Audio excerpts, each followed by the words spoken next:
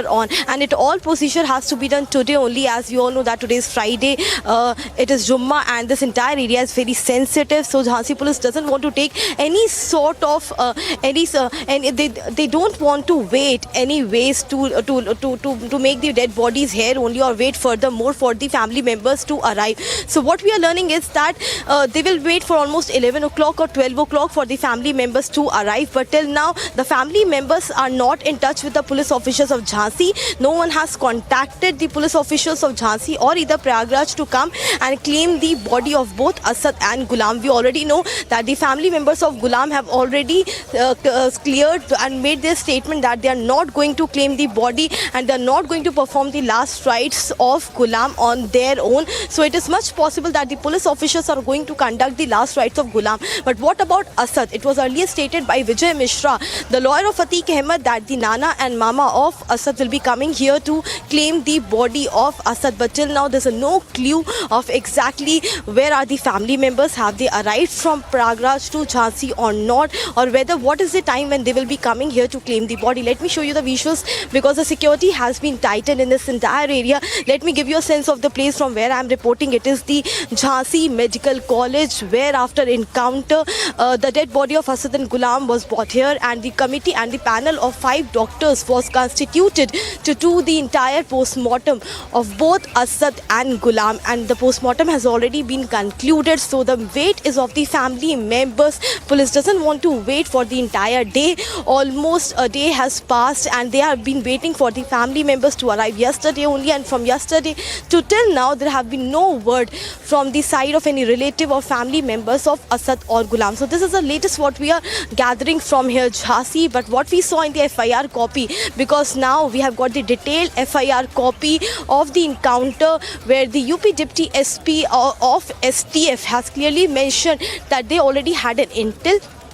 They already have an information through the informer that first of all Guddu Muslim was hiding near Paricha power plant when they came there, but Guddu Muslim already fled from that area. But they already knew that Asad and Ghulam were nearby that area only. They were hiding from the nabbing of police officials in Jhansi only, when they got the information from the informer that they are going to the Paricha area from the Kaspa Chirgaon. At that time only the police officers put the barricade and the checking was started, and checking was being done when they were nabbed from that very area. So how the entire encounter took place? For more than 1.5 months, police search operation team were after all the sharpshooters, Asad as well, to nab them, because they were accused in Umeshpal murder case, who was murdered by Asad, his sharpshooters Guddu Muslim, Sabir, all of them on 24th of February. And Umeshpal was a very important key witness in the murder of Raju Pal, the BSP leader. So this all becomes very much important. So though we are getting a several reaction from different political parties as well, but Yogi government has congratulated the police officials on conducting this massive crackdown. Again, Rukma, once again showing you the visuals from outside mortuary. So we have to wait and watch till 11 or 12 o'clock to see if the family members of Asad or Ghulam will reach here to claim the body or not. The entire wait is of the family members. Rukma, back to you. Well, many thanks, Harsha, for joining us there and for bringing us up to speed on that. We'll be back with you later in the day for more. Let's move on now to some other breaking news that we're getting.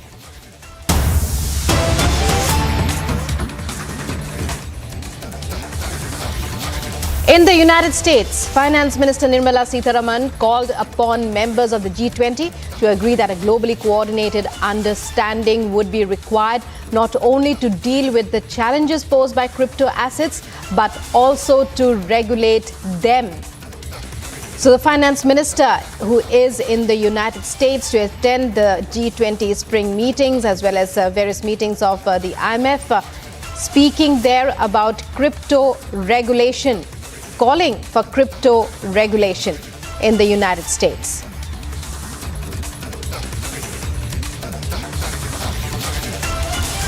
So in the Finance Minister Nirmala Sitharaman speaking there and addressing the members of the G20 as she participates in various meetings that are being held. These are the spring meetings that are underway in the United States.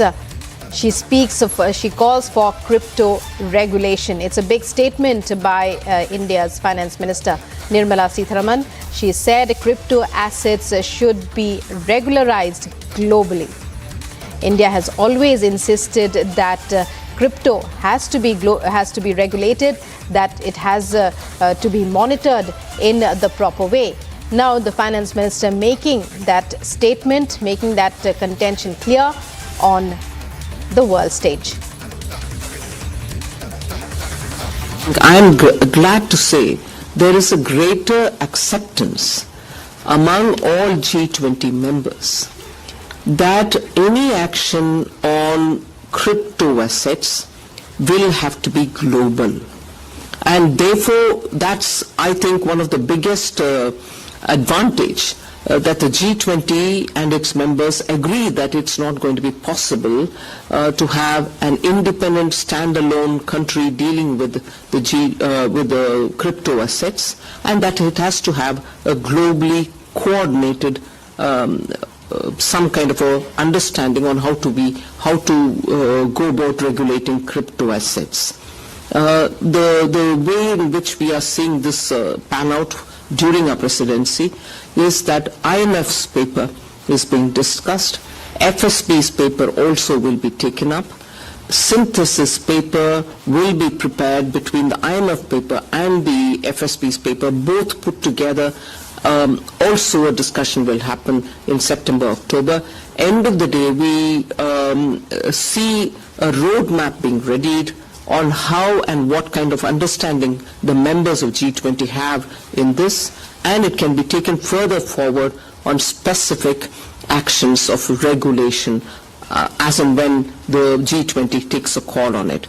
I don't want to preempt the decision, obviously I cannot, the decision which the Council will take, but good work by FSB, good work by IMF, also indicating the direction of just not crypto assets being somewhat in the terrain of yet to be regulated, but the consciousness that crypto assets, particularly those which are outside of the central bank, being not backed by any sovereign asset, can themselves cause macroeconomic instability.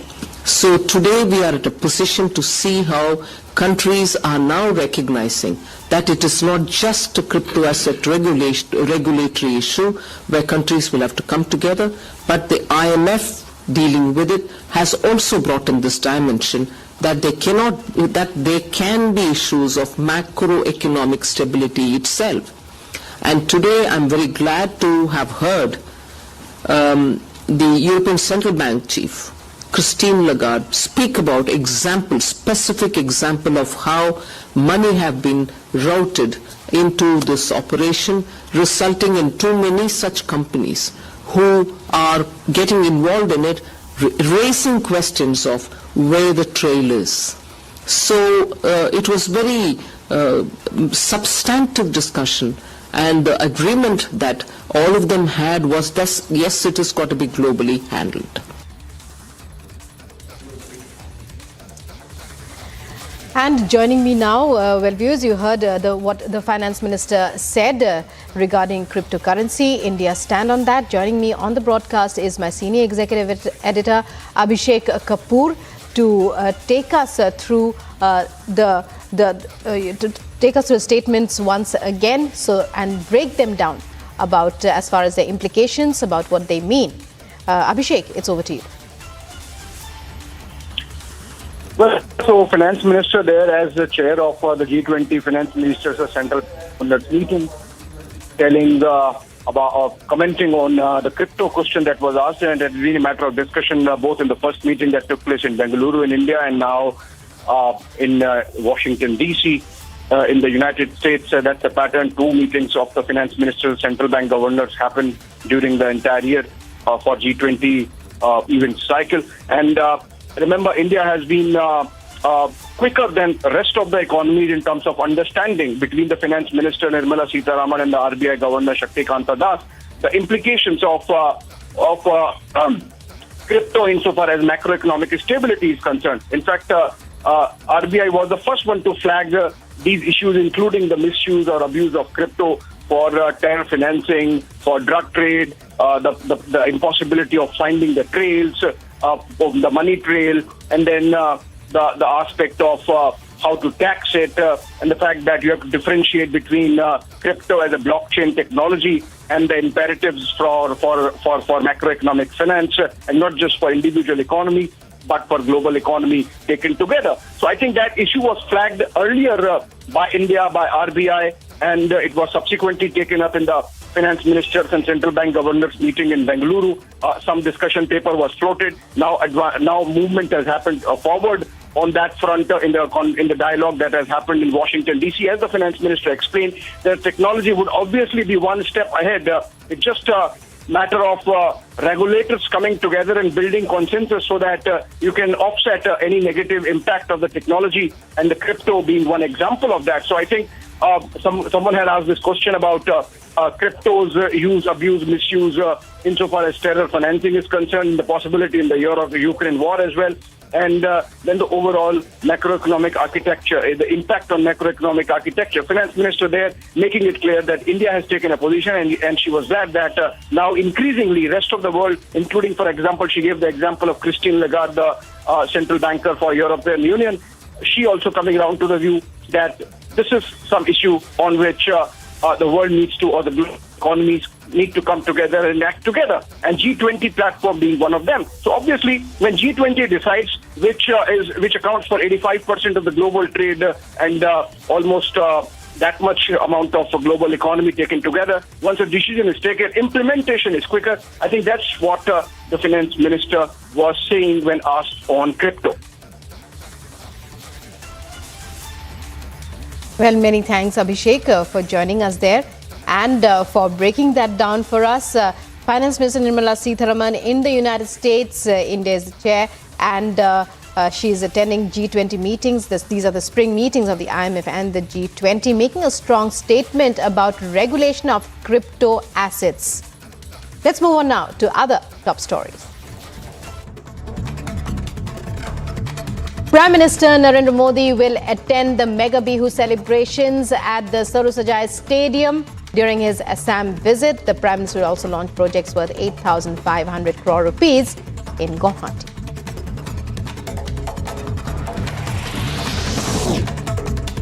Union Home Minister Amit Shah is on a two-day visit to West Bengal as a part of the ongoing preparations for the 2024 Lok Sabha elections. He is slated to address a public rally in Birbhum and hold several meetings.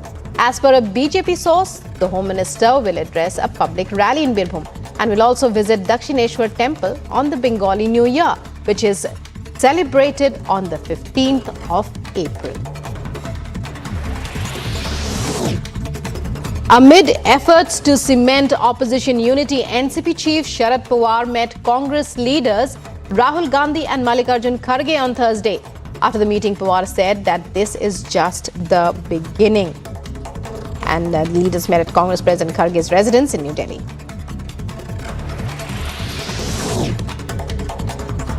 Goa police on Thursday issued a notice to Delhi Chief Minister Arvind Kejriwal asking him to appear before it on the 27th of April in a case related to the illegal sticking of posters on public properties during the 2022 Assembly election campaign.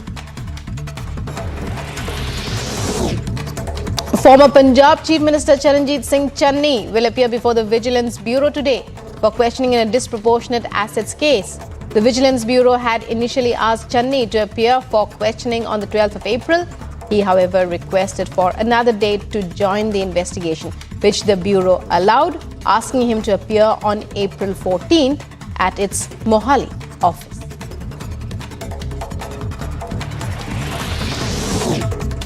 The Rashtriya Swayamsevak Sangh's Ram Madhav has sent a legal notice to former Jammu and Kashmir Governor Satyapal Malik, who has alleged that he, that's Ram Madhav, was involved in corruption. Madhav has sought immediate issuance of an open and public apology from Malik within 48 hours of receipt of the notice for the mental agony and harassment faced by him.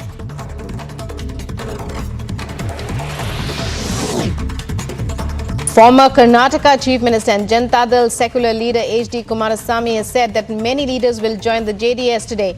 He added that the BJP's Dodappa Gowda Patil Naribol's name is final. He also said that the party is keen to win 30 to 40 seats in Uttara Karnataka.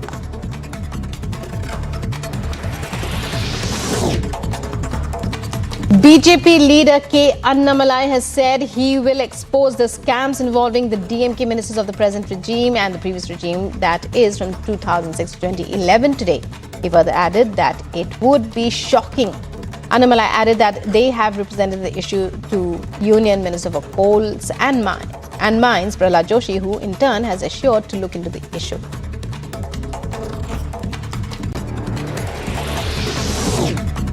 Telangana BJP chief Bandi Sanjay will start a massive protest against unemployment in the state. The announcement of the agitation against the K. Chandrasekhar Rao government comes days after the BJP leader was released on bail in the alleged paper leak case. The BJP leader will start Nirudh Yoga March from Warangal on April 15. Notably, it can be seen as Sanjay's strong retaliation against the KCR government, and this was the same place where he was arrested recently.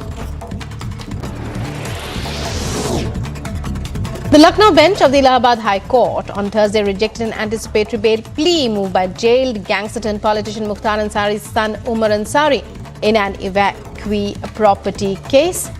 The bench also dismissed a plea of Mukhtar Ansari's other son, Abbas Ansari, and SP MLA seeking quashing of the charge sheet in the same case. A bench of Justice Subhash Vidyarthi passed the orders on the two petitions moved independently by the two brothers.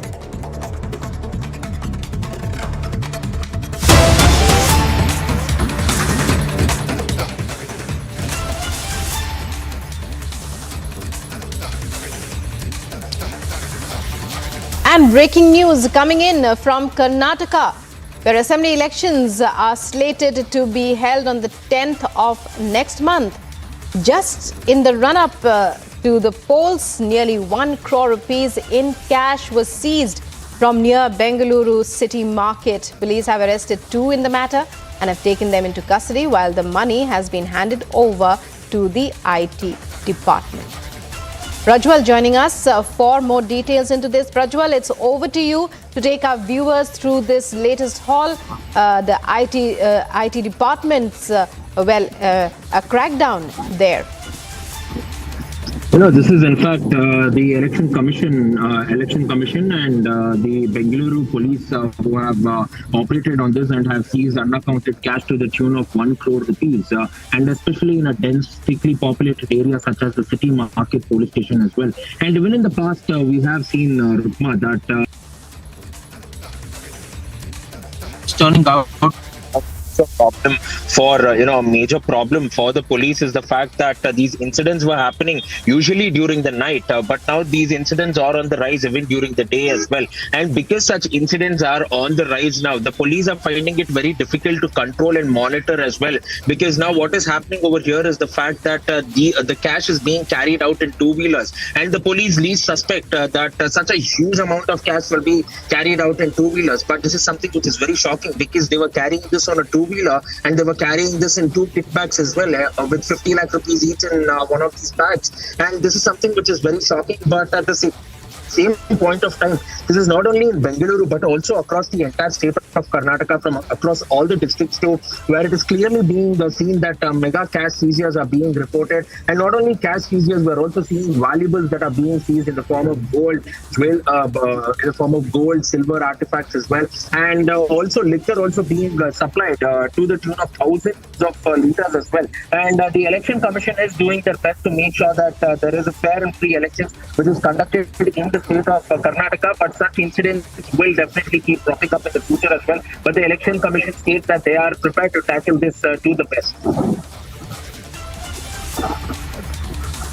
Well, many thanks, Prajwal, for joining us there. So these are visuals of this major cash haul reported from Bengaluru City Market. 1 crore in cash recovered by the Election Commission. It will now be handed over to the IT department.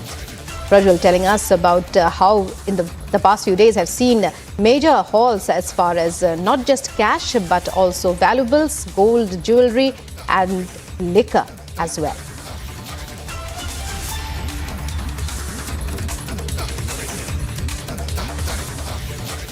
And let's move on now to other news that we're tracking. Lorenzo Musetti earned the biggest win of his career at the Rolex Monte Carlo Masters, where he upset world number 1 Novak Djokovic to reach his second ATP Masters 1000 quarter final. A report. Take a look.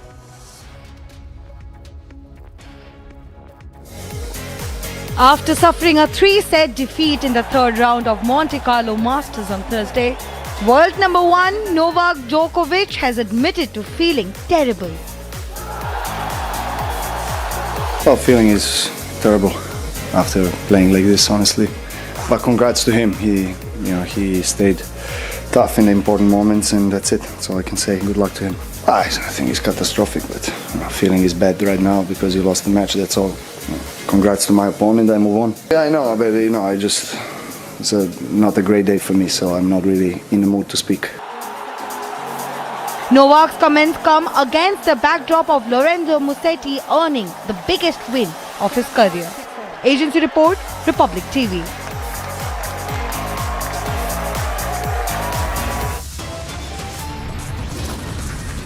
And coming up, no decision on pilot revolt. Vadra Congress now feels KC Venugopal and Kamal Nath. No meeting yet with top brass.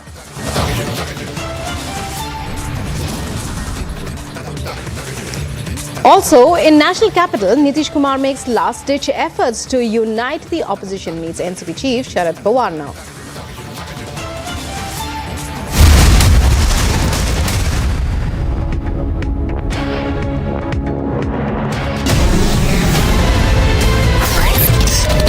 I continuously say this कि सोच बदलो तो किस्मत बदलेगी. I believe that you are soaked in the philosophy of nation first.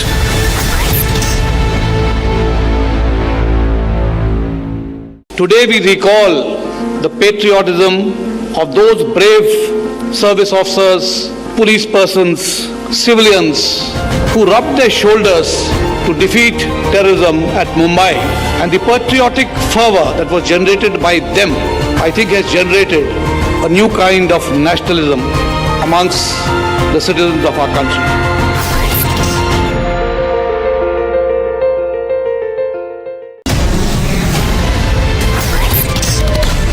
All of the BJP leadership, everyone is criticizing the Mahagathbandhan, but Gadkari is one senior leader in the BJP who has never taken on the Gathbandhan. महागठबंधन जो week है, जो defeated है, ऐसे अशक्त लोगों की alliance का नाम है महागठबंधन.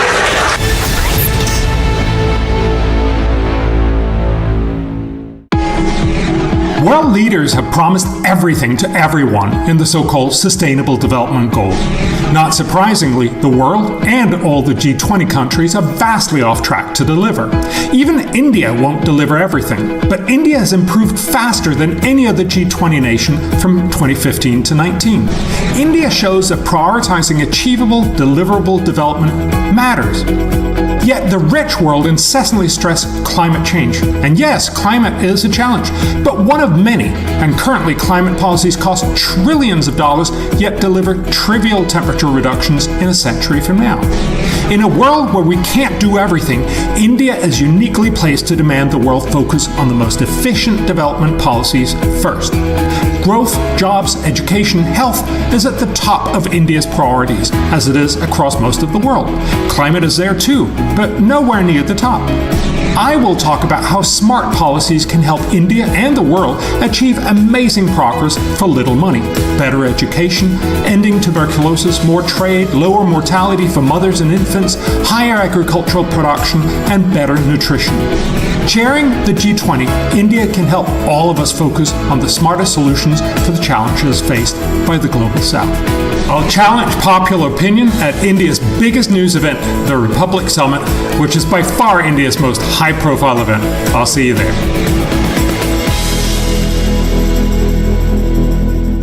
What is this secret for this longevity? In this 40 years, I have done all kinds of films. I've raised the bar. Sometimes I failed miserably. People made fun of me. Films have been successful, critically acclaimed. So it's been a fantastic journey. Just get up in the morning and go for work. And you feel blessed. कि यार आज सुबह आप उठे हैं and you can breathe.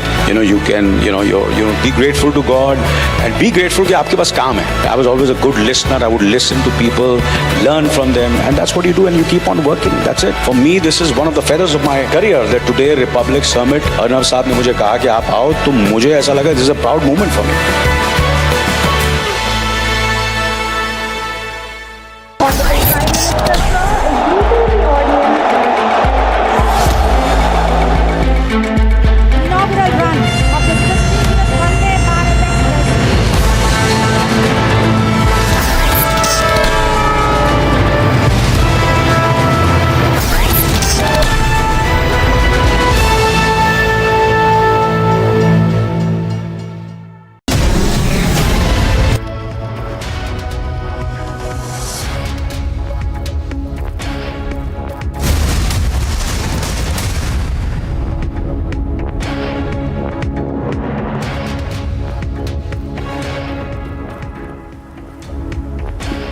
Welcome back. You are watching live and breaking on Republic TV, and I'm Nupur Talwar Suri. Well, India's biggest news event is back. The third edition of the Republic Summit will be held in the national capital this month. The biggest names, the biggest newsmakers, the biggest agents of change and transformation in India will be at the Republic Summit. Now, stand by for what will be by far India's biggest news event by miles.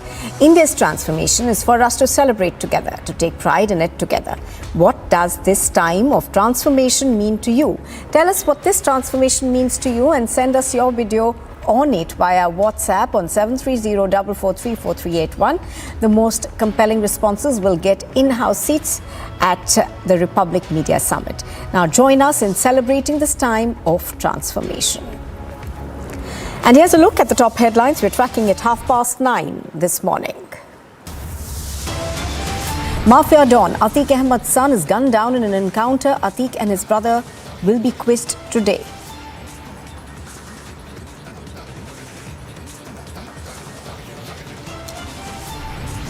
Prime Minister Modi speaks to his British counterpart. Rishi Sunak raises Khalistani attacks and safety of Indians.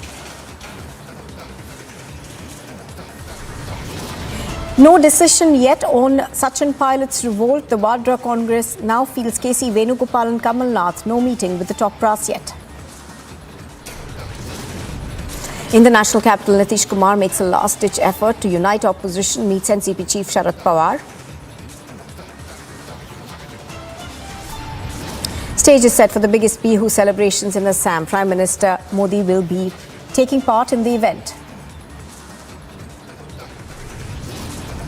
Spoke by the US and South Korea military drills, Kim tests missiles in a fresh provocation.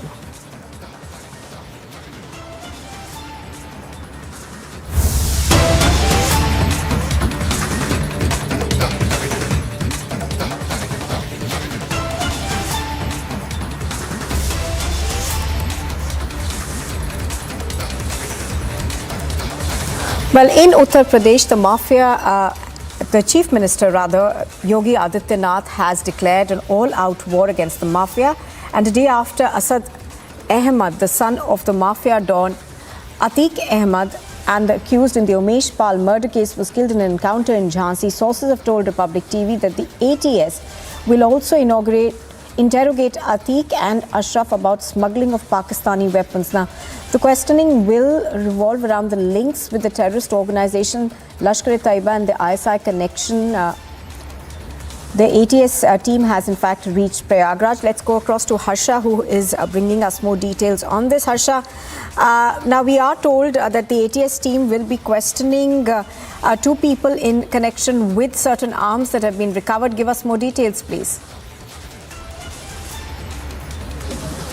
Exactly, Nupur. Now we know that the Prayagraj court has sent Atique and Ashraf, both of them, in the judicial custody till 17th of April. And now we have learned the latest information, which is that UP ATS is going to interrogate Atique and Ashraf in their Pakistan connection, the link with the ISI terror group and ISI handlers, the smuggling of weapons which were done from the Pakistan. Yesterday we got the information how British foreign-made weapons were sent cross-border country from Pakistan to the border state of the country, Punjab, and how Punjab handlers and ISI handlers were linked in providing the weapons, the foreign-made weapons, to Atique Ahmed, and how this entire smuggling of weapons were done, because from Asad also the foreign-made weapons were recovered, which was P88 whistle, P88 pistol, and also .455 bore, the high technology foreign-based weapon. These all were recovered from Asad, and how they were getting all those. And in the interrogation earlier with Atique, UPSTF got to know that the smuggling of weapons were done from Pakistan, and therefore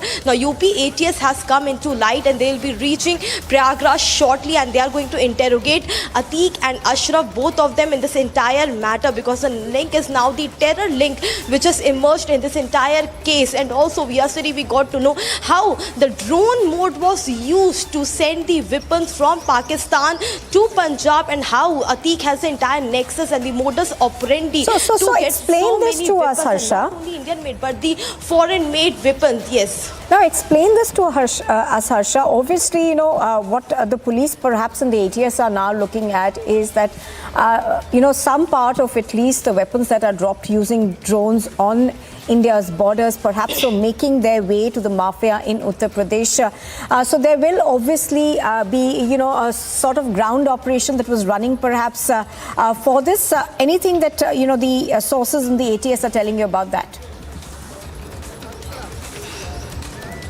Exactly, Nupur. Now we have gathered that the ATS first of all will interrogate the mafia Atique Ahmed and his brother Ashraf, since they are already in Prayagraj Dhumanganj police station, who have been there, where they have been sent till 17th April for the judicial custody. They will be interrogated there by the ATS officials, and after that the ATS team will be going to ground as well, the exactly place where this all smuggling was done, because we are getting that from past. We have seen many a times that BSF used to collect all these smuggling vehicles from the border state Punjab whenever they were dropped via drone from Pakistan. But now we are learning that ATS in working along with the Punjab police will go to the ground as well, the very place where the entire smuggling was done, because this information that how come a mafia Atique has so many foreign made weapons, P88 pistol and the high technology rifles, how he has all those. He has himself revealed in the interrogation that he has got it all via smuggling directly from Pakistan, and the handlers are also linked with the ISI terror group. So this all groundwork will also be done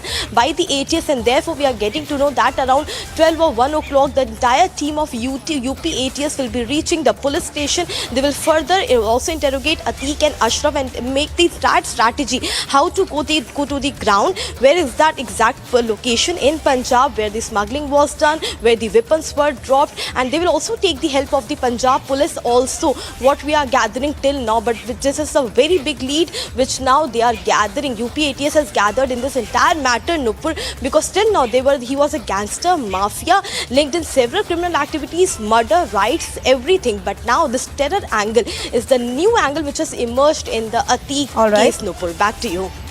All right, so that's the latest that we are getting from Harsha on this. So this, of course, is taking a wider angle right now. We are told that the ATS will be looking into this case in terms of whether they were getting weapons from the ISI.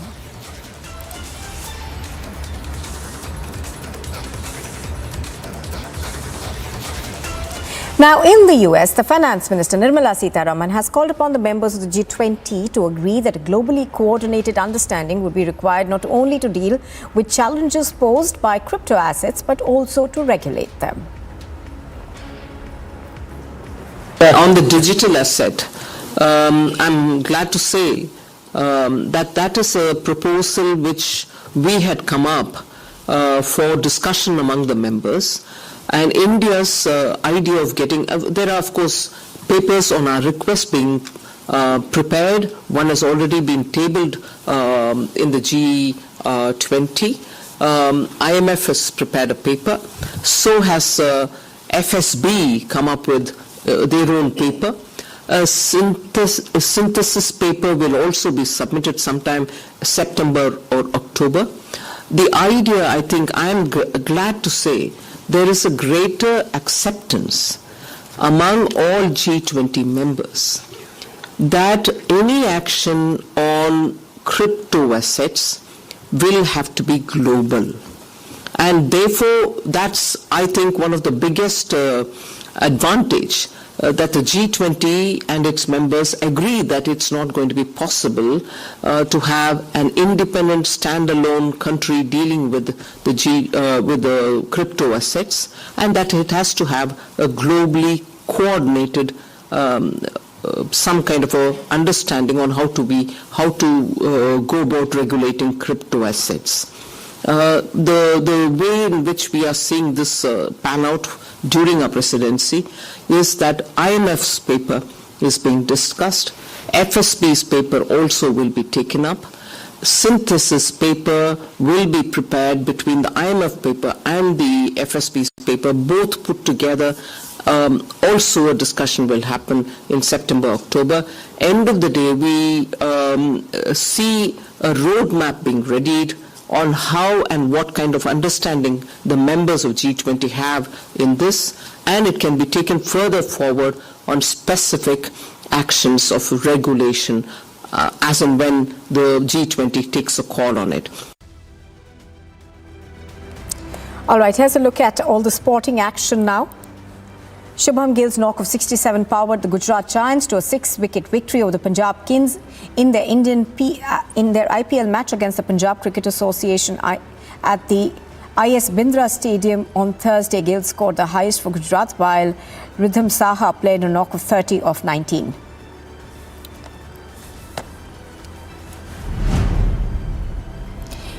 Manu Bhaker, fresh from a World Cup bronze at the same final hall of the MP State Shooting Academy range in Bhopal, was among Day 1's winners at the National Rifle Selection Trials 3 and 4, along with the likes of Arjun Babuta and Arshi Choksi. These trials will be important from the perspective of the Indian team selections for the important events like the World Championship and the Asian Games.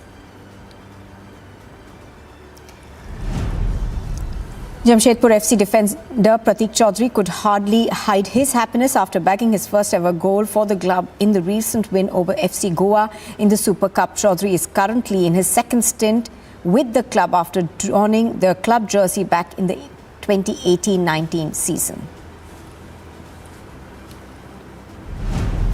The Ministry of Youth Affairs and Sports Mission Olympic Cell has approved the Commonwealth Games silver medalist Avinash Sable's proposal to train at St. Moritz, Switzerland, to prepare for the World Athletics Championship that are set to take place in August this year. Expenditure for Sable's Switzerland training will be covered under the MYAS's Target Olympic Podium Scheme and it will cover Avinash and his coach's airfare, visa fees, local transportation costs.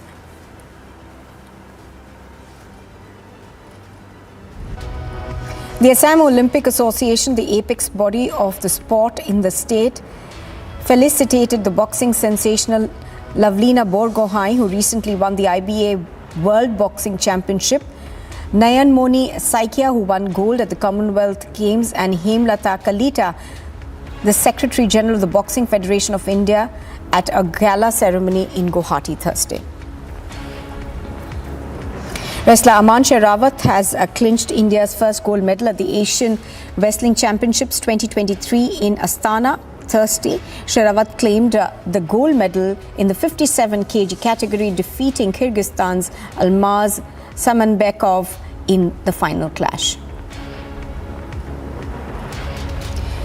Andrei Rublev has advanced in the Monte Carlo Masters at the expense of compatriot Karen Bachanov. Now, the opening set of the match came down to which player would blink first in the tricky conditions. Rublev said that it was all downhill after he took the opening set, which he described as all mental. The world number one Novak Djokovic has suffered a shock loss in 3 sets to the Italian Lorenzo Musetti in the third round, of the Monte Carlo Masters. It marked the biggest win of Musetti's career, and he will play compatriot Jannik Sinner in the quarters. Dani Medvedev survived a dramatic late-night marathon against Alexander Zverev in the Monte Carlo Masters, where the third seed rallied to a third-round victory. Al Wakrah scored a rocking win over Al Samal in the week of 19 of the 2022-23 season of the QNB Stars League at the Al Wakrah Stadium Thursday. The win took the Blue Wave into the top 4 league rankings. They now have a tally of 30 points from 19 games, while Al Samal are 9th with 17 points from 18 matches.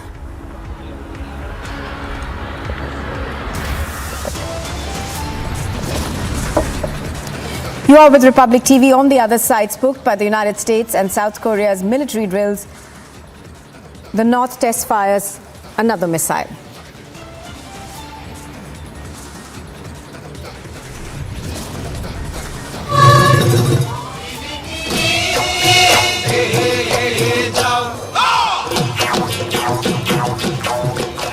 And stage set for the biggest Bihu celebrations in Assam.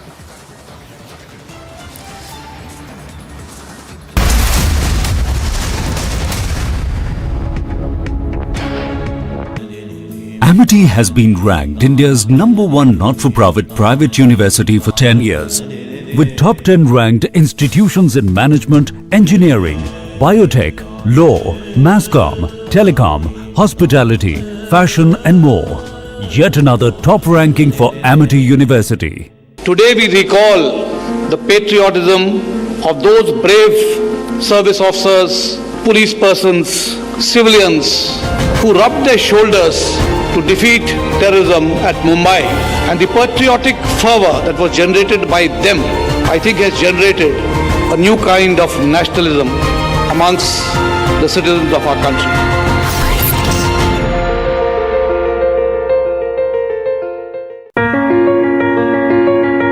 Dear viewers, in a few days we are bringing to you once again the Republic Summit. And this year our theme is fittingly about how this is a time of transformation. Yes, this is a time of transformation for an India that is growing 4 times faster than the world average.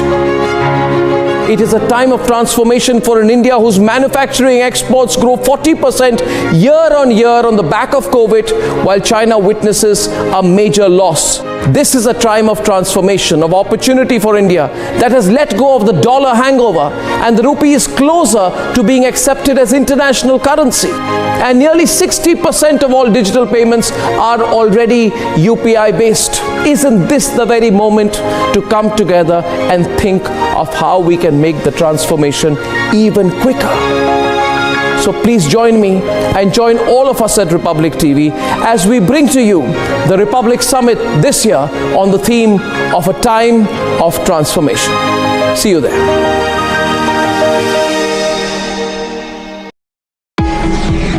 World leaders have promised everything to everyone in the so-called Sustainable Development Goals. Not surprisingly, the world and all the G20 countries are vastly off track to deliver. Even India won't deliver everything, but India has improved faster than any other G20 nation from 2015 to 19. India shows that prioritizing achievable, deliverable development matters. Yet the rich world incessantly stress climate change. And yes, climate is a challenge, but one of many. And currently, climate policies cost trillions of dollars, yet deliver trivial temperature reductions in a century from now. In a world where we can't do everything, India is uniquely placed to demand the world focus on the most efficient development policies first. Growth, jobs, education, health is at the top of India's priorities, as it is across most of the world. Climate is there too, but nowhere near the top. I will talk about how smart policies can help India and the world achieve amazing progress for little money. Better education, ending tuberculosis, more trade, lower mortality for mothers and infants, higher agricultural production, and better nutrition. Chairing the G20, India can help all of us focus on the smartest solutions to the challenges faced by the Global South. I'll challenge popular opinion at India's biggest news event, the Republic Summit, which is by far India's most high-profile event. I'll see you there.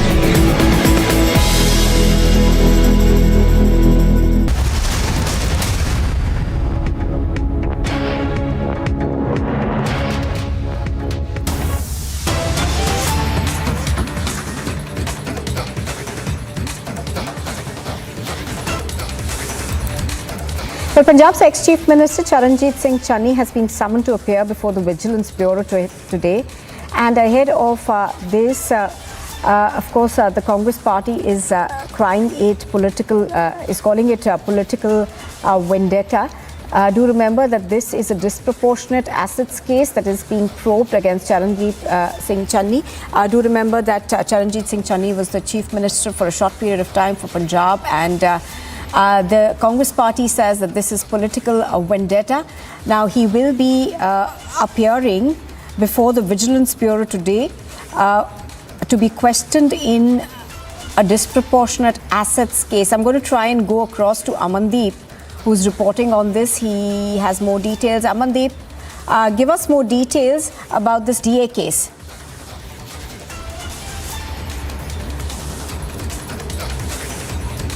Amandeep, can you hear me?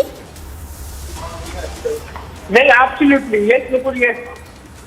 Yes, please give us more details of what we are expecting today. Well, Nupur, today once again, Vigilance has summoned the former Chief Minister of Punjab, Charanjit Singh Channi, and in fact, his date has been preponed. Earlier, he was summoned on 14th, and in fact, after that, when Charanjit Singh Channi has given the statement due to some personal work, he cannot appear before the Vigilance on 14th of April, and even the next date was given on 20th of April. But yesterday that date was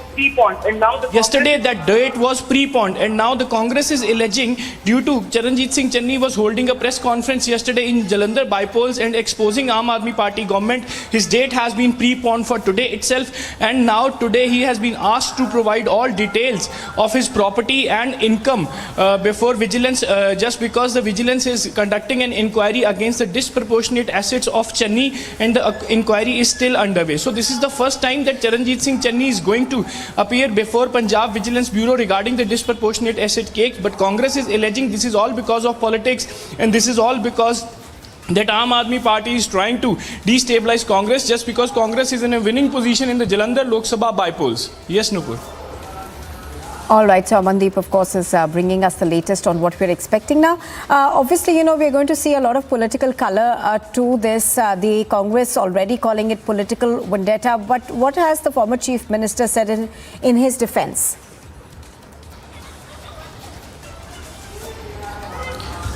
Well, the former Chief Minister saying that he is all clear regarding his assets and even his income also. And in fact, he is blaming continuously to Aam Aadmi Party that they are doing politics and trying to indulge him into this case which has no base actually. And the press conference that he has held in Jalandhar, in which Charanjit Singh Channi has also claiming to expose the Aam Aadmi Party with the certain details, and that is the reason the entire Congress is now alleging, just because Channi is holding a position in Jalandhar bypolls and he has started very actively campaigning in Jalandhar bypolls and even giving a great impact to the voters. That is the reason he has been indulged to distract from the campaigning of the Congress for Jalandhar bypolls. So the Congress is giving this as a political blame game, but on the other side, Vigilance is continuously summoning Charanjit Singh Channi. And in fact, Nupur, Vigilance note with the Vigilance summon mentions that that the reason behind preponing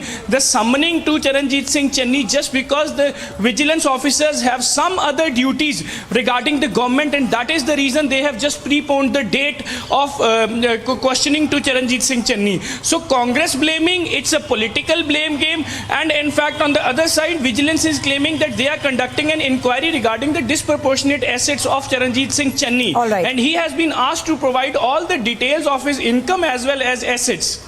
All right. Yes. So Amandeep, of course, is bringing us live updates from Chandigarh over there. Thank you, Amandeep, for the moment for joining us. Now, the North Korean state media has released new images of the country's latest missile launch, calling it a solid fuel intercontinental ballistic missile. Here's more.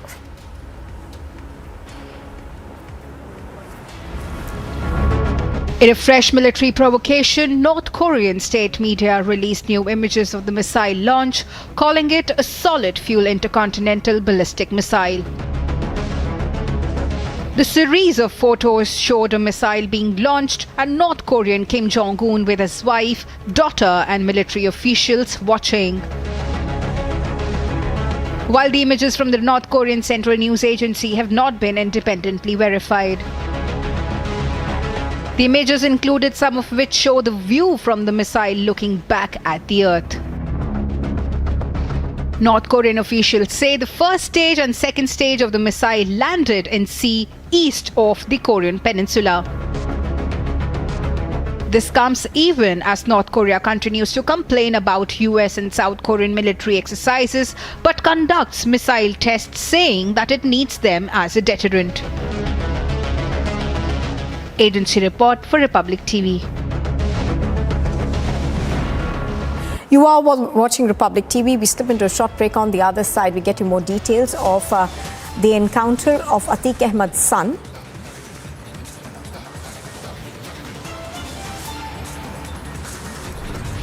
And the stage is set in Assam for Grand Bihu celebrations.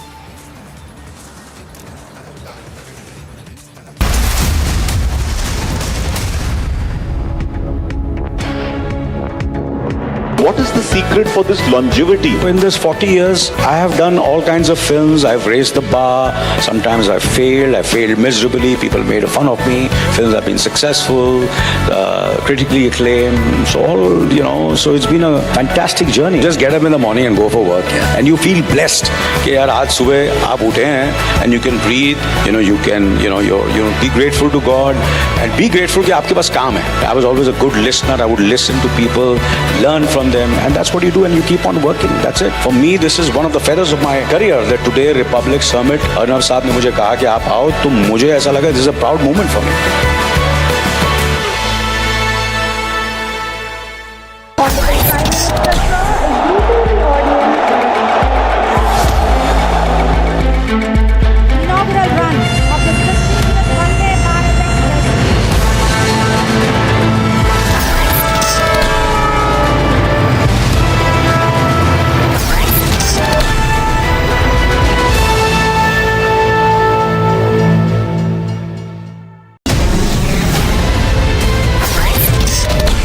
I continuously say this कि सोच बदलो तो किस्मत बदलेगी. I believe that you are soaked in the philosophy of nation first.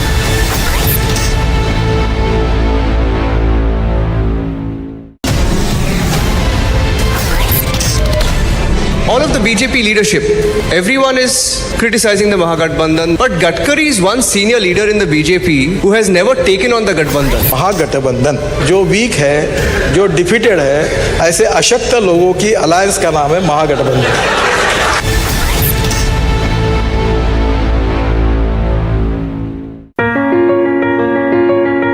Dear viewers, in a few days we are bringing to you once again the Republic Summit. And this year our theme is fittingly about how this is a time of transformation. Yes, this is a time of transformation for an India that is growing 4 times faster than the world average. It is a time of transformation for an India whose manufacturing exports grow 40% year on year on the back of COVID, while China witnesses a major loss. This is a time of transformation, of opportunity for India that has let go of the dollar hangover, and the rupee is closer to being accepted as international currency. And nearly 60% of all digital payments are already UPI based. Isn't this the very moment to come together and think of how we can make the transformation even quicker? So please join me and join all of us at Republic TV as we bring to you the Republic Summit this year on the theme of a time of transformation. See you there.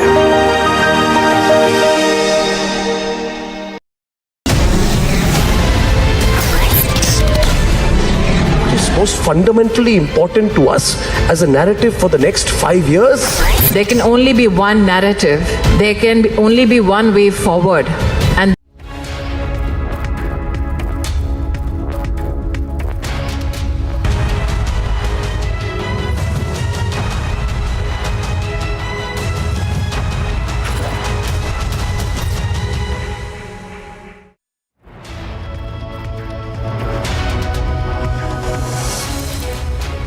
Welcome back. You are watching Republic TV. Now, India's biggest news event is here. The third edition of the Republic Summit will be held in the national capital this month. And it's got the biggest names, the biggest newspapers, and the biggest agents of change and transformation who will be at the Republic Summit once again. So stand by for what will be by far India's biggest news event by miles. India's transformation is for us to celebrate together, to take pride in it together. Now, what does this time for transformation mean to you? Tell us what this transformation means to you and send us your video on 8 via WhatsApp on 730-443-4381. The most compelling responses will get in-house seats to the Republic Summit. Join us in celebrating this time of transformation. And here's a look at the top stories we are tracking here at 10 o'clock this morning. Mafia Don's son is gunned down in an encounter. Atique and his brother will be quizzed by the ATS today.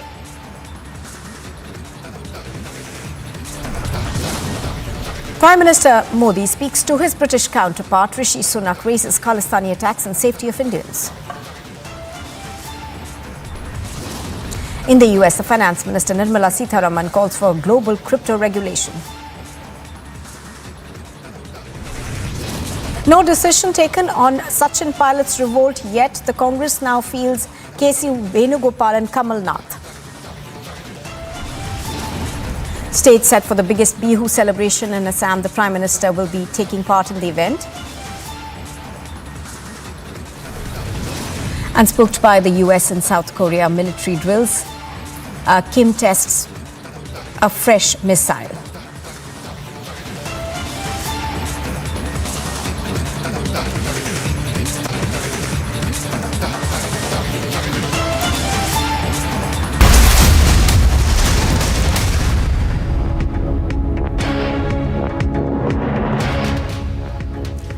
Well, we are cutting straight across to Guwahati and we can see Anuruddh also all decked up for this event. It's going to be the largest Bihu celebration that we are seeing in Guwahati, and of course the Prime Minister will also be attending this event. Anuruddh, give us an overall flavor of what's happening around you.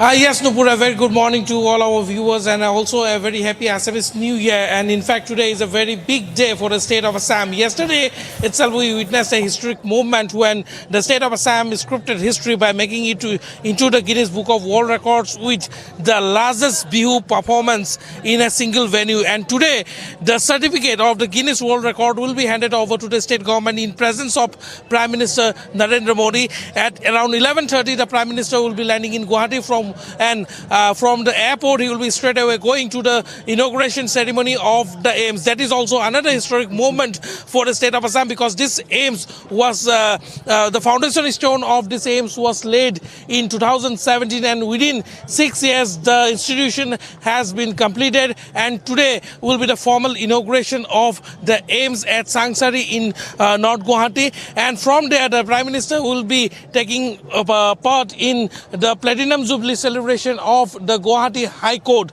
But after that, the mega event of the day, that is the largest ever Bihu celebration in the state of Assam. It's a mega Bihu celebration which will be taking place at the Sarusazai Stadium. And as you can see here, already the performers have arrived here.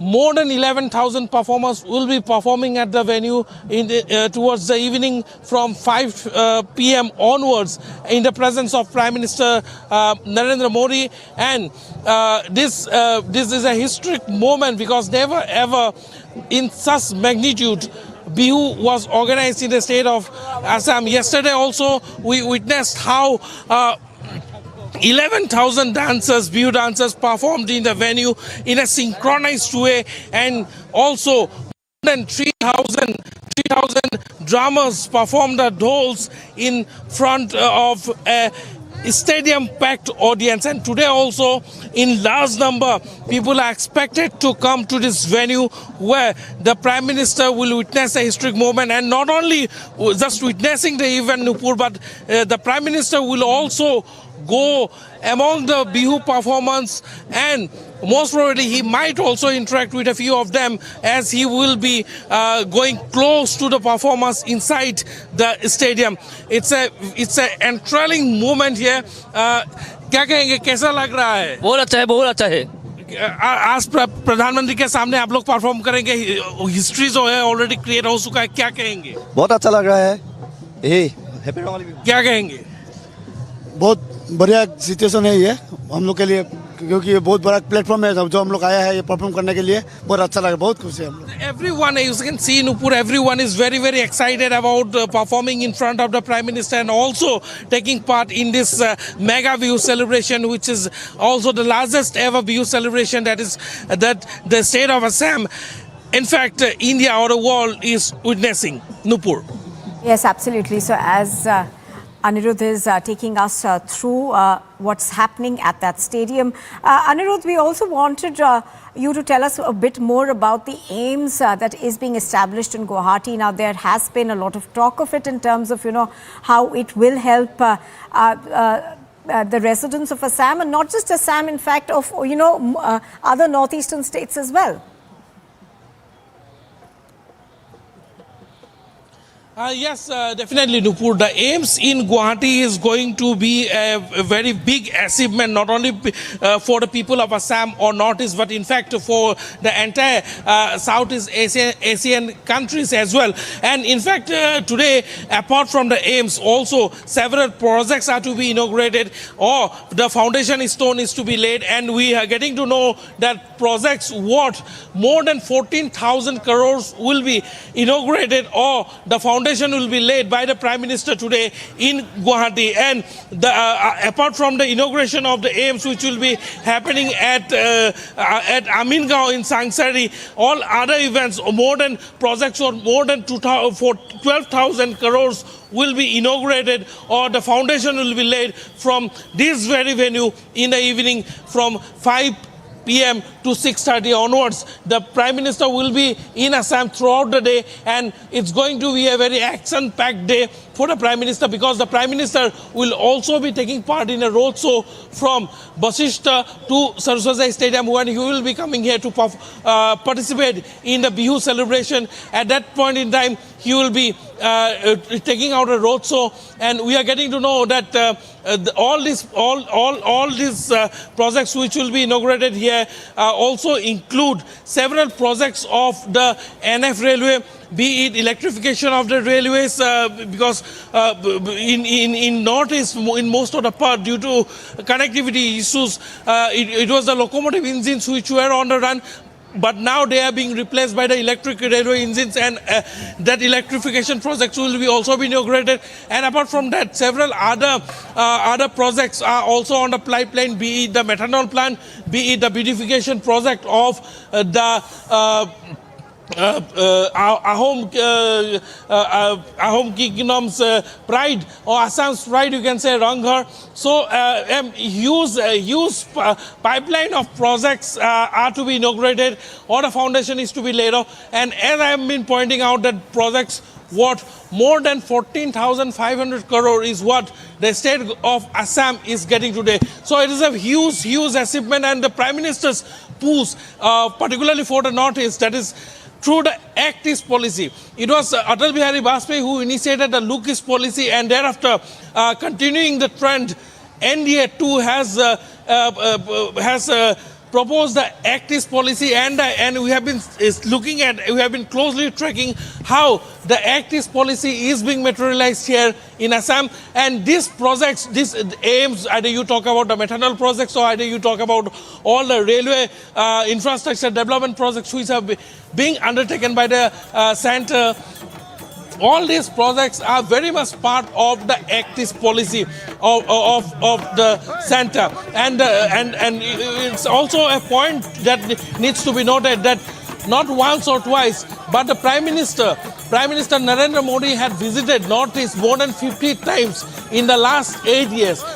A achievement or a feat that if you put all the Prime Ministers before him together, they have not visited the Northeast so much. In fact, people often also say how, despite being from Assam, despite being an MP from Assam, Dr. Manmohan Singh never visited Assam so frequently like the Prime Minister Narendra Modi is doing. So it's a very great push that in terms of Act East policy and the centre's clear agenda that any cabinet minister, any union minister will have to spend a night in Guwahati or in any part of Northeast in every 15 days is something which is actually materializing all the projects in the pipeline. And now, as we talk from the Horuazai Stadium, you can see, and as we have been also showing you, already performers, more than 11,000 of them will be performing today at the Zarusazai Stadium, and all have been thronging the stadium. They have started to come already, and though the Prime Minister will be reaching this venue at around 5 p.m., the spirit among the performers is very high. The spirit among the performers is very high. क्या कहेंगे, कैसा लग रहा है आज प्रधानमंत्री के साथ? बहुत अच्छा लग रहा है, बहुत अच्छा लग रहा है. हम गोलाघाट डिस्ट्रिक्ट से आया है, गोलाघाट डिस्ट्रिक्ट 16% समष्टि है हमारा. बहुत अच्छा लगता है. People have come from various districts, all the districts of Assam. Would like to interact with some of the Bihu performers also. कैसा लग रहा है आज प्रधानमंत्री के सामने आप लोग परफॉर्म करेंगे? कैसा लग रहा है? बहुत अच्छा लग रहा है. कैसा लग रहा है? अच्छा लग रहा है. ये है अभी. क्या कहेंगे, कैसा लग रहा है आज प्रधानमंत्री के सामने? बहुत अच्छा लग रहा है. all are very, very excited. All are very much excited because they are all set to perform in front of the Prime Minister. Already the feat of making it into the Guinness Book of World Records has been made, and today the official declaration is awaited. So it's an enthralling moment for all the people of Assam as well as the Northeast. Nupur.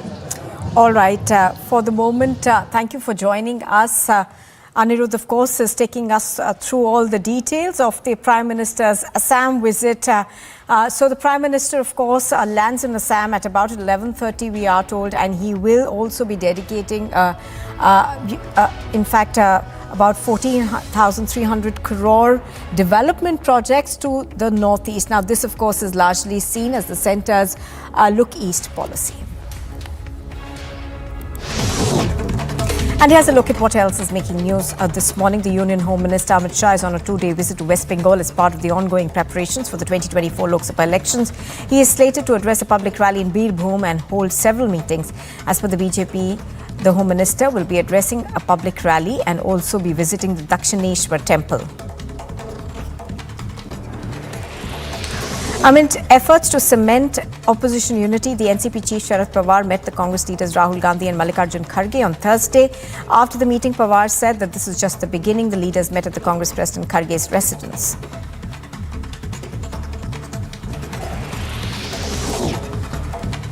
Goa police Thursday issued a notice to the Delhi Chief Minister Arvind Kejriwal asking him to appear before it on the 27th of April in a case related to illegal sticking of posters on public properties during the 2022 Assembly elections campaign.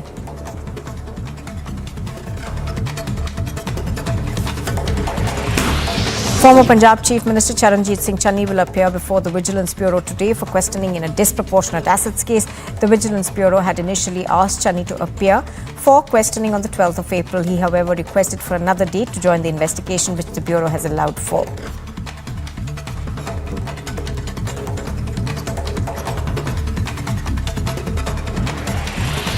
Ram Madhav has sent a legal notice to the former Jammu and Kashmir Governor Satyapal Malik, who alleged that Ram Madhav was involved in corruption. Madhav has sought immediate issuance of an open and public apology from Malik within 48 hours of the receipt of this notice for mental agony and harassment faced by him.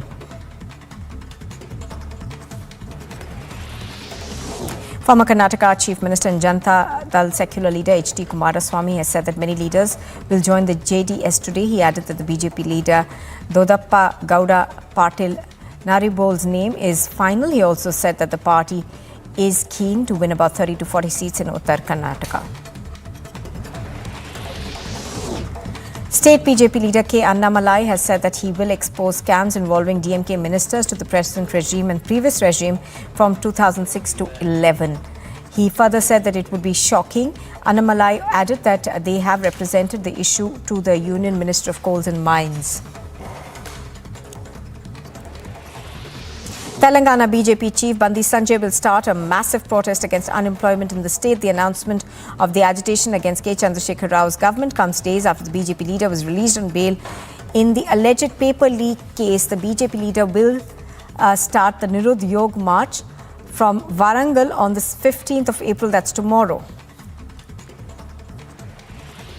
Lucknow bench of the Allahabad High Court has on Thursday rejected an anticipatory bail plea moved by jailed gangster turned politician Mukhtar Ansari's son Umar Ansari. The bench also dismissed a plea of Mukhtar Ansari's other son Abbas Ansari and SBSP MLA seeking quashing of the charge sheet in the same case.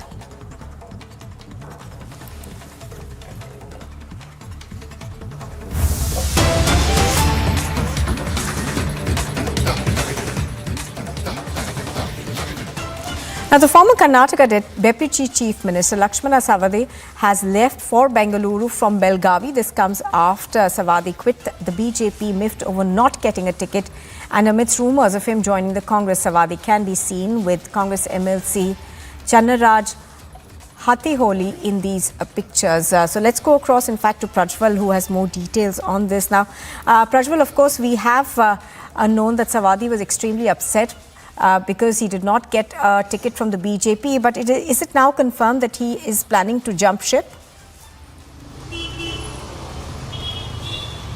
Yes, Nupur, more or so it is confirmed that Lakshman Savathy will be joining the Congress party as well, because you can also see that Congress MLC Lakshmi Hebalkar's brother Chandraj is also accompanying him as well, and he was also brought on a special flight as well. And this particular special flight was booked under the name of DK Shivkumar from Belgavi, where it left earlier this morning from the Sambra airport. So more or less it is likely that Lakshman Savathy will be joining the Congress. But all said and done, now he's yet to resign from the primary membership of the BJP party as well. After resigning from the primary membership of the BJP party, he will then resign from the post of MLC as well, and he will submit his resignation to the speaker too. So once he submits his resignation, in all likelihood he will be joining the Congress. And Lakshman Savathy had also maintained that he had offers from both the Congress as well as the JDS. But if these visuals are to go by, he's seen very closely having a conversation with Lakshmi Hebalkar's brother Chandraj as well, and he will shortly be taken to the Congress offices, what we get to learn.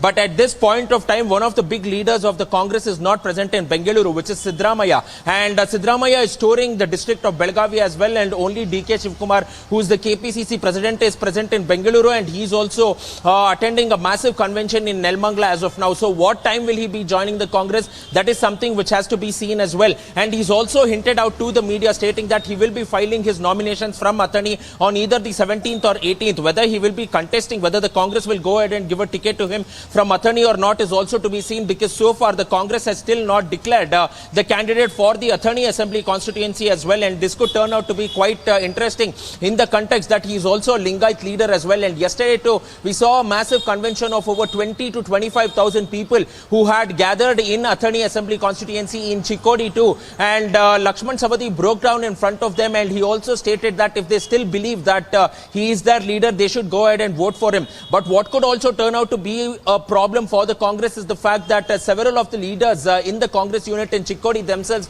are protesting that Lakshman Savathy, even if he is inducted into the party, should not be given a ticket from Athani as well.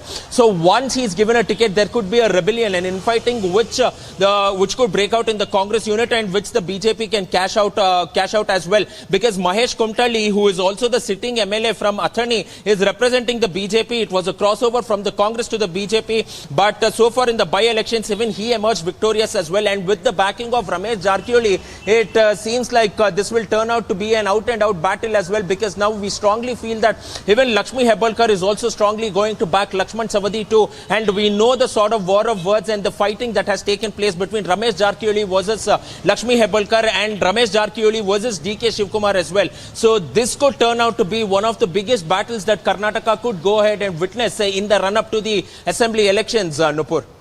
Oh, yes, absolutely. And, what are you hearing in terms of other BJP leaders who have been very miffed about, not getting tickets? Are we going to see quite a bit of a flux from one political party to the other in the run-up to Karnataka, given, as it is that most pollsters believe that this is going to be, a very close finish this time round?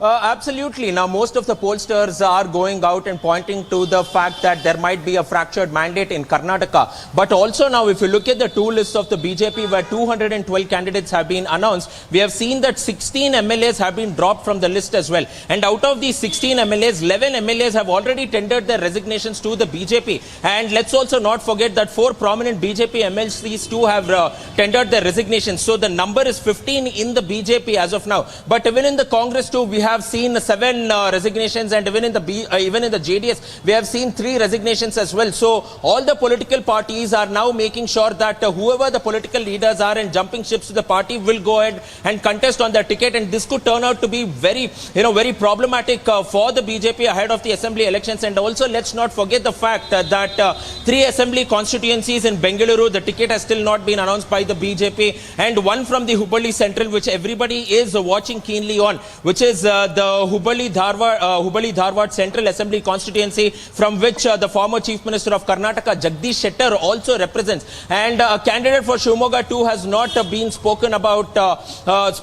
as well. So what will go ahead and happen here needs to be looked into, and how the BJP will play its cards is something that everybody is watching out for, including the opposition parties, Nupur. All right. So Prajwal, of course, is continuing to bring us updates from Bengaluru, the latest being the fact that Savathy could now be jumping ship to join the Congress party. We'll have to wait and watch out for how that pans out. Prajwal, for the moment, thank you.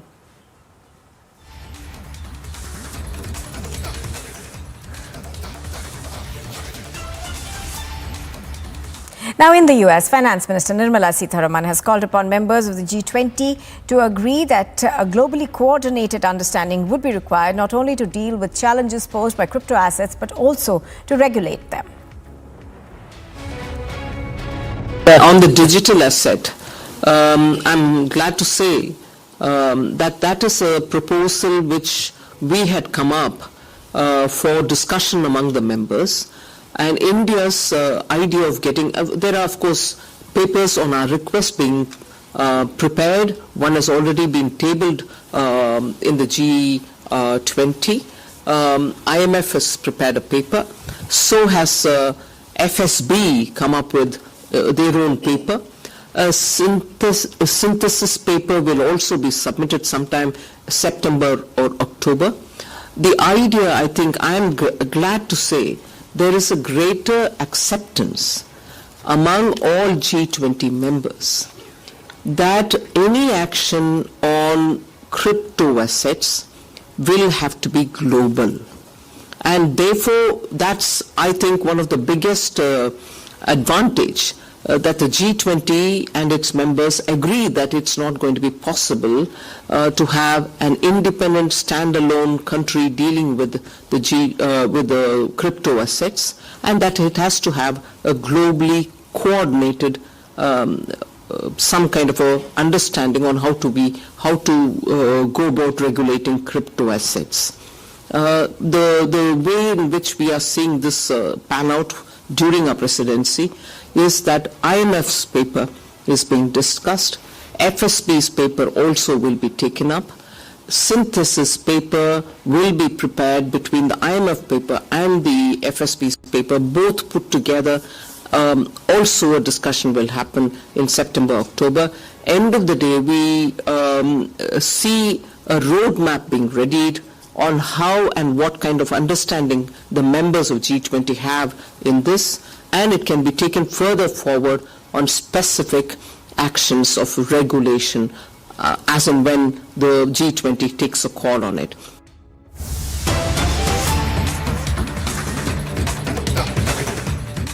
மூன்று பிஏக்களுடைய சம்பளத்தை 3 நண்பர்கள் கொடுக்கறாங்க. Car இருக்கு, காருக்கு டீசல்லாம் கட்சி கொடுக்குது. CRPF வந்ததுக்கு அப்புறம் 33 பேர் ஒரு சின்ன வீட்டில் அமைதியாக இருந்து கொண்டிருந்தேன். அந்த வீடு ஆகாது, அந்த வீடு செக்யூரிட்டி பத்தாதுன்னு பெரிய வீட்டுக்கு போனதுக்கு அப்புறம் அதற்கான வாடகை இன்னொருத்தர் கொடுக்குறாங்க. ஸோ ஒரு முதல் தலைமுறை அரசியல்வாதிக்கு இருக்கக்கூடிய பிரச்சனை, பல நல்ல மனிதர்களுடைய உதவியோடு தான் நம்முடைய அரசியல் வாழ்க்கையை நகர்த்த முடியும். காரணம், எனக்கு இருக்கக்கூடிய பிரச்சனை அது. வீட்டினுடைய வாடகை ஒரு நண்பர் கொடுப்பார், நான் பயன்படுத்தக்கூடிய கார் ஒரு நண்பருடைய பெயரில் இருக்கிறது, அவருடைய காரை பயன்படுத்திக் கொண்டிருக்கின்றேன். சுற்றி இருக்கக்கூடிய 3 பிஏக்களுடைய சம்பளத்தை என் கூட படிச்ச பசங்க கம்பெனி நடத்துறாங்க, அவங்க அக்கௌண்ட்ல இருந்து 3 பேருக்கு சம்பளம் கொடுத்துட்டு இருக்காங்க. வாழ்கின்ற வாழ்க்கை சுத்தியும் நல்ல மனிதர்களுடைய உதவியோடு அந்த வாழ்க்கை போய் கொண்டிருக்கிறது. இது எதற்காக ஆரம்பத்தில் சொல்றேன் அப்படின்னா, என்னோட பேங்க் அக்கௌண்ட் நீங்க பாத்தீங்கன்னா, என்னோட பேங்க் அக்கௌண்ட் முழுமையாக 212 பேஜ். என்னோட வங்கி கணக்கு, ஐபிஎஸ் அதிகாரியாக முதல் நாள் வாங்கிய சம்பளத்திலிருந்து இந்த வெப்சைட்ல இப்ப போட்டுருவோம். அதன் பிறகு நான் எம்பிஏ படித்து முடித்த பிறகு என்னுடைய 11 லட்சம் ரூபாய் கடனை கட்டுவதற்கு 7 ஆண்டுகள் சிரமப்பட்டு கடனை கட்டினேன். அதை நீங்க பாப்பீங்க. என்னோட கிரெடிட் கார்டு பில் கடந்த 12 ஆண்டுகளாக போன மாதம் வரை நான் கட்டியிருக்கக்கூடிய கிரெடிட் கார்டு பில், நான் வைத்திருக்கக்கூடிய சொத்து, அப்படி நீங்க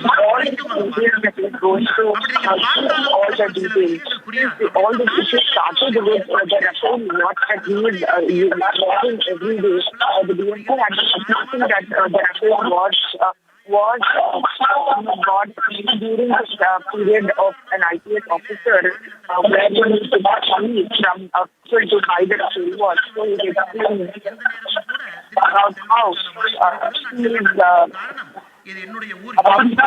about the income and about the and you can see that he does lot from the branch out to the public. Speaking about the watch, so he is telling that the watch was made by the இந்த watch வந்து Dassault aviation அப்படிங்கிற நிறுவனம் வந்து இந்த watch collaborated along with தயாரிக்கிறாங்க. Dassault aviation தான் விமானத்தை தயாரித்த. You are with Republic TV, and on the other side, we bring you the latest on the encounter that took place in Uttar Pradesh.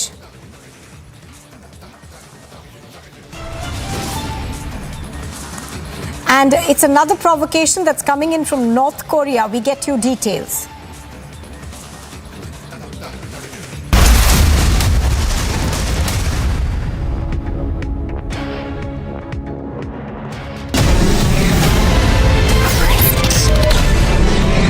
Most fundamentally important to us as a narrative for the next 5 years? There can only be one narrative. There can only be one way forward, and that is development. Where a young democracy breathes, that we also celebrate on this journey of development, where we can actually lead change, not only for our country, men and women, but also for the world.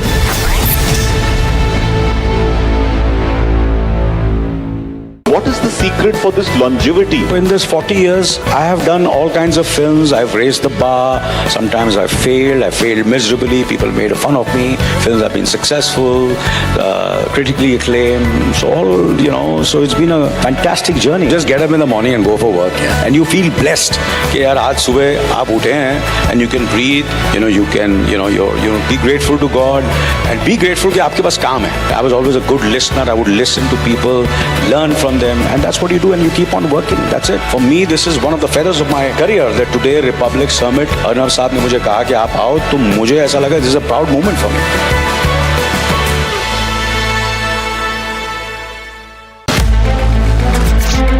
Junior world champion रहे हैं Neeraj Chopra. T20 में best one पदक जीत लिया है भारत के thrower Neeraj Chopra ने.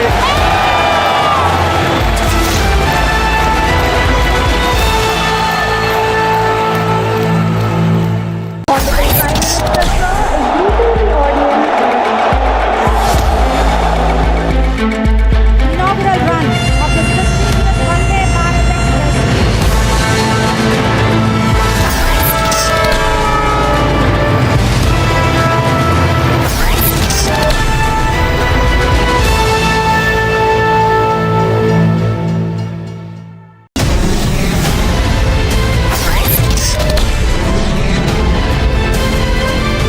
Mediation will work when there is uncertainty of winning by any one party. इसलिए जो judgment आया यही सबसे उत्तम है. This puts an end to the whole issue. Assertive 1% that wants to open the wounds again. They do not operate only by the verdict of the court.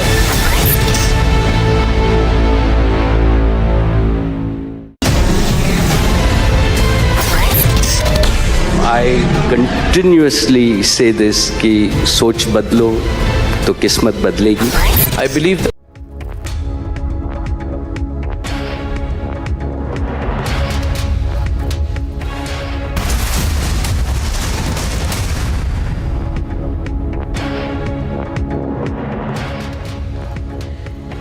Hello and welcome. India's biggest news event is back. The third edition of the Republic Summit will be held in the national capital this month. The biggest names, the biggest newsmakers, the biggest agents of change and transformation in India will be at the Republic Summit once again this year. So stand by for what will be, by far, India's biggest news event by miles. India's transformation is for us to celebrate together, to take pride in it together. What does this time of transformation mean to you? Tell us what this transformation means to you and send us your video on it via WhatsApp on 7304 434381. The most compelling responses will get in-house seats to India's biggest news event, the Republic Summit. Join us in celebrating this time of transformation. And it's time now for the news at 10:30. Here are the headlines.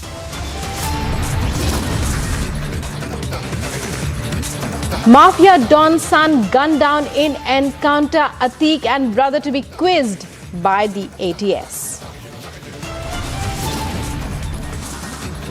Prime Minister dials UK counterpart Rishi Sunak, raises Khalistani attacks and safety of Indians.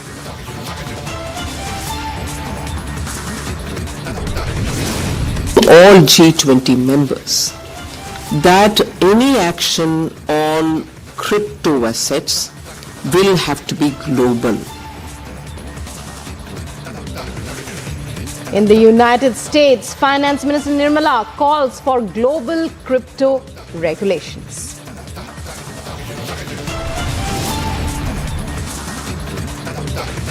No decision on pilot revolt. Vadra Congress now feels KC Venugopal and Kamal Nath. No meeting yet with top brass.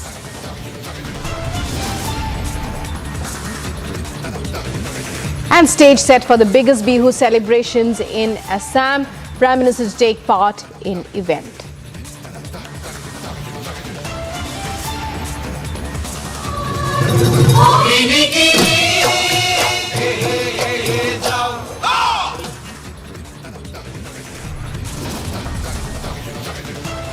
spooked by United States and South Korea military drills, Kim tests missiles in a fresh provocation.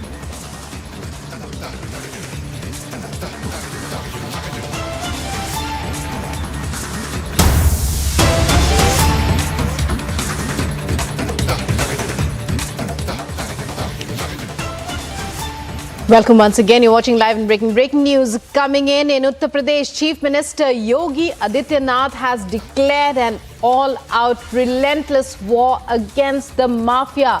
And a day after Asad Ahmed, son of mafia don Atique Ahmed and accused in Umesh Pal murder case, was killed in an encounter in Jhansi, sources have informed that the police will bring in Asad's dead body to Prayagraj from Jhansi now.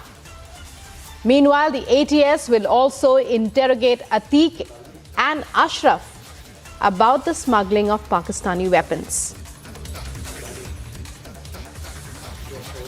And joining me now is Harsha for the latest on this. Harsha, earlier you were telling us how the police would be waiting only till a particular time for Asad's family members to claim the body. So clearly that hasn't happened. Give us the latest information you have. Exactly, Rukman, or showing you the visuals from the mortuary. As you can see, the police forces have already reached the mortuary. Now, the recent information, what we have gathered is that the Jhansi police officials will be taking the dead bodies of Asad and Ghulam from this very place to Prayagraj directly, because initially it was also stated that if for some hours, if anyone from the family of Atique and Ghulam will not come to claim the body of the dead, then police will themselves take an action and they will take the dead body to Prayagraj. Now, this is the latest what we are gathering is that Jhansi police at around 12 p.m. will take the dead body from this mortuary, from where I'm showing you the visuals, and will take it directly to the Prayagraj and hand over the body of Asad to father-in-law of Atique, and later on the last rites of Asad will be carried out. These are the visuals you are seeing from mortuary as the police forces are continuously reaching mortuary, because in the heightened security the dead body of Asad and Ghulam will be taken from this place to Prayagraj. This is what we are learning right now. The police officials were waiting since yesterday to till now for anyone from the family to come and claim the dead body. They were also trying to talk to the family members, the relatives of Atique, if anyone could come and claim the dead body. But till now, those from the sources which have been already revealed that no one is coming from the family of Atique and Ghulam to claim the body. So now Jhansi police, in words with Prayagraj police, has taken the entire cognizance, and around 12 p.m. is the time which have been told to the media people. It is around 12 p.m. that Jhansi police will take the dead body of Asad and Ghulam and will take it directly to the Prayagraj, where it will be handed over to the father-in-law of Atique. This is the latest we are gathering already. In interrogation, what we have been told till now, that Atique in the entire interrogated has yet not accepted and agreed to the crime he has committed. The Umesh Pal murder, which was committed on 24th of February, he has still not accepted, and he is still now denying the criminal activities which has been done by Atique. So on one side, where we see that UP ATS is already interrogating Atique and brother Ashraf and the entire Umesh Pal murder case, and also the terror angle as well, because the ISI link, the terror angle has come into light, how the smuggling of weapons were being done and how the terror link were established with the terror links of Atique with the ISI terror group, and how the weapons, British made, foreign made weapons, were smuggled from Pakistan and brought to India, and how the huge amount of weapons were available with the Atique, and he had entire modus operandi in UP, because the rifle, the weapon, the pistol which were used at the time of Umesh Pal murder as well, all were foreign made and high technology weapons, all were Atike's weapons, and they have been smuggling weapon since long. So there's a terror angle with the ISI group which UP ATS is interrogating and investigating on entire this operation. UP ATS has reached Prayagraj to interrogate Atique and Ashraf, and on other side what we are looking at is Jhansi Medical College, the mortuary area where we are showing you the visuals right now. So the security forces are continuously reaching and are beefed up around this entire mortuary area so that around 12 p.m. in the full security body of Asad and Ghulam Muhammad will be taken from this very place to Prayagraj, and the Jhansi police will hand over the dead body to Prayagraj police, and later on Prayagraj police will hand over the body of Asad to father-in-law of Atique. So this is Rukma, what we are gathering the fresh information through our sources. Back to you. Many thanks, Harsha, for joining us there. So the ATS moves in now after links to the ISI are develop, Harsha, on that story as the Yogi government continues its relentless battle against the mafia in the state. पूरा स्पष्ट कर दूं, हमारी zero tolerance की नीति है। हम किसी भी अपराधी को नहीं बख्शेंगे और अपराधियों के समर्थन में जो राजनीतिक दल खड़े हैं, प्रदेश की जनता ठीक से देख रही है और इनको कभी भी माफ प्रदेश की जनता नहीं करेगी। ये मामला अदालत का है और अदालत जो निर्णय देगी हम उसका पालन करेंगे और पुलिस की तफ्तीश जो सीआरपीसी के तहत हो रही है, पूरे मामले को एक तथ्य इकट्ठा करके चार्जशीट दाखिल करेंगे अदालत में।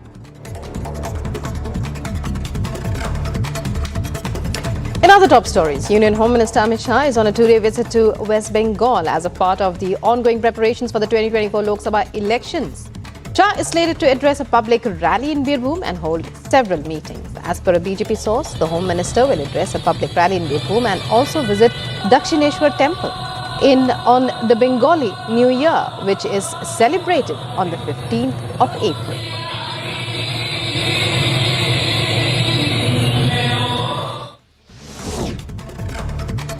Amid efforts to cement opposition unity, NCP chief Sharad Pawar met Congress leaders Rahul Gandhi and Mallikarjun Kharge on Thursday. After the meeting, Pawar said this is just the beginning. The leaders met at Congress President Kharge's residence in New Delhi.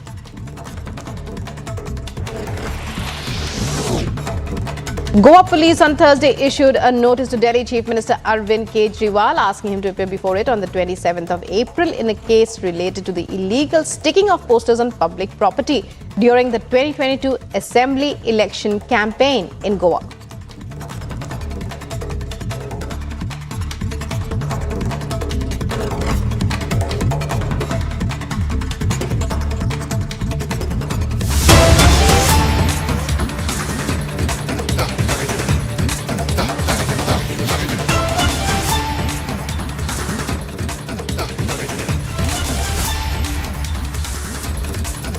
And, well, these are visuals of an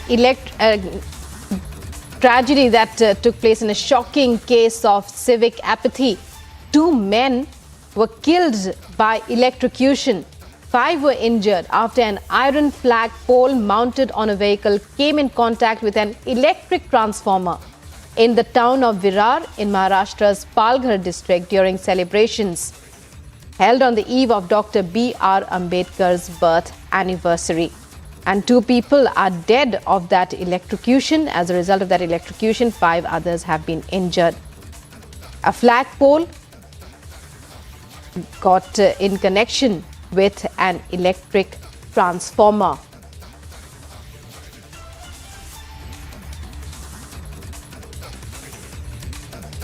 Joining me now is Sandeep for more details into this tragic incident which took place. Sandeep, it's over to you to take our viewers on the information that you have regarding the Palghar civic apathy tragedy. Yes, Rukma, at this point of time, what we've been informed is that yesterday during Baba Saheb Ambedkar's birth anniversary function taking place at Vasai Virar area. In fact, what we have been informed by the officials that around 10:30 p.m. in the night, in fact, after the procession was over, a tempo collided with a transformer, and in fact, the flagpole also got electrocuted due to this, and following which 5 people were in fact reported injured, and in fact, apart from that, 2 were declared dead. They were in fact rushed to the spot. To very unfortunate incident taking place at Vasai Virar area.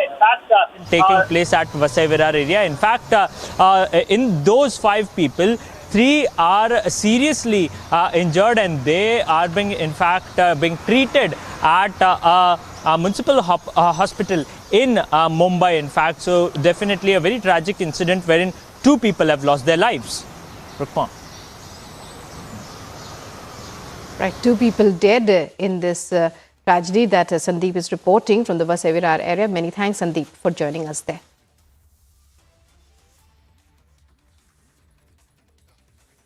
And moving on to other top stories that we're tracking in the United States is Indiana. A major industrial fire fueled by tons of scrap plastic is close to being extinguished. But residents are worried about the long-term effects of the fire. Here's a report. A major industrial fire in Indiana fueled by tons of scrap plastics is close to being extinguished now. I am happy to say that we have it 90%, it may be a little bit more out, and we're hoping to have the fire close to 98, 99% out sometime this evening, and if not, tomorrow morning. The fire in Richmond has been burning since Tuesday afternoon, and an evacuation order for people living near the disaster remains in place for now. The smoke is not as dark or dense as earlier in this week, but schools in the area have been closed for a second day. Why wasn't it taken care of? Whoever's supposed to have been enforcing that and making sure it was cleaned up, why wasn't that done? Because if it had been any of us, they would have been all over us. And then I have the questions too. Please be honest with us about what we're breathing out there. The news has come to the residents as some despite after being gripped by panic following the onslaught of the blaze. Agency report, Republic TV.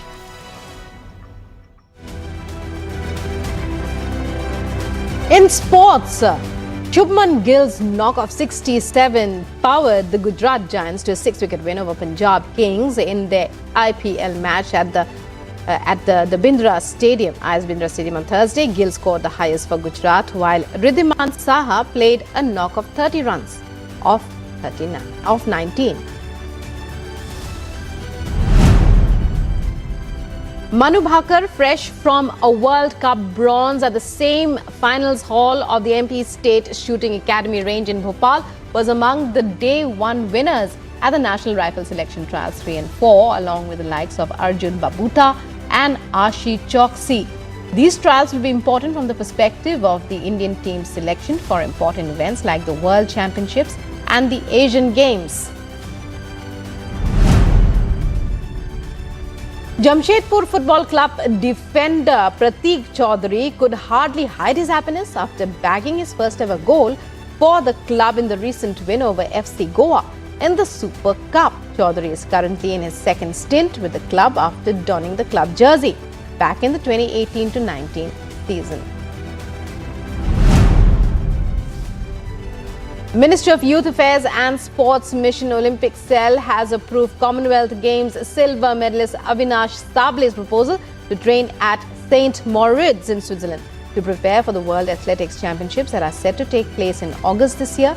Expenditure for Sable's Switzerland training camp will be covered under MIAS's Target Olympic Podium scheme and cover Avinash and his coach's airfare, visa fees, local transport costs, boarding and lodging fees, and so on. The Assam Olympic Association, the apex body of sports in the state, felicitated boxing sensation Lavlina Borgohain, who recently won the IBA World Boxing Championship, Naranmani Saikia, who won the gold at the Commonwealth Games, and Hemonto Kolita, Secretary General of Boxing Federation of India, at a gala ceremony in Guwahati on Thursday.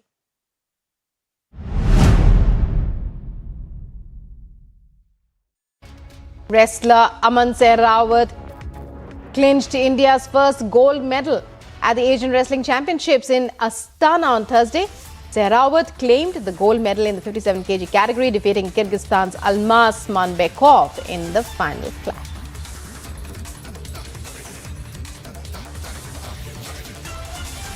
Andrei Rublev advanced in the Monte Carlo Masters at the expense of compatriot Karen Khachanov. The opening set of the match came down to which player would blink first in tricky conditions. Rubinov said that it was all downhill after he took the opening set, which he described as all mental.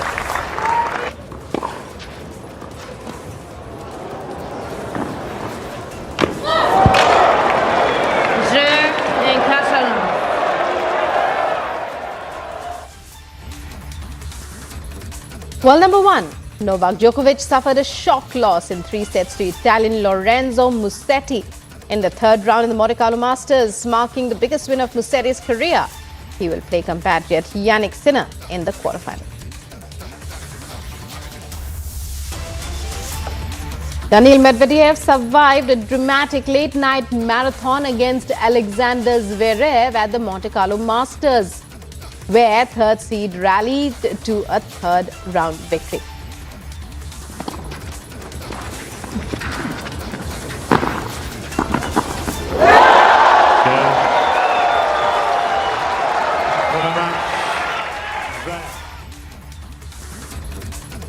Al Wakra scored a rollicking win over Al Shamal in week 19 of the 2022-23 season QNB Stars League at the Al Wakra Stadium on Thursday. The win took the Blue Wave into the top 4 of the league rankings. They now have a tally of 30 points from 19 games, while Al Shamal are 9th with 17 points from 18 matches.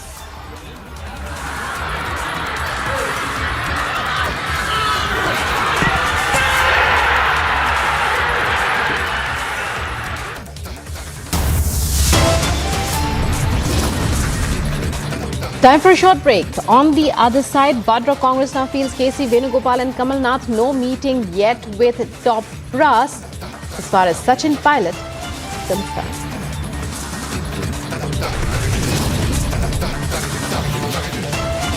Also, stage set for the biggest Bihu celebrations in Assam. Prime Minister to take part in the event.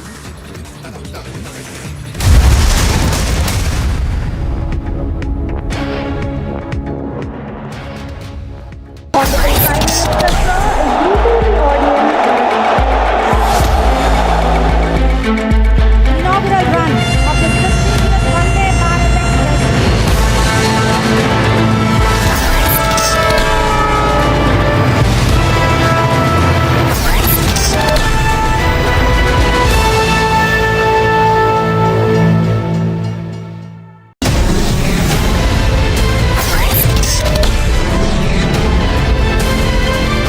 Mediation will work when there is uncertainty of winning by any one party. इसलिए जो judgment आया यही सबसे उत्तम है. This puts an end to the whole issue. Assertive 1% that wants to open the wounds again. They do not operate only by the verdict of the court.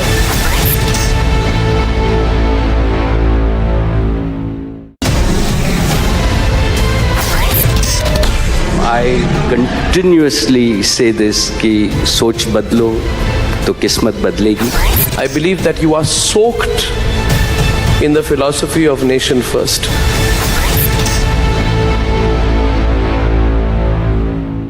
Today we recall the patriotism of those brave service officers, police persons, civilians who rubbed their shoulders to defeat terrorism at Mumbai, and the patriotic fervor that was generated by them, I think has generated a new kind of nationalism amongst the citizens of our country.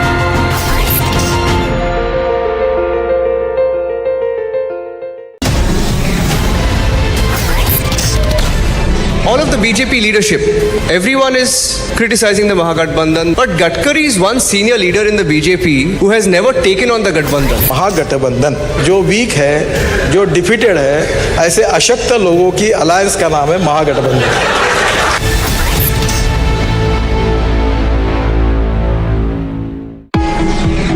World leaders have promised everything to everyone in the so-called Sustainable Development Goal.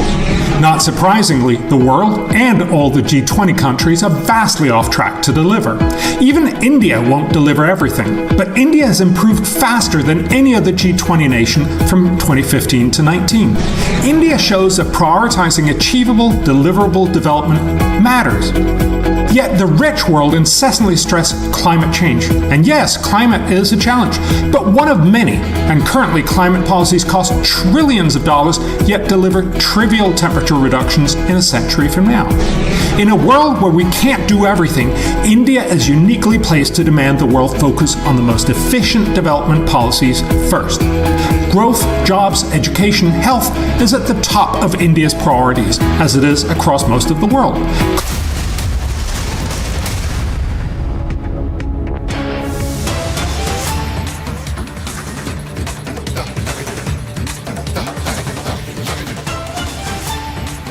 Welcome back. Well, after back-to-back surprises by the Pawars, sources have informed Republic that KC Venugopal is set to meet Uddhav Thackeray now. So a meeting scheduled between KC Venugopal of the Congress and Uddhav Thackeray. The MVA differences, are they out in the open now, or is this something else? We're hearing that KC Venugopal of the Congress is to meet Uddhav Thackeray of Maharashtra.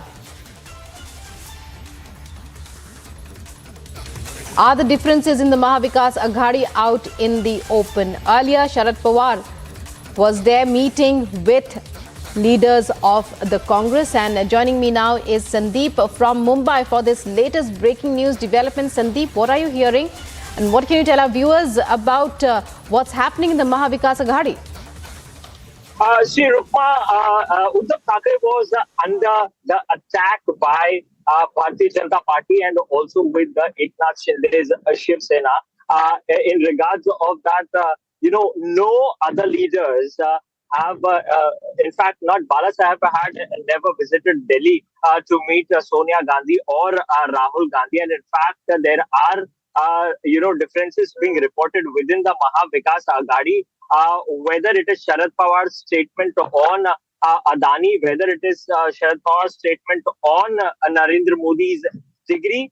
There were several sorts of differences that was in fact witnessed within Mahavikas Aghadi, and due to that, it is now KC Venugopal would be in fact visiting Uddhav Thackeray at Matoshri. Remember, Bala Saheb Thackeray never stepped out from Matoshri to meet any big leaders in Delhi. Now, as Uddhav was already under attack by Bharatiya Janata Party, it is time for now Congress Party and the Uddhav faction to settle the scores. And now it seems that not only KC Venugopal, it will also be Rahul Gandhi soon, who will be visiting Matoshri. And in fact, there are several differences in regards of seat sharings and several statements made by Uddhav faction leader Sanjay Raut and several other leaders within Mahavikas Aghadi. So definitely this will be an important meeting, although as Uddhav faction is already under the attack by Bharatiya Janata Party, it is a meeting to show that Mahavikas Aghadi is united and everything is all right. But definitely it will be a matter of concern for not only Uddhav faction but also for Congress Party, as there are Lok Sabha and Assembly elections there in the state of Maharashtra, and in fact there would be a discussion over seat sharing as NCP and Shiv Sena are wanting more and more seats to contest in Lok Sabha election. Congress is left with very less seats. So there are also a disturbance within the Mahavikas Aghadi on seat sharing as well. So definitely these are some of the topics that will be in fact discussed, and in fact a message will also be given that... Right, Sandeep. So all eyes on that meeting, Sandeep. So you stay on that. We will be right back with you later in the day for more to catch up. Many thanks for that update. And coming up, Mafia Don's son gunned down in encounter. Atique and brother to be quizzed now by the ATS. Also spooked by United States and South Korean military drills, Kim tests missiles in a fresh provocation.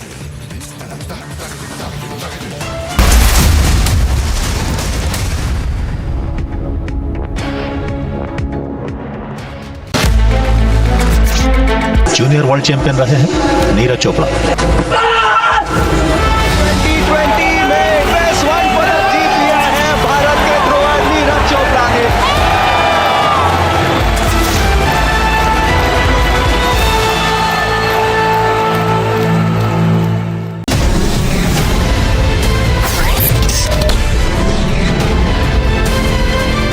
Mediation will work when there is uncertainty of winning by any one party. इसलिए जो judgment आया यही सबसे उत्तम है. This puts an end to the whole issue. Assertive 1% that wants to open the wounds again. They do not operate only by the verdict of the court.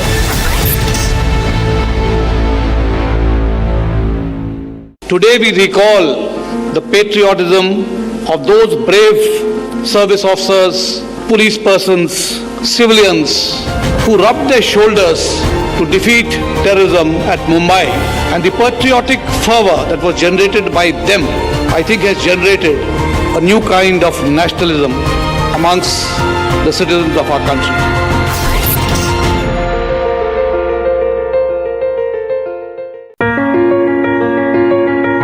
Dear viewers, in a few days we are bringing to you once again the Republic Summit. And this year our theme is fittingly about how this is a time of transformation.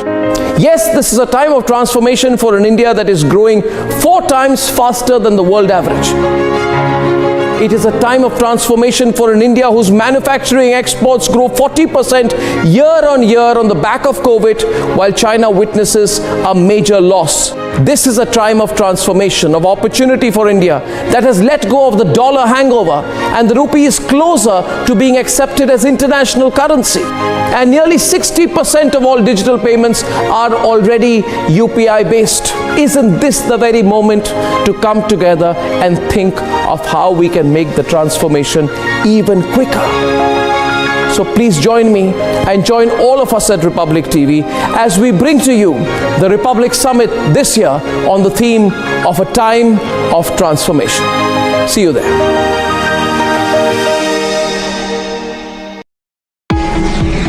World leaders have promised everything to everyone in the so-called Sustainable Development Goal. Not surprisingly, the world and all the G20 countries are vastly off track to deliver. Even India won't deliver everything, but India has improved faster than any other G20 nation from 2015 to 19. India shows that prioritizing achievable, deliverable development matters. Yet the rich world incessantly stress climate change. And yes, climate is a challenge, but one of many. And currently, climate policies cost trillions of dollars, yet deliver trivial temperature reductions in a century from now. In a world where we can't do everything, India is uniquely placed to demand the world focus on the most efficient development policies first. Growth, jobs, education, health is at the top of India's priorities, as it is across most of the world. Climate is there too, but nowhere near the top. I will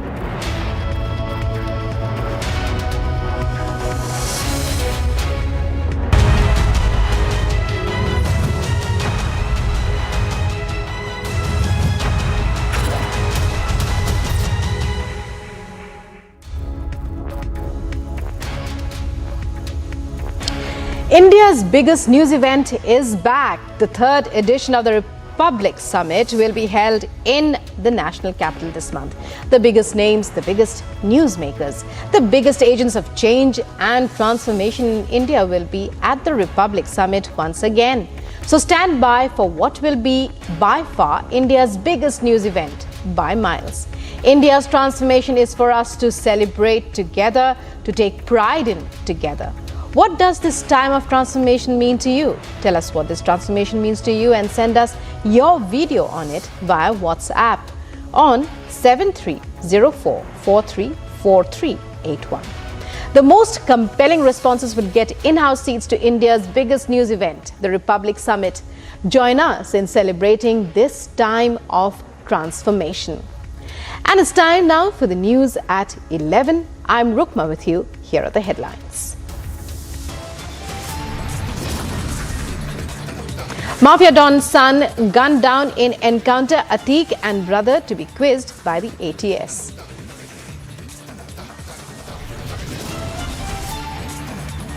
After back-to-back Pawar surprises KC Venugopal to now meet Uddhav Thackeray, is it time up for the Aghadi?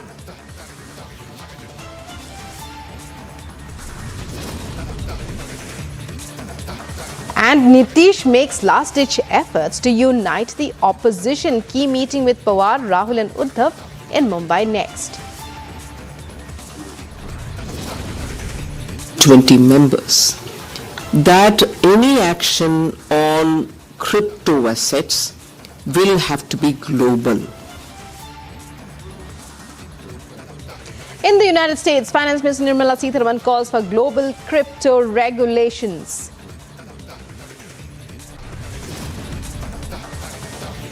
No decision on pilot revolt. Vadra Congress now feels KC Venugopal and Kamal Nath. No meeting yet with the top brass.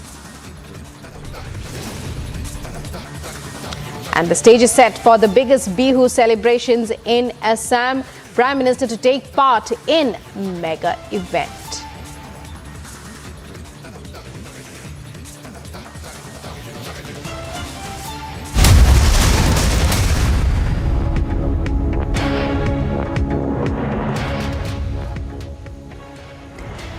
And in Guwahati, Prime Minister Narendra Modi will dedicate the 300 crore rupees worth of development projects on the first day of the state's Spring Festival, Rongali Bihu, the festival that heralds in the new year in Assam. The Prime Minister is scheduled to arrive in Guwahati at 11:30. That's just a short while from now, and attend the first program of the day at the All India Institute of Medical Sciences there. He will also attend the Platinum Jubilee celebrations. But for more on that, from all the details, let's get them from the ground for you. Joining me are my colleagues Anirudh and Rakshita. A very good morning to you. First of all, coming to you, Rakshita, give us a sense of the kind of atmosphere there. How is Saru Sajai, planning this mega event that's set to go down in history? Well, it's going to be an electrifying performance, I can assure you that. And the stage is, of course, set. And first of all, happy Bihu to you, Rukma, and all the viewers celebrating the festival today. It's the Assamese New Year. It's the start of the seeding season. As you can see, more than 11,000 performers. And you can see all are gearing up on your screens right now, viewers. Everybody, all the drummers are there. And they're all going inside this stadium, all set for the record performance that will be, of course, given out before the Prime Minister this evening. And we are here at the stadium in Assam, and you can see there are many tribes. All people from various tribes of Assam have also gathered here to welcome the Prime Minister on the entrance. And right now you can see several thousands of performers here, 11,400 performers at least that will be performing and setting a Guinness Book of World Records today. And you can see that everybody is here in full festive mode. And so, how are you going to perform today? Are you excited for the performance? हाँ, बहुत excited हूँ. Prime Minister भी आने वाले हैं, prize money मिलने वाला है. हाँ, 25,000. So excited? हाँ, excited. बहुत अच्छा लग रहा है, बहुत excited हूँ.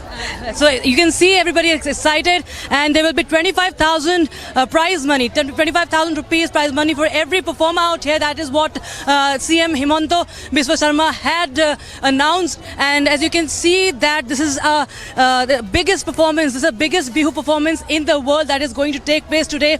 And you can see in white, if you can see right across this queue, right across, I'll tell my VJ to pan to that area. You can see there are people from the Naga tribe, performers from the Naga tribe as well, various tribes from Manipur as well. And let us tell you that these ladies you can see here in red costume who are going to perform the Bihu dance, they are from several districts, more than 30 districts of Assam. You can see they have all gathered here. After 10th of April, they have gathered here in Guwahati and have been preparing their. And today is going to be the biggest performance, and Assam will be on the world map today, Rukma.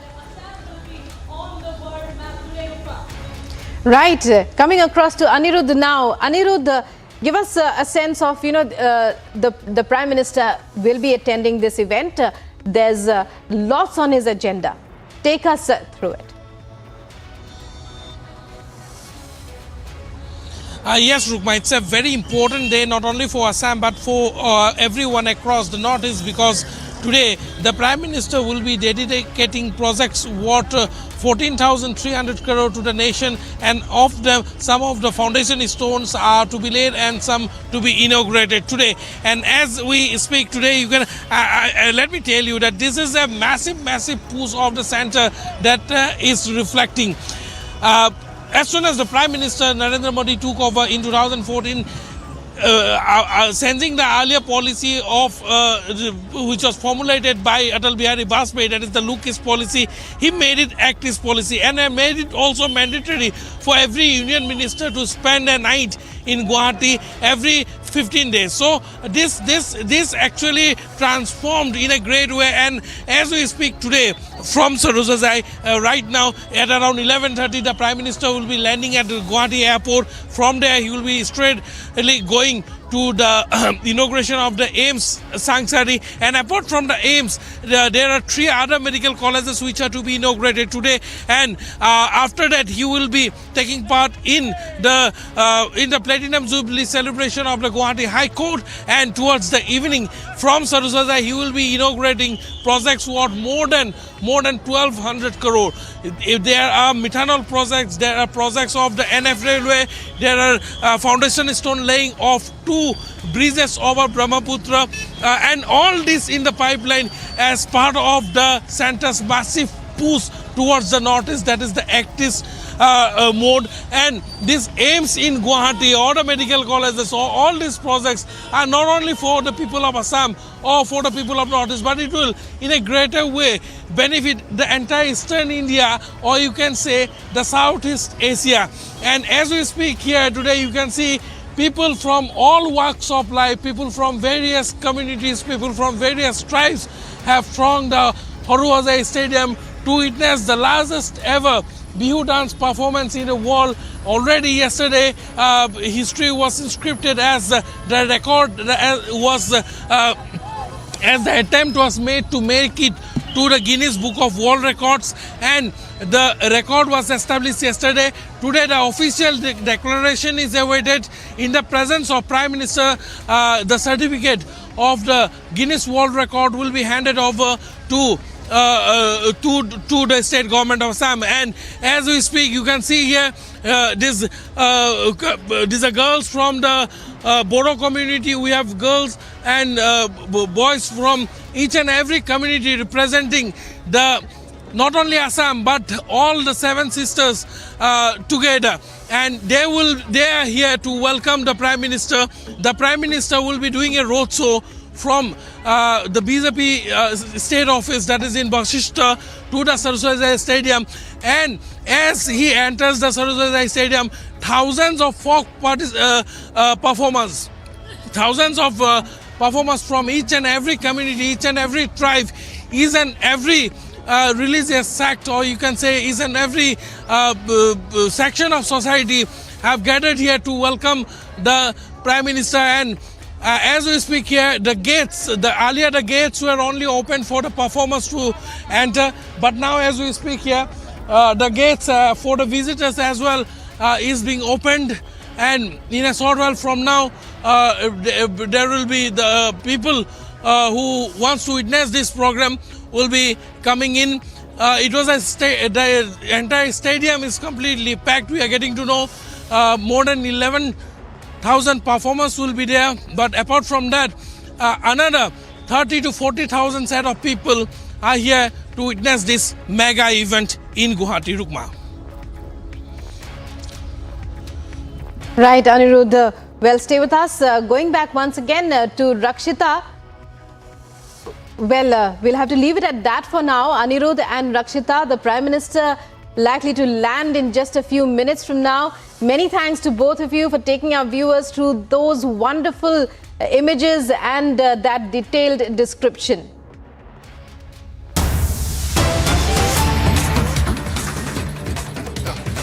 And moving on now to some political news that's coming in about Bihar Chief Minister Nitish Kumar, who is in the national capital making last-ditch efforts to unite the opposition. And in the latest development, sources have informed that after Sharad Pawar, Nitish Kumar and Rahul Gandhi will soon meet Uddhav Thackeray. And the meeting might take place in Mumbai at Matoshri. Uddhav Thackeray and Rahul Gandhi will hold talks regarding opposition unity and chalk out a strategy, it appears, for the Lok Sabha elections. Issues like seat distribution and Veer Savarkar insult are also likely to be discussed. So, the opposition efforts to unite, led by the Chief Minister of Bihar, Nitish Kumar now. And very soon he could be on his way to Mumbai, to Matoshri, in fact, to meet Uddhav Thackeray for talks.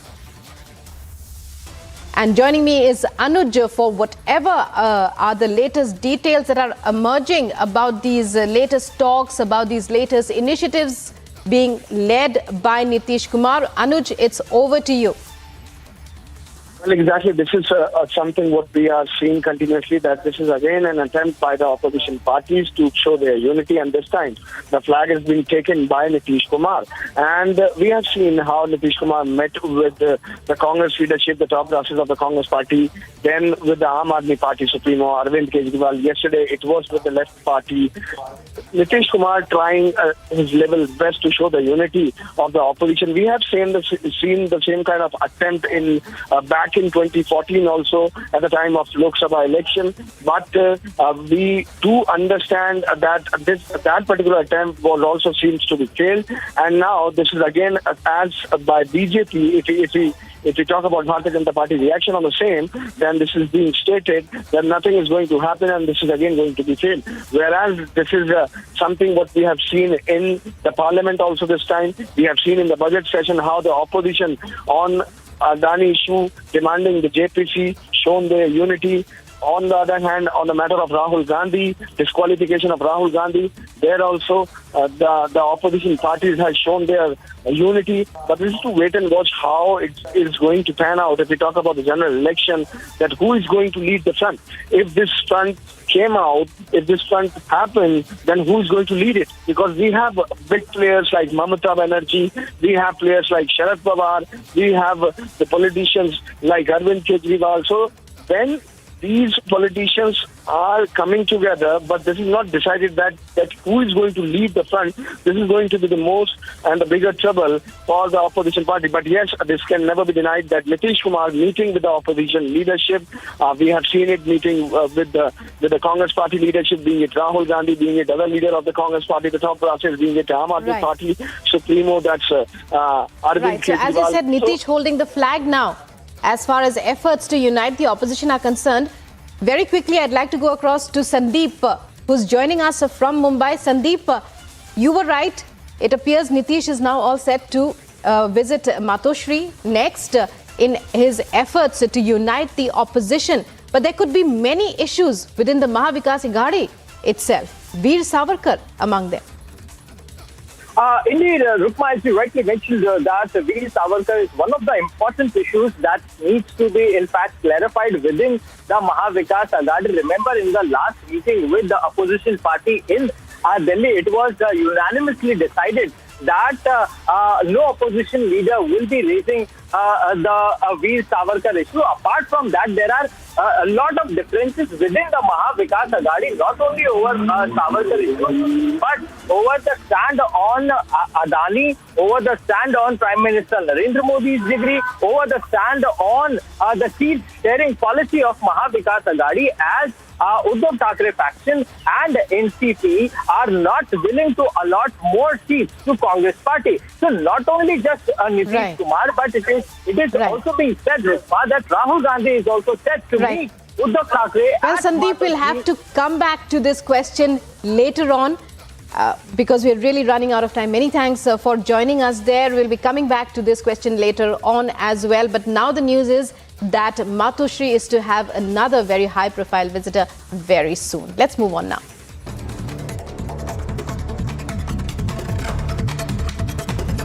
Prime Minister Narendra Modi pays a tribute to Bhim Rao Ambedkar, social reformer, economist, jurist and the architect of India's constitution, on his birth anniversary. Prime Minister says Ambedkar dedicated his life to the empowerment of the deprived and the exploited sections of society, posting an audio clip of his earlier remarks on Ambedkar's life.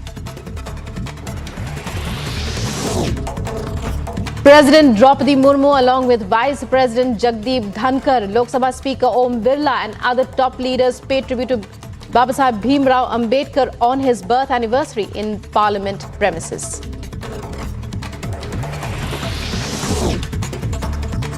Finance Minister Nirmala Sitharaman, pointing to how India's G20 presidency has garnered attention in key areas, stated that the third pillar will now have to be sustainable goals and other climate-related objectives, climate funding and so forth. Sitharaman also highlighted the post-pandemic development requirements and laid emphasis on how the focus should be on them solely.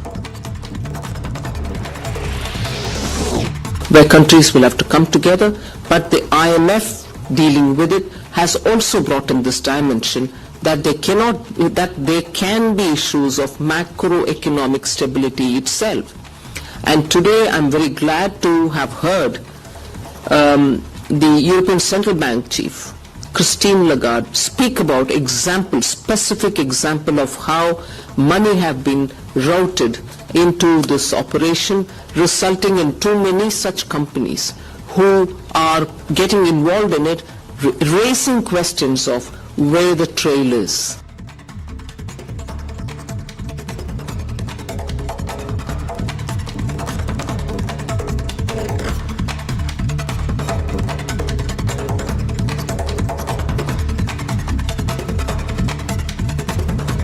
Uzar Afshar Ali, Imtiaz Ahmed, Pradeep Bagchi, Mohammad Saddam Hussain, Talha Khan, Bhanu Pratap Prasad and Fayaz Khan.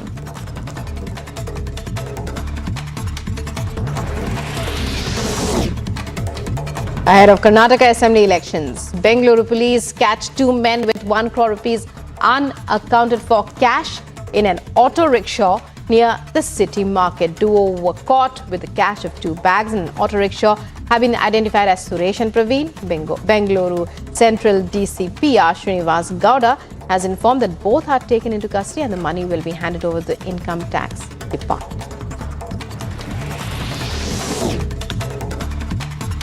Mumbai's Sakinaka police arrested a fake police officer identified as Kailash Khamkar, who used to target pawn shops and extort money from them on the pretext of keeping cigarettes in these shops. According to Mumbai Sakinaka police, they have seized a police ID and several packets of foreign cigarette packs have been seized from him. Anti-narcotics cell of Mira Bhayandar Vasai Virar police arrested Nigerian drug peddler from Nala Supara area and recovered drugs worth 32 lakh rupees from him. According to police, a case has been registered against the Nigerian drug peddler under NDPS Act 353 and 323.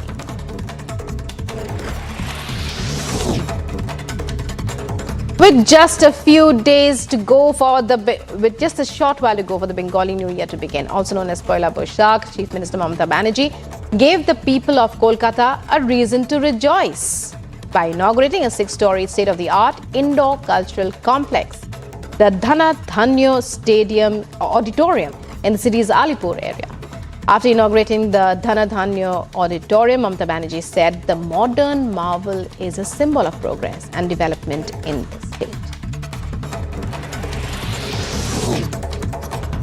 K. Kavita of the BRS and MLC and daughter of Telangana Chief Minister KCR has denied having links with the incarcerated conman Sukesh Chandrasekhar. Kavita claims she was not aware of any person named Sukesh Chandrasekhar. Alleges certain media organizations are deliberately spreading false propaganda against her.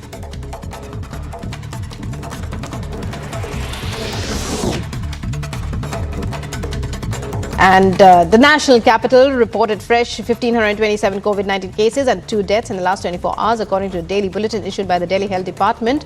Meanwhile, the active cases in the national capital now stand at 3,962.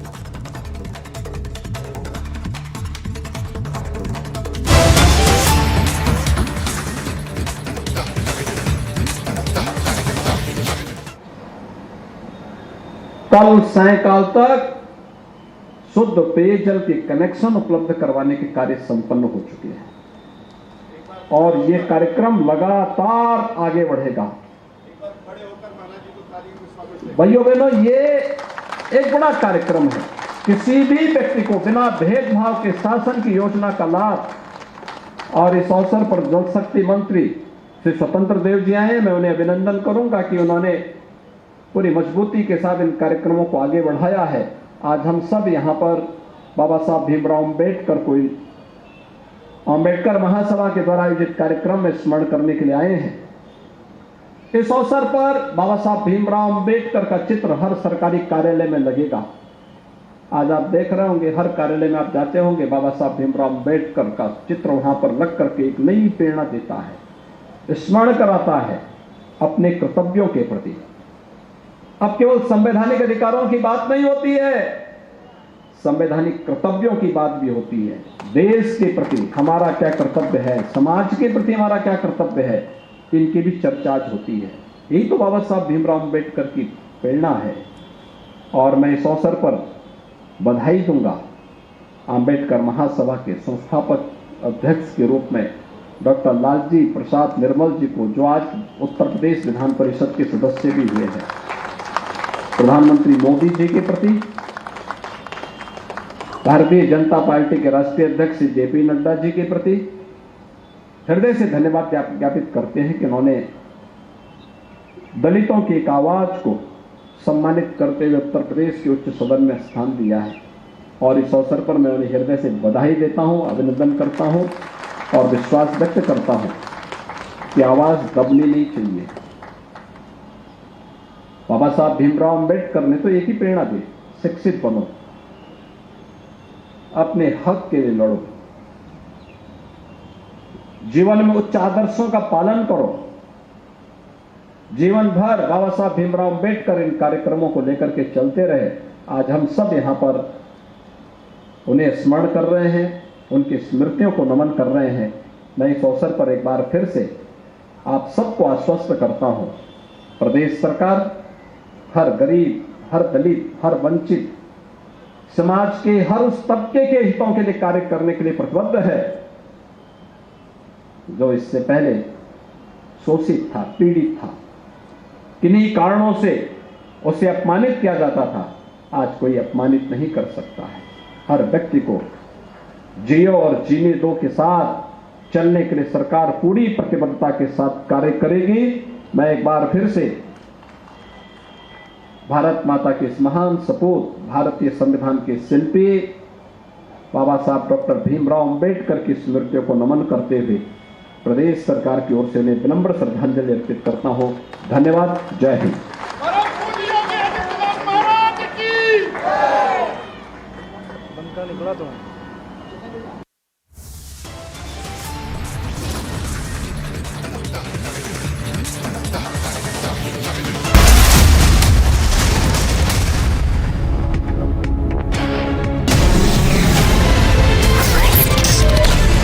All of the BJP leadership, everyone is criticizing the Mahagathbandhan, but Gadkari is one senior leader in the BJP who has never taken on the Gathbandhan. महागठबंधन जो week है, जो defeated है, ऐसे अशक्त लोगों की alliance का नाम है महागठबंधन।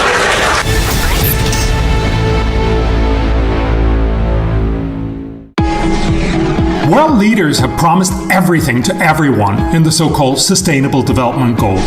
Not surprisingly, the world and all the G20 countries are vastly off track to deliver. Even India won't deliver everything, but India has improved faster than any other G20 nation from 2015 to 19. India shows that prioritizing achievable, deliverable development matters. Yet the rich world incessantly stress climate change. And yes, climate is a challenge, but one of many. And currently, climate policies cost trillions of dollars, yet deliver trivial temperature reductions in a century from now. In a world where we can't do everything, India is uniquely placed to demand the world focus on the most efficient development policies first. Growth, jobs, education, health is at the top of India's priorities, as it is across most of the world. Climate is there too, but nowhere near the top. I will talk about how smart policies can help India and the world achieve amazing progress for little money. Better education, ending tuberculosis, more trade, lower mortality for mothers and infants, higher agricultural production, and better nutrition. Chairing the G20, India can help all of us focus on the smartest solutions to the challenges faced by the Global South. I'll challenge popular opinion at India's biggest news event, the Republic Summit, which is by far India's most high-profile event. I'll see you there.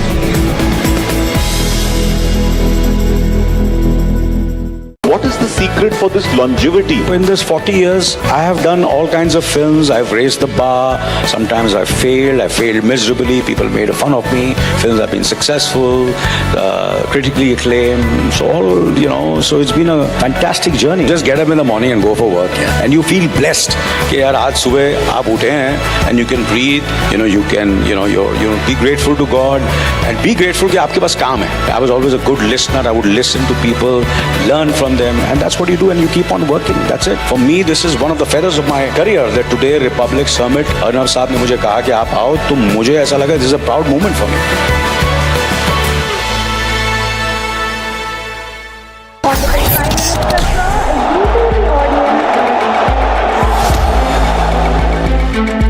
Inaugural run of the prestigious Vande Bharat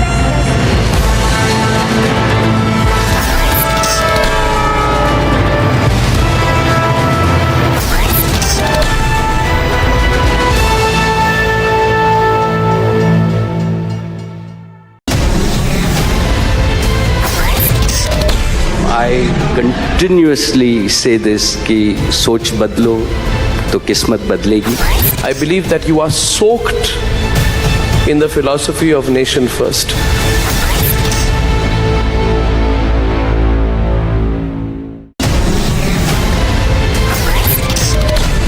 All of the BJP leadership, everyone is criticizing the Mahagathbandhan, but Gadkari is one senior leader in the BJP who has never taken on the Gathbandhan. महागठबंधन जो week है, जो defeated है, ऐसे अशक्त लोगों की alliance का नाम है महागठबंधन.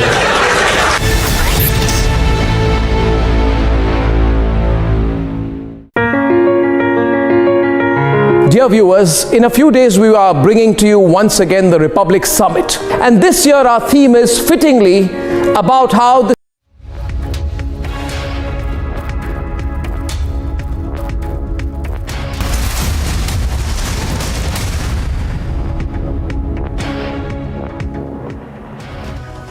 Good morning. You're watching live and breaking. I'm Nupur Talwar Suri, and India's biggest news event is here. The third edition of the Republic Summit will be held at the national capital.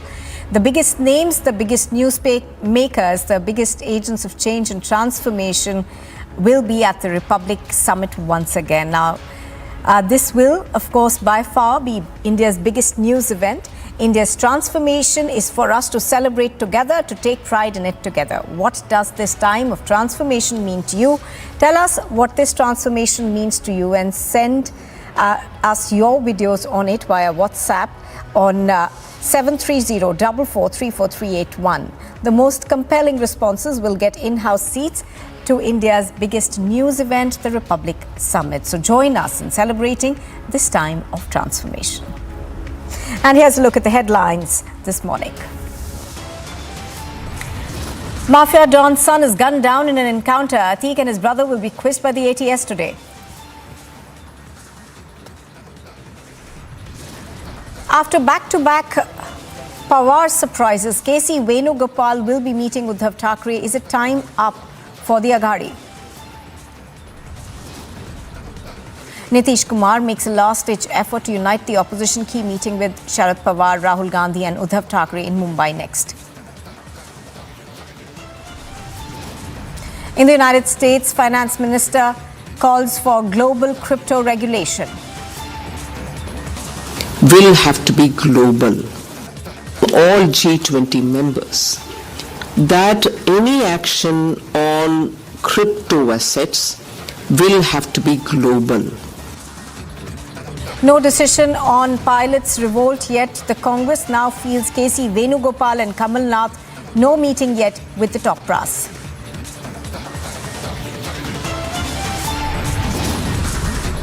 And stage is set for the biggest Bihu celebration in Assam. The Prime Minister will be taking part in this event.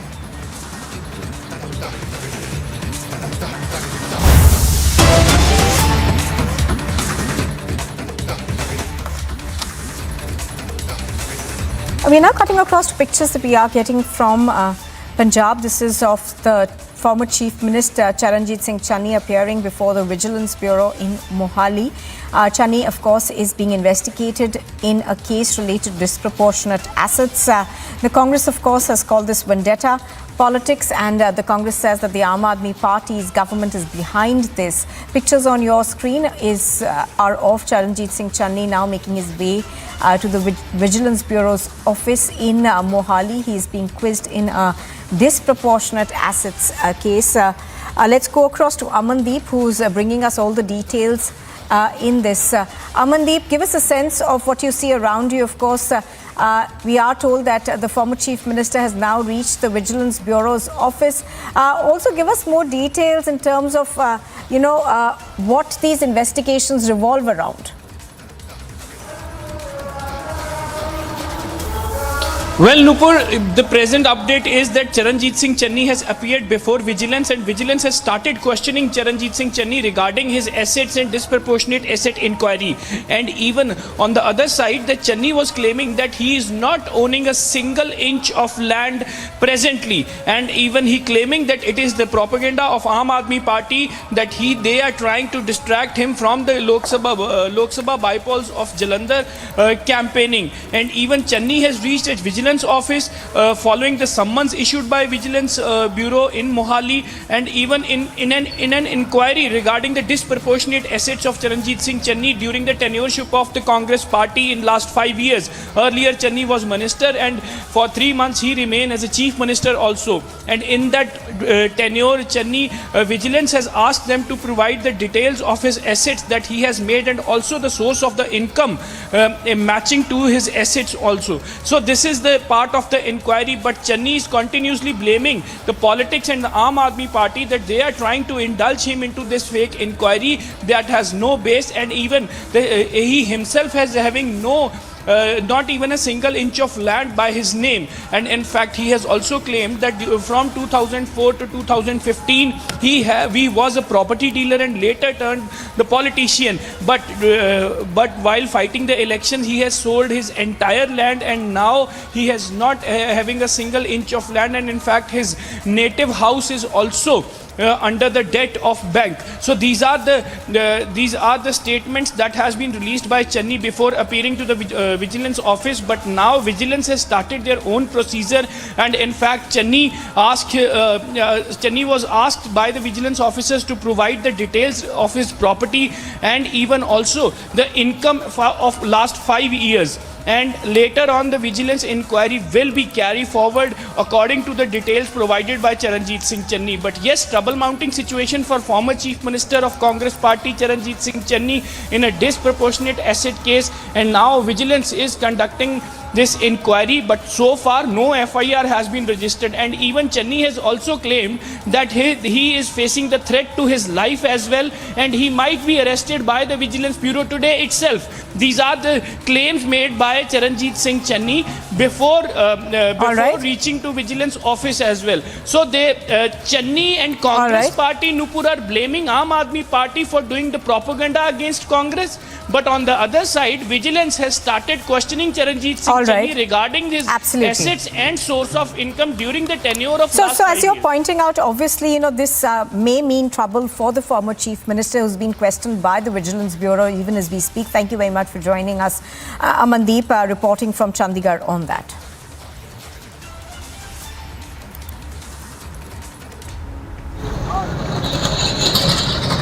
ਜਿਹਦਾ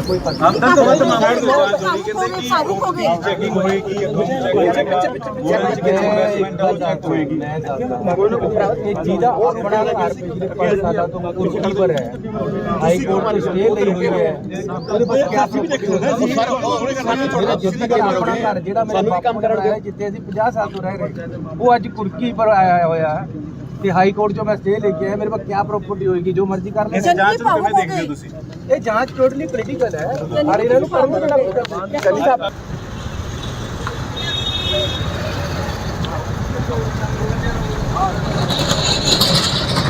ਮੈਨੂੰ ਕੋਈ ਪਤਾ ਨਹੀਂ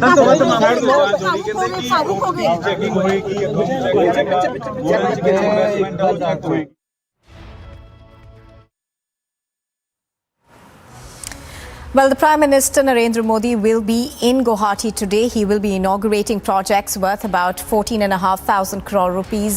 It includes, of course, the AIMS that is also set to be inaugurated in Guwahati. He will also be participating in Bihu celebrations later. Let's, in fact, go across to our reporters on the ground. We've got Anirudh, who's joining us. I think Rakshita will also be joining us for more on this. But first, straight up to Anirudh.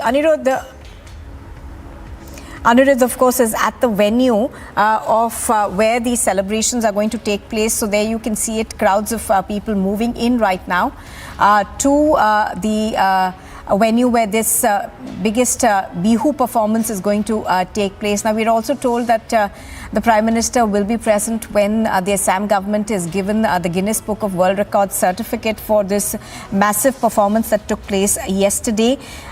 There are several other projects that the Prime Minister will also be inaugurating. We are given to understand that they're worth about 14,300 crore rupees. These are largely development projects and infrastructure projects that will be inaugurated. So pictures on your screen are of the Prime Minister who arrived in Assam a short while ago, of course being welcomed by the Chief Minister of Assam, Hemanta Biswa Sarma, a while ago. And thereafter, of course, he will first be making his way, I think, to the AIMS that is going to be to the AIMS in Guwahati, and thereafter he will be attending the Platinum Jubilee celebrations of the Assam High Court. And the focus continues to remain on the biggest Bihu event that also takes place today. I think we've got Aniruddha joining us right now. So Aniruddha, you've been taking us through the preparations that have been put in place for the Prime Minister's visit to Assam. Give us a broad sense of what his program's looking like.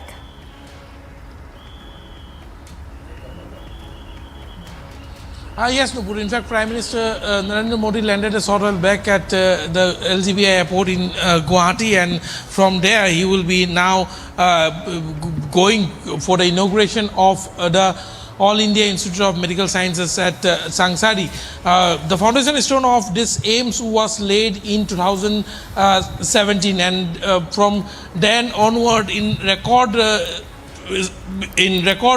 time span, this medical institution has been constructed, and today it will be dedicated to the nation by the Prime Minister. This AIMS in Guwahati will not only be a blessing for the people of Assam, but also for all across Northeast and also parts of Southeast Asia, because many people from other parts also come here for advanced medical treatment.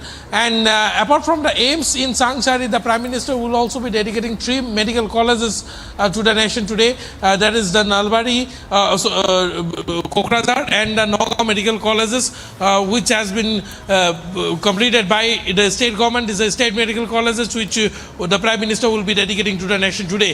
This is going to be a very historic day for the state of Assam and Northeast in particular, because throughout the day the Prime Minister will be taking part in various events. In fact, he will also be addressing the 75th year celebration or the Platinum Jubilee celebration of the Guwahati High Court at Srimanto Sankardev Kalakshetra, and from there at around 4:30 p.m. he will be coming to Horu Hosai to take participate in the largest ever Bihu celebration that the world is going to witness today. And while en route to Horozai Stadium, the Prime Minister will be also doing a roadshow in a short span, because many people, many public who couldn't make it to the stadium because the seat capacity is very much limited, they will be waiting outside on the highway. As the Prime Minister comes here, the Prime Minister will be welcomed in a traditional way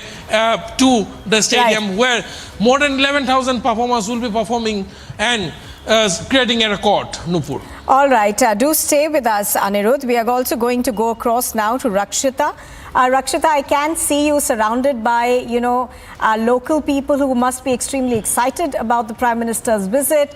And this is going to be an event, at least the Bihu part of it, that's going to be, very keenly watched by people. Well, there's a lot of enthusiasm there among the performers. Here you can see there are many people from the various tribes of Assam who are here. They will be welcoming the Prime Minister. The Bihu performance, of course, will be taking place in the evening. But these are several performers from various tribes who are present at the gate of the stadium when the Prime Minister will enter, and there will be several folk dances by these various members of various tribes here. And you can see at the entrance there are many people who will be part of the Bihu performance there. They are all gathering up in thousands, and as Anirudh was saying, that more than 11,000 performers are all set to perform here before the Prime Minister. They will be handed over certificates. They will all get 25,000 rupees each prize money as well. And here are a lot of people, people from all age groups in fact, but the performers most of them are young, and they're all geared up. कैसा लग रहा है आपको और कितना excitement है? बहुत ज़्यादा। बहुत एक्साइटमेंट है। प्राइम मिनिस्टर आने वाले हैं, सीएम आने वाले हैं, प्राइज मनी मिलने वाला है, कैसा लग रहा है आपको? बहुत अच्छा। और कब से आप लोग यहाँ पर हैं, यहाँ पर प्रैक्टिस कब से कर रहे हो? हम आज से 7 दिन हो गया। 7 दिन हो गया? Chalo. All the best for your performance today. And you can see here a lot of security arrangement, heavy security, as Prime Minister has landed also at the airport. And all across Assam we have seen heavy security there. There are several diversions also here, road diversions. But several people are gathering here. Performers are still coming in. There's a huge influx of performers in fact today for this Bihu performance. And right from the morning we are seeing, of course it's a huge number, more than 11,000 performers are gathering here for the performance. So heavy security, tight security here, and we are of course waiting for that mega performance that is going to put Assam on the world map today. The record has been of course made, but today we are seeing how the Prime Minister and the Chief Minister Himanta Biswa Sarma will be present here and felicitating all of them. Prime Minister is also expected to speak to the performers after the performance as well, so we will keep an eye on that. But since it is the kickstart of the new year, the Assamese New Year, there's great enthusiasm on ground. There's a lot of energy on the ground, and it's going to be an electric performance here.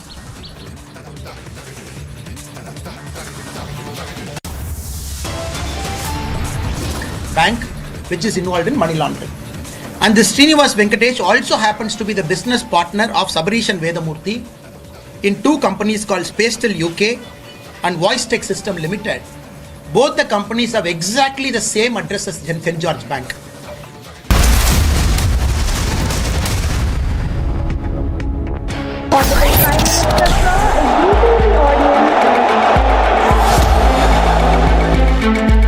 Inaugural run of the prestigious Vande Bharat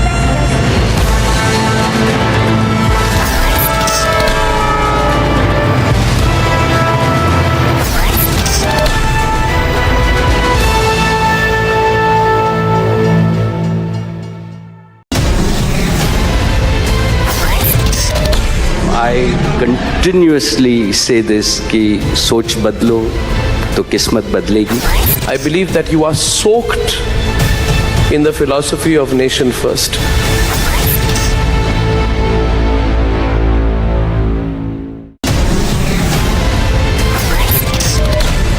All of the BJP leadership, everyone is criticizing the Mahagathbandhan, but Gadkari is one senior leader in the BJP who has never taken on the Gathbandhan. महागठबंधन जो week है, जो defeated है, ऐसे अशक्त लोगों की alliance का नाम है महागठबंधन.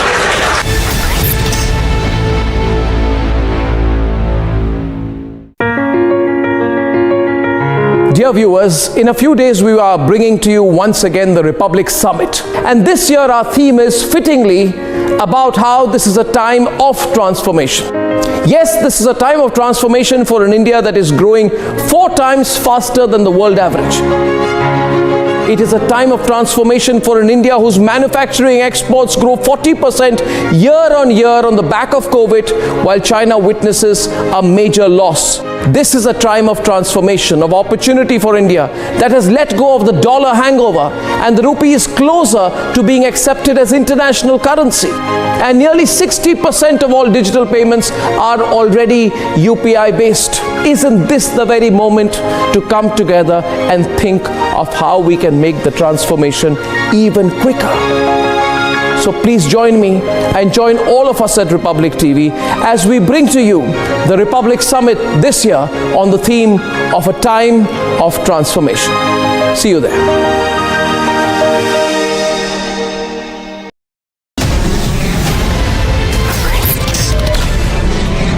Most fundamentally important to us as a narrative for the next 5 years? There can only be one narrative.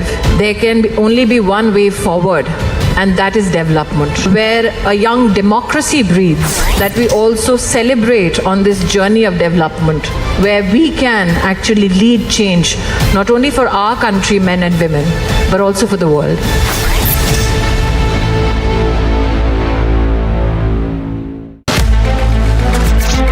Junior world champion रहे हैं Neeraj Chopra.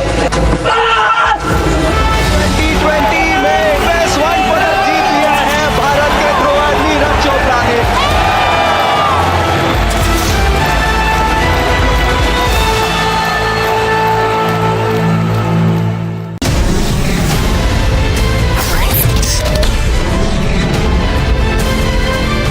Mediation will work when there is uncertainty of winning by any one party. इसलिए जो judgment आया यही सबसे उत्तम है. This puts an end to the whole issue. Assertive 1% that wants to open the wounds again. They do not operate only by the verdict of the court.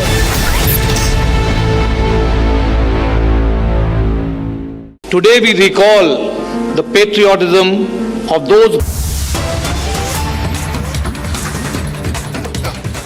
Central Government of India process. So one tweaking they made by addition of custom duty, thereby they changed the priority of companies. Our allegation through our sources is, for the election that happened in 2011, the DMK party and the Deputy Chief Minister then M.K. Stalin, he accepted 200 crore bribe from this Alstom through its 2 technical consultants based out of Singapore and Hong Kong, the company called Indo-European Ventures Private Limited in Singapore, and a company called Global King Technology Limited in Hong Kong. They chose to launder the money, get the money into Tamil Nadu and give the money to the DMK for their election fund. Later, Alstom was charged in America for bribing governments across the world for pushing their product. Accordingly, Alstom was fined by the American financial regulators, both by the US and UK combined regulators, for a sum of USD $772 million. That's a fine they made. So we will be writing to the CBI, and I'll be the complainant also raising this issue. And CBI has to promptly get into it, get the documents, get into the shell companies, and make sure that why was the tender qualification changed. This is a direct allegation we have made on the Honorable Chief Minister today, though it is about 13 years old, but it is very important that it's come to our attention. We are bringing it to the public domain. And not only that, and we are very clear as a party that we want to reflect the true vision of our Honorable Prime Minister Narendra Modi ji, a clean government, a clean party which takes up issues that matters to the public.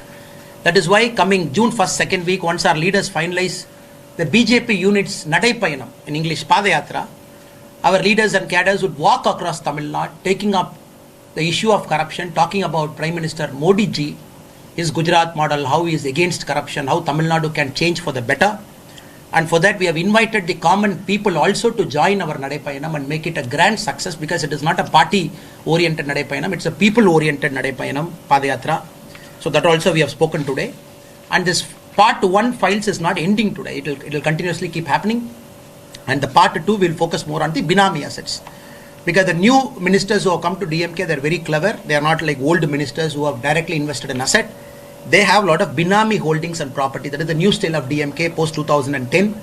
And we would like to disclose that also in the public forum, along with the property, the photographs and everything, because the whole idea of trying to do this is we want to tell the Tamil people corruption matters. And none of us should take corruption for granted.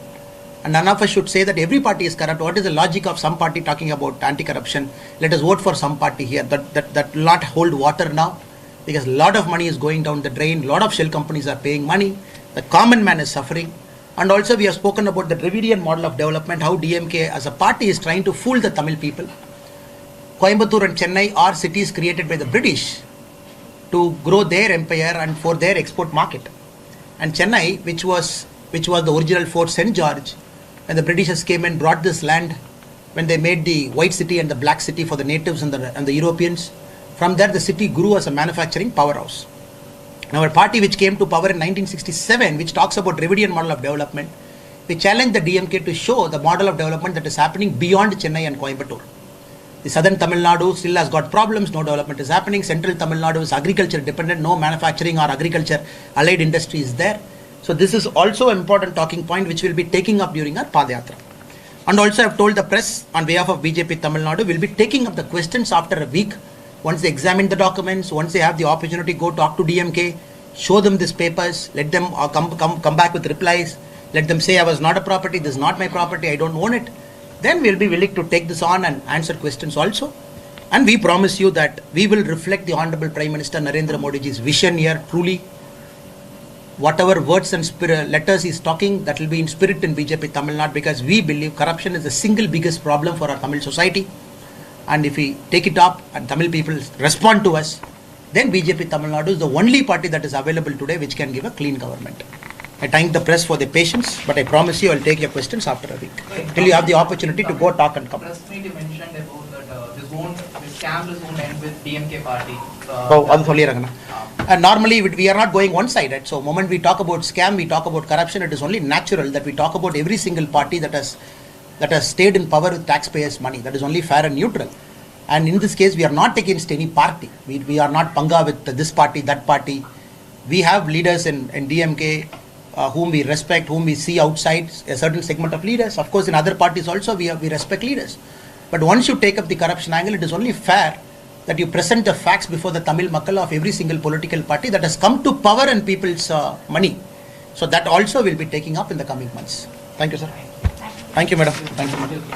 Sir, the yatra you are going to lead, or the leaders and cadres? This yatra we have planned in such a way, sir, that 4 or 5 of our senior leaders will come. Including yourself? Including myself. So all of us will be in one part, so that whole Tamil Nadu will come. Thank you, Anna. Thank you, sir. On our website we are uploading all details.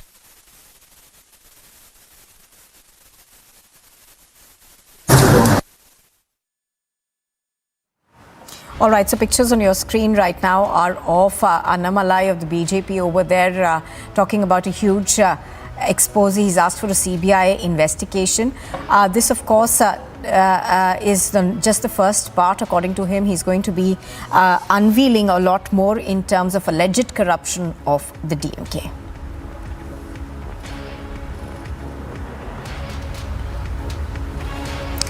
Now, in the US, Finance Minister Nirmala Sitharaman has asked for broader regulations to be put on cryptocurrency.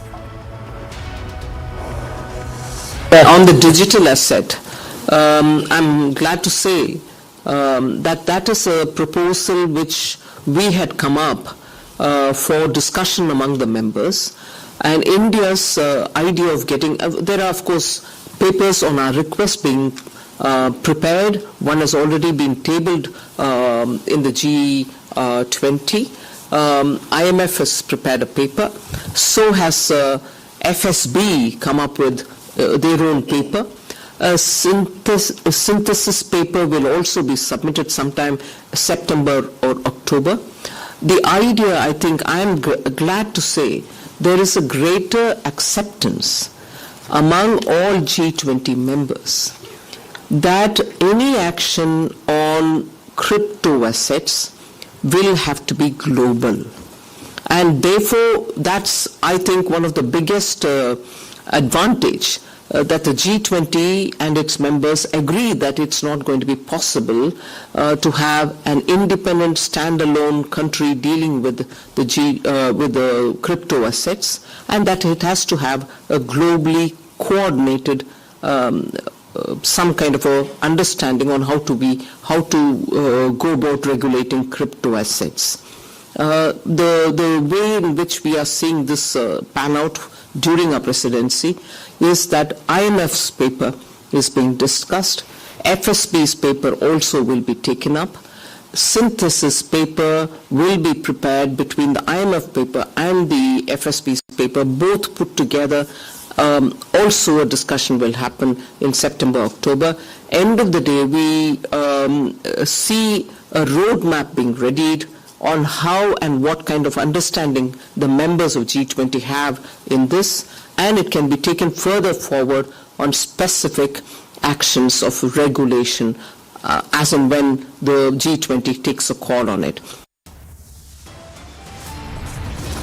And coming up next, we get you the latest on the Uttar Pradesh Chief Minister's war against the mafia.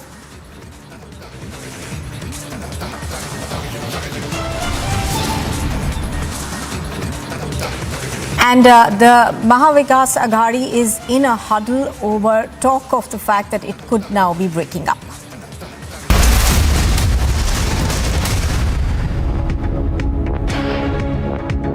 What is the secret for this longevity? In this 40 years, I have done all kinds of films. I've raised the bar.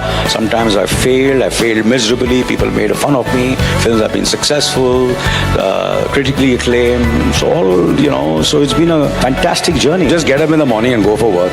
And you feel blessed. कि यार आज सुबह आप उठे हैं and you can breathe. You can be grateful to God and be grateful कि आपके पास काम है. I was always a good listener. I would listen to people, learn from them, and that's what you do, and you keep on working. That's it. For me, this is one of the feathers of my career that today Republic Summit, Arnav साहब ने मुझे कहा कि आप आओ, तो मुझे ऐसा लगा this is a proud moment for me.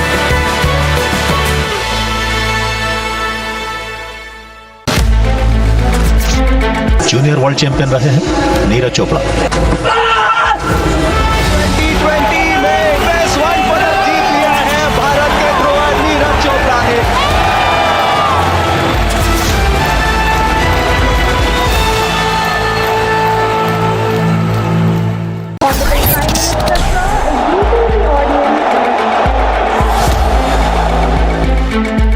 Inaugural run of the prestigious Vande Bharat Express.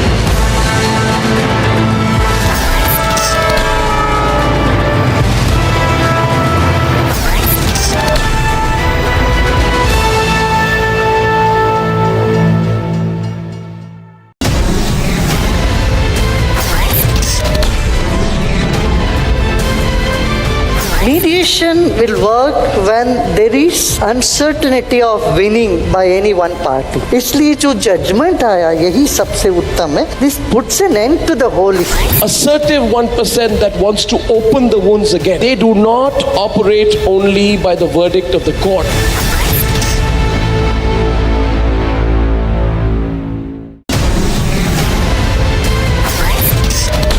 I continuously say this कि सोच बदलो तो किस्मत बदलेगी.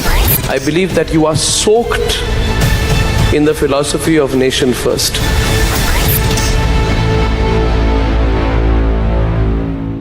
Today we recall the patriotism of those brave service officers, police persons, civilians who rubbed their shoulders to defeat terrorism at Mumbai, and the patriotic fervor that was generated by them, I think, has generated a new kind of nationalism amongst the citizens of our country.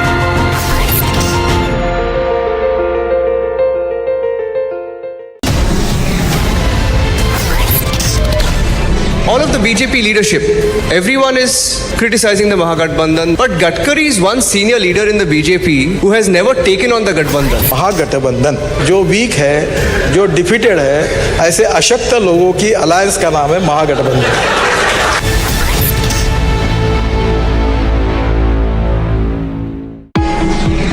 World leaders have promised everything to everyone in the so-called Sustainable Development Goals.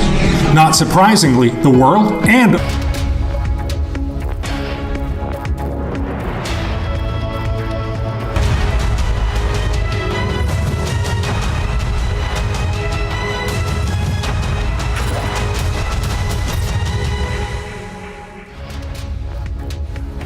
Good afternoon. You're watching live and breaking on Republic TV, and I'm Nupur Talwar Suri. Well, India's biggest news event is here. The third edition of the Republic Summit will be held in the national capital this month. It's got the biggest names, the biggest newsmakers, and the biggest agents of change and transformation who will be at the Republic Summit this year.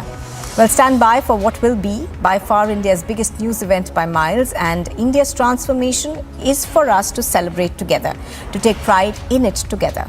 What does this time of transformation mean to you? Tell us what this transformation means to you and send us your video on it via WhatsApp on 730-4434-381. The most compelling responses will get in-house seats to India's biggest news event, that's the Republic Summit. So join us in celebrating this time of transformation. A look now at the headlines we are tracking here on Republic. Mafia Don's son is gunned down in an encounter. Atique and his brother will be quizzed by the ATS today.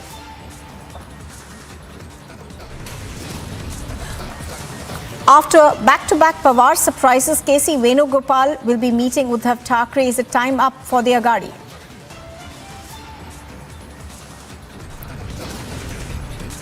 Nitish Kumar makes a last-ditch effort to unite the opposition. Key meeting with Rahul Gandhi, Sharad Pawar and Uddhav Thackeray in Mumbai next. In the United States, Finance Minister Nirmala Sitharaman calls for global crypto regulation.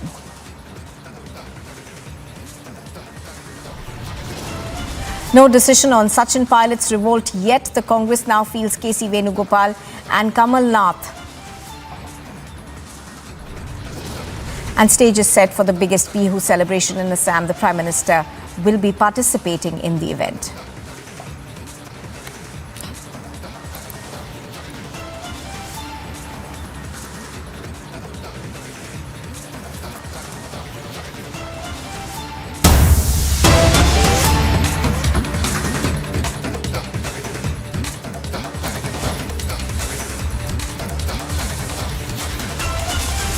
Well, straight off to the big political story that we are tracking right now. We are now learning that the Congress party has decided to rope in Kamal Nath as an emissary to pacify Sachin Pilot. But we are told that the Gandhis have still not met Sachin Pilot. In fact, let's go across. We are going to go across to our reporters on the ground in just a bit to get more details on this. But what we know so far is that despite Sachin Pilot having been in Delhi for quite some time, there has been no meeting between him and the Gandhis yet. Let's in fact go across to Anuj, who's reporting on this. Anuj, we are now told that Kamal Nath perhaps is going to be the person who will be talking right now to Sachin Pilot at least. And, there is also, some talk of action being initiated against him. Can you tell us more, please? Well, if we talk about the whole chapter, if we talk about Sachin Pilot, then yes, this is being seen at the several meetings which has happened in the national capital. There was meetings after meetings which was witnessed in the national capital, and yes, this was Mallikarjun Kharge, this was KC Venugopal, this was Rahul Gandhi also, among whom this particular topic or this particular issue was discussed. But the infighting continues and nothing has reached to conclusion. We broke it yesterday. Let me remind you that the camp has been divided. In Congress party, there are two camps at this point in time. One is in favor of Sachin Pilot, who are supporting Sachin Pilot. One is against Sachin Pilot, who are saying that Sachin Pilot should be sacked and the action should be taken.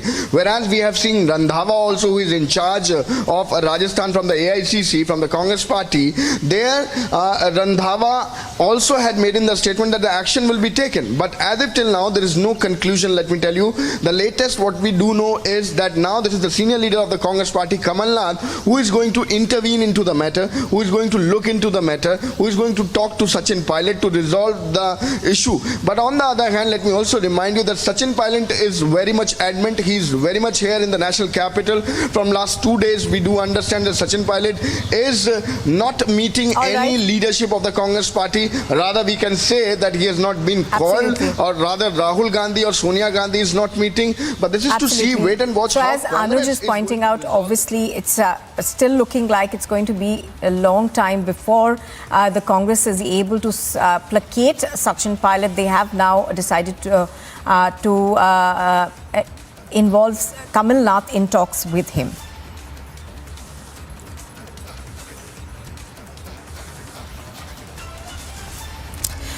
And in fact, we are now going to cut across to Assam, where the Prime Minister landed a short while ago. He was, of course, welcomed by the Assam Chief Minister, Himanta Biswa Sarma. There are a host of programs that the Prime Minister will be attending today. The first amongst them, of course, is the inauguration of AIMS in Assam. Let's go across, in fact, to our correspondent on the ground, Aniruddha, as well as Meenakshi, both of the, I beg your pardon, as well as Rakshita, I think, who are bringing us the latest on this. To Aniruddha first. Aniruddha, the Prime Minister will be making his way to the AIMS in a short while from now. So give us a sense of what's happening there.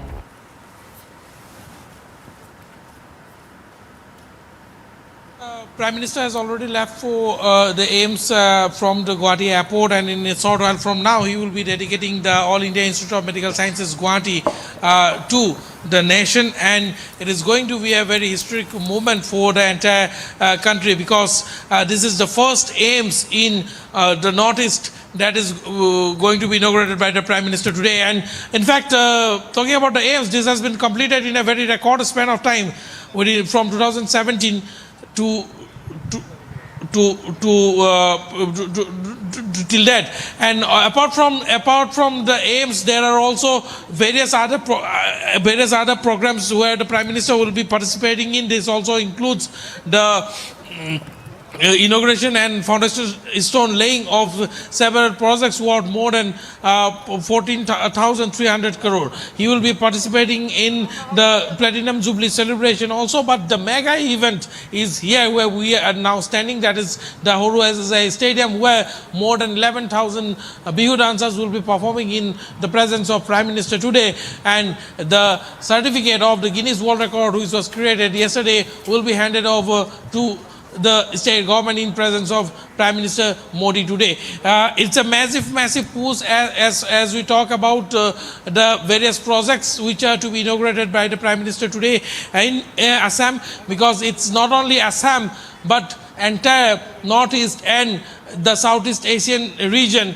that is going to get a push from this move of the center, because this is as part of the Act East policy that massive transformation is being witnessed, and probably this is for the first time ever in the history of Northeast that projects worth to the tune of 14,300 crore are being inaugurated, or foundation of the same is being laid here on the same day.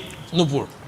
Oh yes, absolutely. As Aniruddha is pointing out, this is looking like it's going to be a huge event. Let me go also to Rakshita right now. Rakshita, you are also standing at the stadium where we are expecting that mammoth Bihu performance to take place.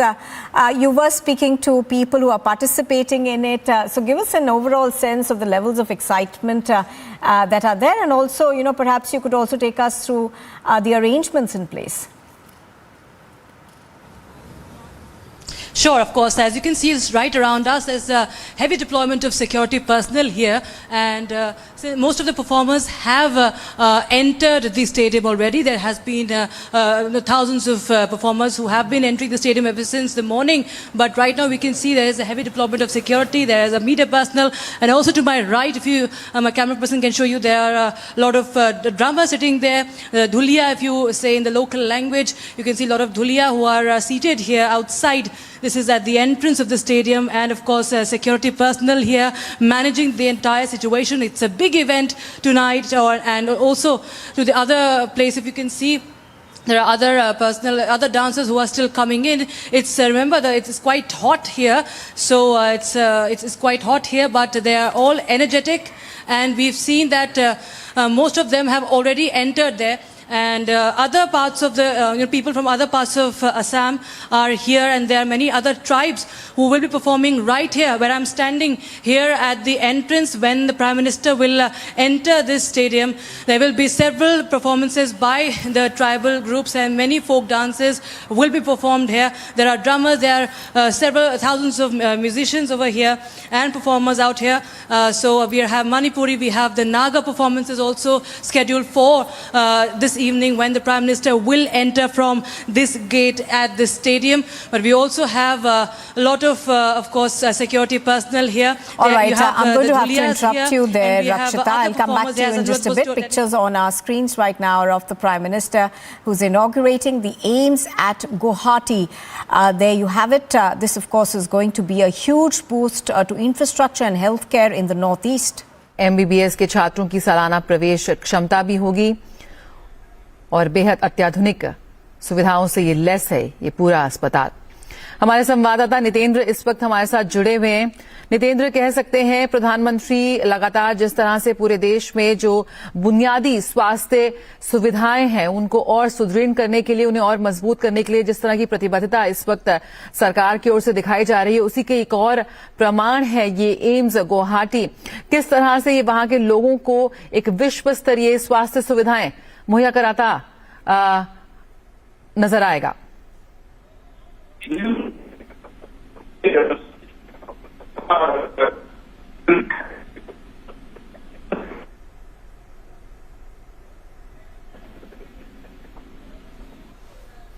तो 2017 में AIIMS का PM ने किया था शिलान्यास और आज प्रधानमंत्री नरेंद्र मोदी ने इसे राष्ट्र को समर्पित किया है। बेहद कम समय में ये बनकर तैयार हुआ है और अत्याधुनिक स्वास्थ्य सुविधाओं से ये लैस है।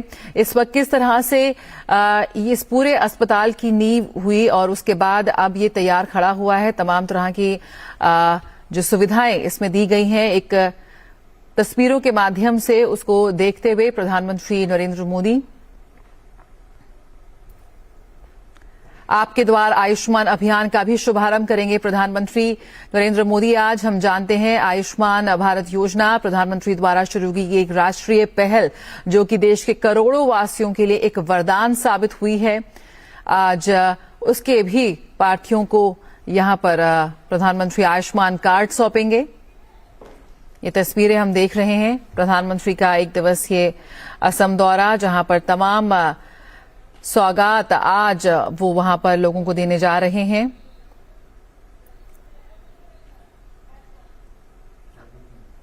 और प्रधानमंत्री ने वहां पर एम्स की विभिन्न सुविधाओं का जायजा भी लिया।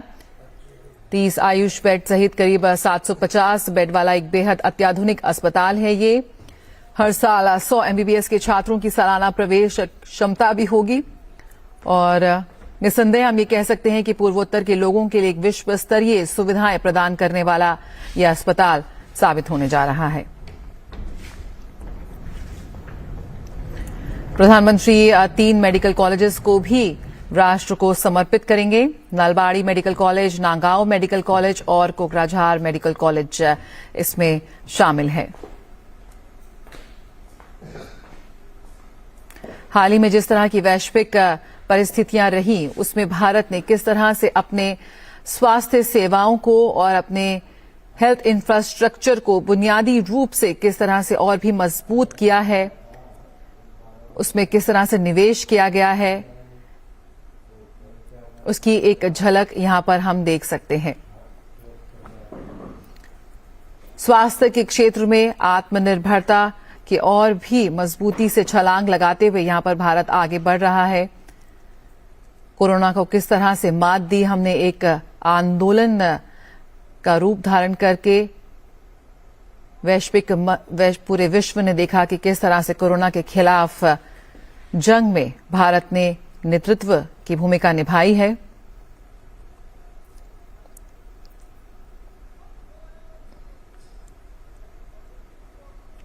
स्वास्थ्य सुविधाओं की बात करें, स्वास्थ्य के क्षेत्र में बात करें तो एम्स एक ऐसा नाम है जो लोगों में विश्वास जागृत करता है, अपनी क्रेडिबिलिटी है और यहां पर पूर्वोत्तर भारत के लोगों को भी, अगर दूर दराज के लोगों को, गांव के लोगों को अपने शहर से, अपने गांव से दूर जाकर स्वास्थ्य सुविधाओं के लिए जाना पड़ता था, उनके लिए एक बहुत बड़ा वरदान ये साबित होने जा रहा है।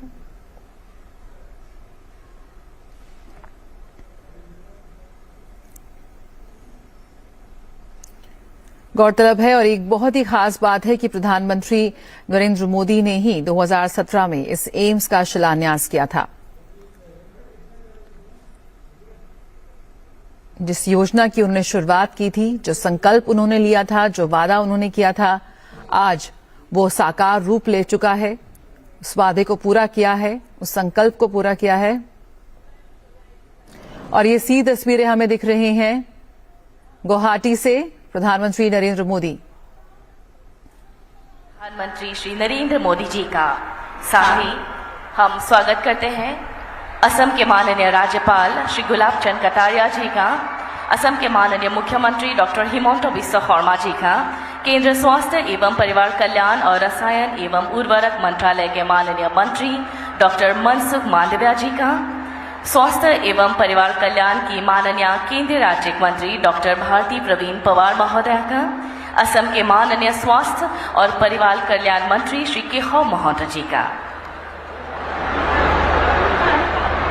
नमस्कार देवी और सज्जनों, भारत के माननीय प्रधानमंत्री श्री नरेंद्र मोदी जी के कर कमलों द्वारा अखिल भारतीय आयुर्विज्ञान संस्थान अर्थात एम्स का औपचारिक राष्ट्र को समर्पण तथा असम के 3 जिलों में मेडिकल कॉलेज का आभासी उद्घाटन एवं असम में 1 करोड़ 10 लाख लाभार्थियों को आयुष्मान कार्ड वितरण का शुभारंभ और Assam advanced health care innovation institute का शिलान्यास हेतु आयोजित इस भव्य समारोह में मैं केंद्र स्वास्थ्य और परिवार कल्याण विभाग एवं असम सरकार की ओर से आप सभी का हार्दिक स्वागत करती हूँ।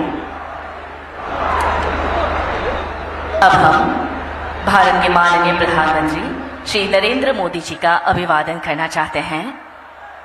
मैं असम के माननीय मुख्यमंत्री डॉक्टर हिमंत बिस्वा शर्मा जी से निवेदन करूंगी कि वे कृपया माननीय प्रधानमंत्री जी को सम्मानित करें।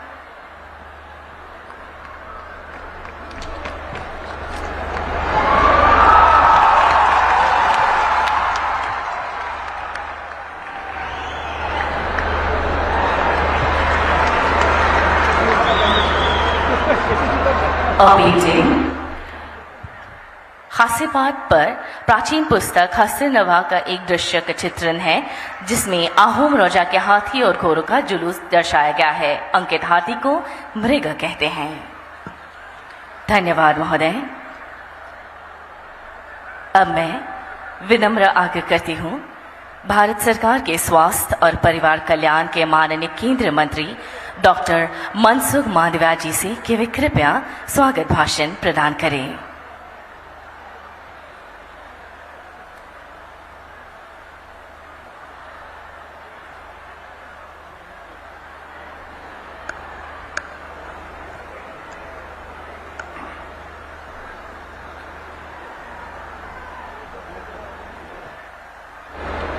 आसाम और नॉर्थ ईस्ट राज्यों को एम्स गुवाहाटी और अन्य बहुउद्देशीय विकास कार्यों की भेंट देने के लिए यहाँ उपस्थित आज़ादी के बाद हेल्थ सेक्टर को सबसे ज़्यादा प्राथमिकता देने वाले हमारे आदरणीय प्रधानमंत्री श्री नरेंद्र मोदी जी, इस अवसर पर उपस्थित असम प्रदेश के राज्यपाल श्री गुलाब चंद कटारिया जी, असम राज्य के प्रभावशाली मुख्यमंत्री श्री हेमंत बिस्वा शर्मा जी, मेरी साथी मंत्री बहन भारती पवार जी, राज्य के स्वास्थ्य मंत्री श्री केशव महंता जी, दूर सुदूर से आए मेरे भाइयों और बहनों का इस सुनहरे अवसर पर मैं हार्दिक स्वागत और अभिवादन करता हूँ। साथ ही में माँ कामाख्या और शंकर देव जी की इस पवित्र धरती को नमन करता हूँ। प्रधानमंत्री जी, आपने कभी डेवलपमेंट को टोकन अप्रोच में नहीं सोचा है, लेकिन हमेशा आपने टोटल अप्रोच और सैचुरेशन लेवल पर ले जाने के लिए सोचा है। देश के सभी नागरिकों को अपने घर के पास ही टर्शरी केयर सुविधा मिले, इसके लिए अलग अलग क्षेत्र में वर्ल्ड क्लास इंफ्रास्ट्रक्चर के साथ 22 एम्स खोलने का काम तेजी से हो रहा है। सेकेंडरी केयर के लिए उत्तम स्वास्थ्य सुविधाएं हर व्यक्ति को उसके अपने जिले में मिले, इसलिए प्रत्येक जिले में एक मेडिकल कॉलेज खोलने का बहुत बड़ा अभियान आपके नेतृत्व में चल रहा है। प्रधानमंत्री जी, आपने देश को नागरिक स्वस्थ रहे और बीमारियों से कोसों दूर रहे, इसके लिए प्रिवेंशन पर फोकस करते हुए 8 से 10 हजार की आबादी पर एक के हिसाब से देश में 1,50,000 से ज़्यादा हेल्थ एंड वेलनेस सेंटर खुलवाए हैं। देश में 50 करोड़ से ज़्यादा नागरिकों को प्रधानमंत्री आयुष्मान भारत योजना से प्रत्येक साल 5 लाख का बीमा कवच देकर उनकी गंभीर बीमारियों का इलाज करने के लिए परिवार की तरह उनका सहारा बने हो। प्रधानमंत्री जी, आप देश के गरीब मरीजों के लिए 9,300 से ज़्यादा जन औषधि केंद्र खोलकर सस्ती और अच्छी दवाइयाँ प्रदान करते रहे हो। इस सब के लिए देश के करोड़ों नागरिकों की ओर से मैं आपका धन्यवाद करना चाहता हूँ। आज का दिन पूरे नॉर्थ ईस्ट के उज्जवल भविष्य के लिए महत्वपूर्ण दिन है। आज इस अवसर में प्रधानमंत्री जी ने नॉर्थ ईस्ट भारत के लोगों के लिए 2017 में गुवाहाटी में एम्स बनाने का स्वप्न देखा और 1123 करोड़ रुपए की लागत से बने इस आधुनिक इंस्टीट्यूट को आज उन्हें भेंट कर रहे हैं।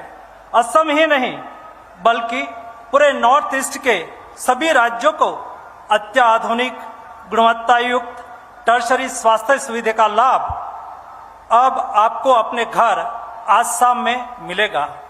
पहले नॉर्थ ईस्ट के लोगों के लिए दिल्ली, कोलकाता जैसे बड़े शहरों में इलाज कराने जाने का उनका सफर, मैं इंग्लिश में कहूँ तो सफर में यानी पीड़ा में बदल जाता था। अब उनकी यह पीड़ादायी यात्रा मोदी जी ने खत्म कर दी है।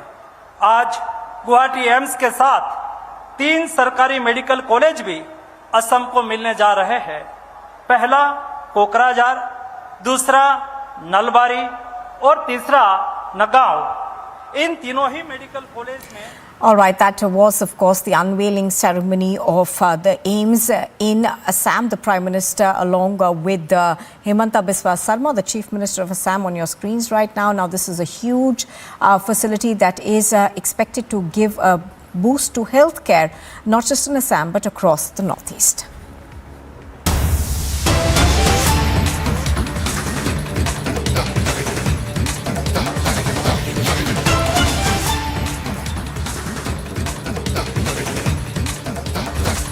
Well, the former Deputy Chief Minister of Karnataka, Lakshman Sawadi, is now at Siddharamaia's residence. This comes after Lakshman Sawadi quit the BJP miffed over not getting a ticket. Now, we have, of course, since the morning been hearing the fact that he is likely to be joining the Congress, but pictures on your screen are, in fact, now proof that that has already happened. So, with the senior leadership of Karnataka Congress over there, you can see Lakshman Sawadi. Now, we don't know whether he's going to be given a ticket from the Congress party, but pictures on your screen are, of course, of Siddharamaiah as well as DK Shivakumar and Randeep Surjewala, along with the leader. Now, since the morning, of course, we have been hearing talk of him joining the Congress party. I'm going to go across to Prajwal to give us more details on this. Prajwal, pictures on our screen, of course, now make it amply clear that, he is joining the Congress party. The question, of course, however, will remain as to whether the Congress is going to give him a ticket now. That's the big question now. And even if you look at it, initially, even before coming to Siddaramaya's residence, Lakshman Savathy met the KPCC president, DK Shivkumar, first. And after he had a meeting with DK Shivkumar has taken him to the AICC General Secretary, Randeep Singh Surjewala, and all the three of them at an undisclosed location had a meeting before finally going ahead and meeting Siddaramaya. Because remember the fact that Siddaramaya was scheduled to be in Belagavi today, but there has been a massive change in his plans as well. So this goes on and points out that there is something big which is going on within the Congress party, and Lakshman Savathy will be included within the Congress party. But will this happen today, or will this happen on the 16th of April is one of the biggest questions now. Because on the 16th of April, we are also expecting that Rahul Gandhi will also be here in Karnataka, and he will be in Kolar as well. And during that point of time, it might be a grand entry for Lakshman Savathy, also going on and pointing fingers, stating that the Congress top leadership is with him and they will strongly back him to go ahead and contest from Athani as well. And if anything to go by, Lakshmi Hebbalkar has also now spoken to all the Congress leaders in the Belagavi district unit as well, and she stated that we will welcome Lakshman Savathy with open arms into the Congress party in the Belagavi fold as well, which goes on and states and proves the fact that now the Congress is making its ground ready in Belagavi as well as Chikkodi to welcome Lakshman Savathy. All right, so lots of political movement taking place in Karnataka for the moment. Prajwal, thank you very much for joining us. Prajwal, of course, is taking us through the latest piece of news that we are picking up, that Lakshman Savathy is now joining the Congress party. And pictures on your screen, of course, are of that meeting that is taking place between the senior Congress leaders and Lakshman Savathy.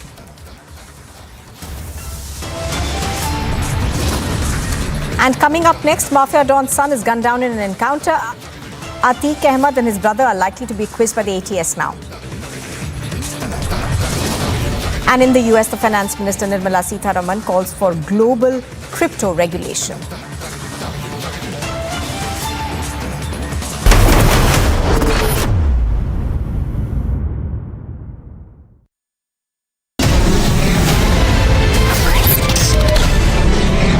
Most fundamentally important to us as a narrative for the next 5 years? There can only be one narrative. There can only be one way forward, and that is development. Where a young democracy breathes, that we also celebrate on this journey of development, where we can actually lead change, not only for our country, men and women, but also for the world.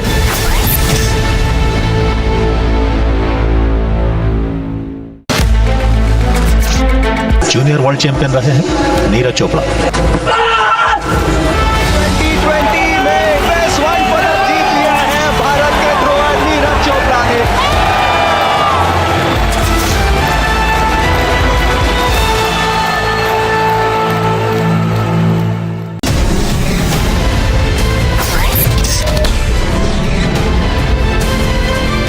Mediation will work when there is uncertainty of winning by any one party. इसलिए जो judgment आया यही सबसे उत्तम है. This puts an end to the whole issue. Assertive 1% that wants to open the wounds again. They do not operate only by the verdict of the court.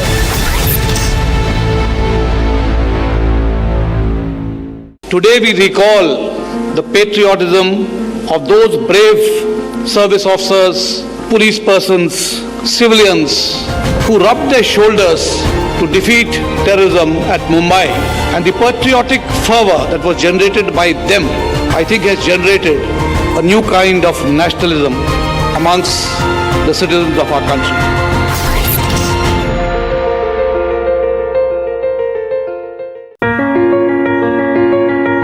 Dear viewers, in a few days we are bringing to you once again the Republic Summit. And this year our theme is fittingly about how this is a time of transformation.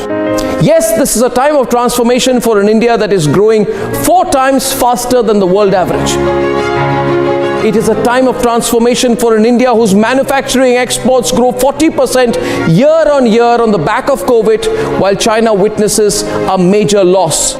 This is a time of transformation, of opportunity for India that has let go of the dollar hangover, and the rupee is closer to being accepted as international currency.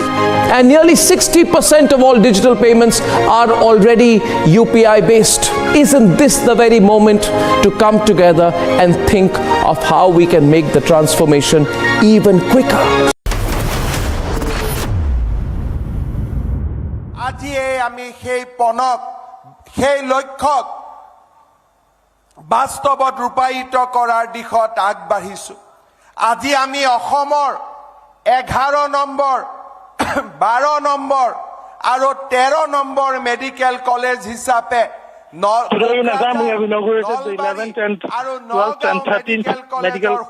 উদ্বোধনীৰ অনুষ্ঠানৰ সাক্ষী হ'বৰ বাবে ইয়াত প্ৰস্তুত হৈছো আমি অসমবাসীৰ আমাৰ লক্ষ্য অসমত 24খন মেডিকেল কলেজ নিৰ্মাণ কৰা আৰু সেই লক্ষ্যত আমি অহা 3-4 বছৰৰ ভিতৰত উপনীত হম অসমৰ প্ৰতিখন পুৰণি জিলা medical colleges in Assam and in next 3-4 years we are going to achieve লক্ষ্য এয়া আমাৰ বাবে পণ এই পণ আৰু লক্ষ্যক আমি বাস্তৱত ৰূপায়িত কৰিম this is our aim শ্ৰদ্ধা ৰাইজ असम में एक बहुत बड़ा कल्पना हुआ क्या डॉक्टर और इंजीनियर मिलके एक मेडिकल कॉलेज का कल्पना कर सकते हैं क्या जो हॉस्पिटल में चिकित्सा भी होगा और चिकित्सा का साथ चिकित्सा से जड़ित आधुनिक जो सरंजाम है यंत्रपाति है उसका भी इनोवेशन हो आईआईटी गुवाहाटी और असम सरकार मिलके वो कल्पना किया और वो कल्पना का अनुसार हमने यही सोचा कि आईआईटी गुवाहाटी का इलाका में उनका कैंपस में एक नया मेडिकल कॉलेज निर्माण किया जाएगा और वो नया मेडिकल कॉलेज में डॉक्टर भी इनोवेशन के लिए काम करेगा और इंजीनियर भी भारत का स्वास्थ्य खंड को आत्मनिर्भर बनाने के लिए काम करेगा Prime Minister Modi there inaugurating the first AIIMS of the Northeast. This is the AIIMS in Guwahati.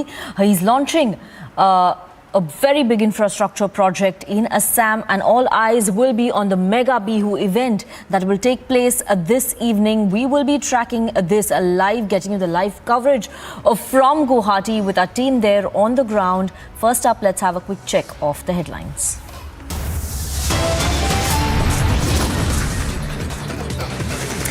And there is a Mafia Don's son gunned down in encounter. Atique and brother are being quizzed by the ADS.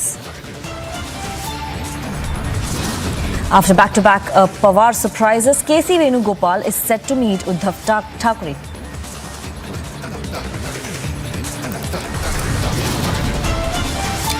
Nitish Kumar makes a last-ditch effort to unite the opposition. Key meeting with Pawar, Rahul and Uddhav in Mumbai next. All G20 members that any action on crypto assets will have to be global. In United States, Finance Minister Nirmala Sitharaman called for global crypto regulations. No decision on pilot revolt yet. Vadra Congress now fields Kamal Nath. No meeting yet with the top brass for pilot. And stage set for the biggest Bihu celebrations in Assam. Prime Minister to take part in the event.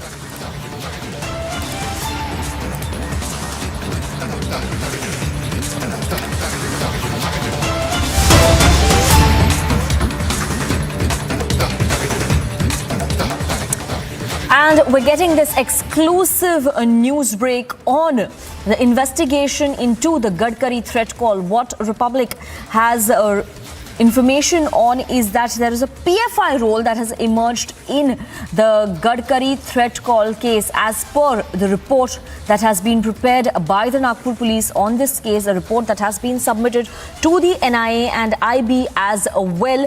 PFI role has emerged in the threat call case.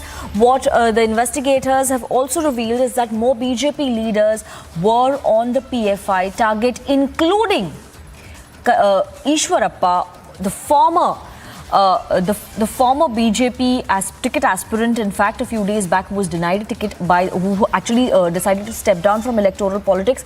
Even he was under the radar of the PFI, is what the report is saying. And Prajwal is joining us live on this broadcast. Prajwal, what are the details you're gathering as far as this entire report is concerned?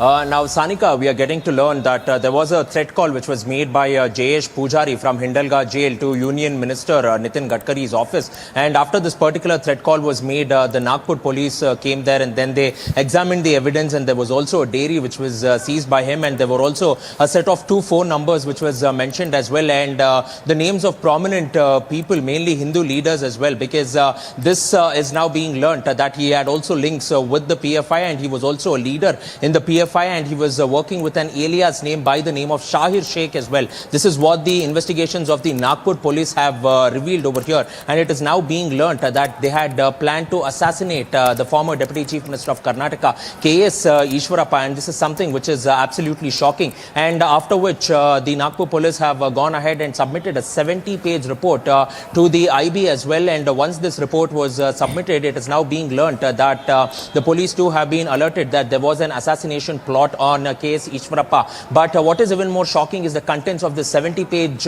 report, which states that more and more number of Hindu leaders were also on the radar of Jayesh Pujari too, and he is a notorious rowdy sheeter, history sheeter, and he was also largely seen in the Mangaluru underworld since 2008 as well. He was arrested in 2008 on charges of attempt to murder, extortion and dacoity. In 2011, there was a case which was booked against him for extortion, and he was taken to the Mysore jail.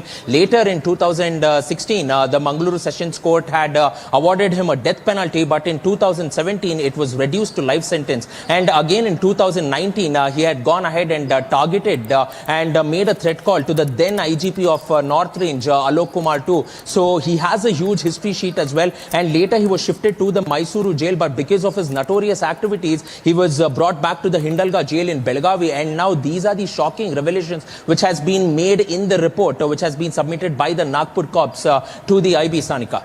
Yes. So Prajwal giving us very important information of how PFI was actually targeting BJP leaders, senior leader Ishwarappa, BJP leader, who was on their target. Also threat call to Union Minister Nitin Gadkari. This is as per the report that has been prepared by the Nagpur police, which has been submitted to the NIA and IB as well.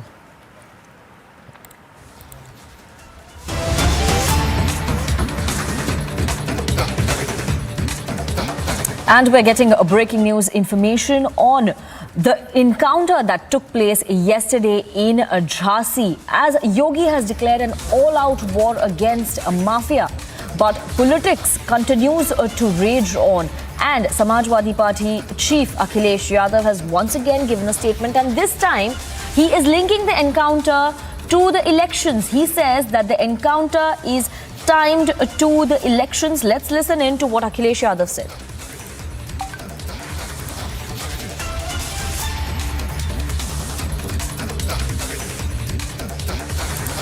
Okay, we will try to get that bite response from Akhilesh Yadav, SP chief, who in fact yesterday also had raised questions over the encounter. He'd called the encounter fake and had demanded an investigation into the encounter today.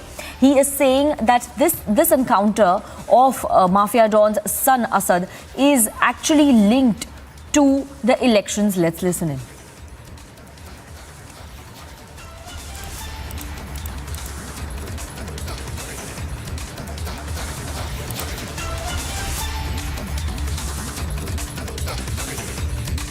निकलते क्या कहें, लेकिन पहले दिन से Bharatiya Janata party चुनाव को देखते हुए इनकाउंटर कर रही है।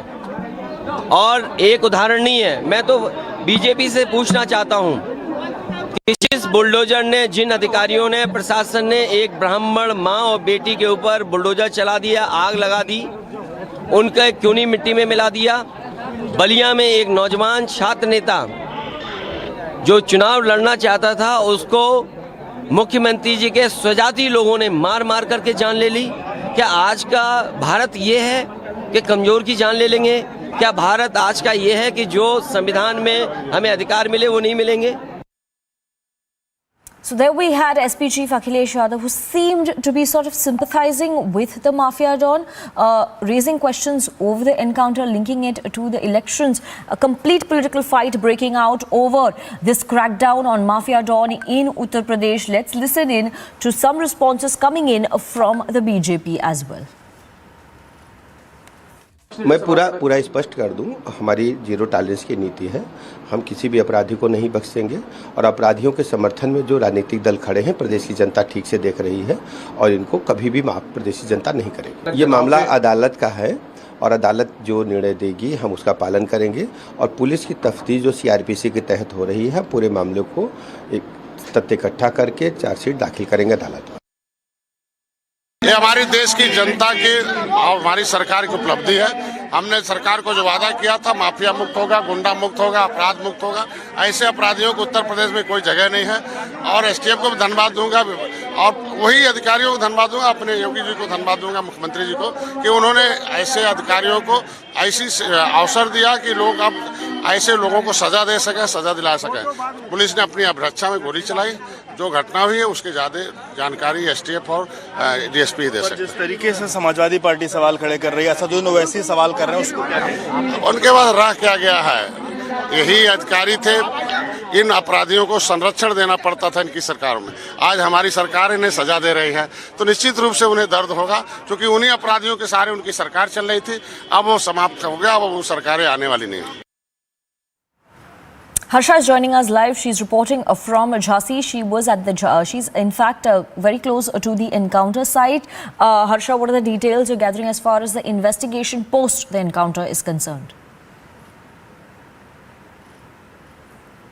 See, the entire investigation is taking around the encounter area where exactly the encounter was taken place. The police team of Jhansi, along with few of the officials from Prayagraj, have already reached to the encounter spot where the detailed investigation is being done, because they have to make the pointers and submit a detailed report to the to the headquarters as well. Therefore, UP-STF is doing a joint investigation, also recreating the entire encounter incident which has happened. And one more thing, from where exactly Asad and Gulam got that bike in which they were trying to flee from, when they were going from Mot to Jhansi, when they got to know that police is doing a thorough checking, who provided them that vehicle, that bike, police investigation into that angle as well. Now, the one more information which we are gathering right now from Jhansi mortuary is that the family members of Asad and Gulam have left from Prayagraj just now. This is the latest information we are gathering. The family members have left from Prayagraj. It will take them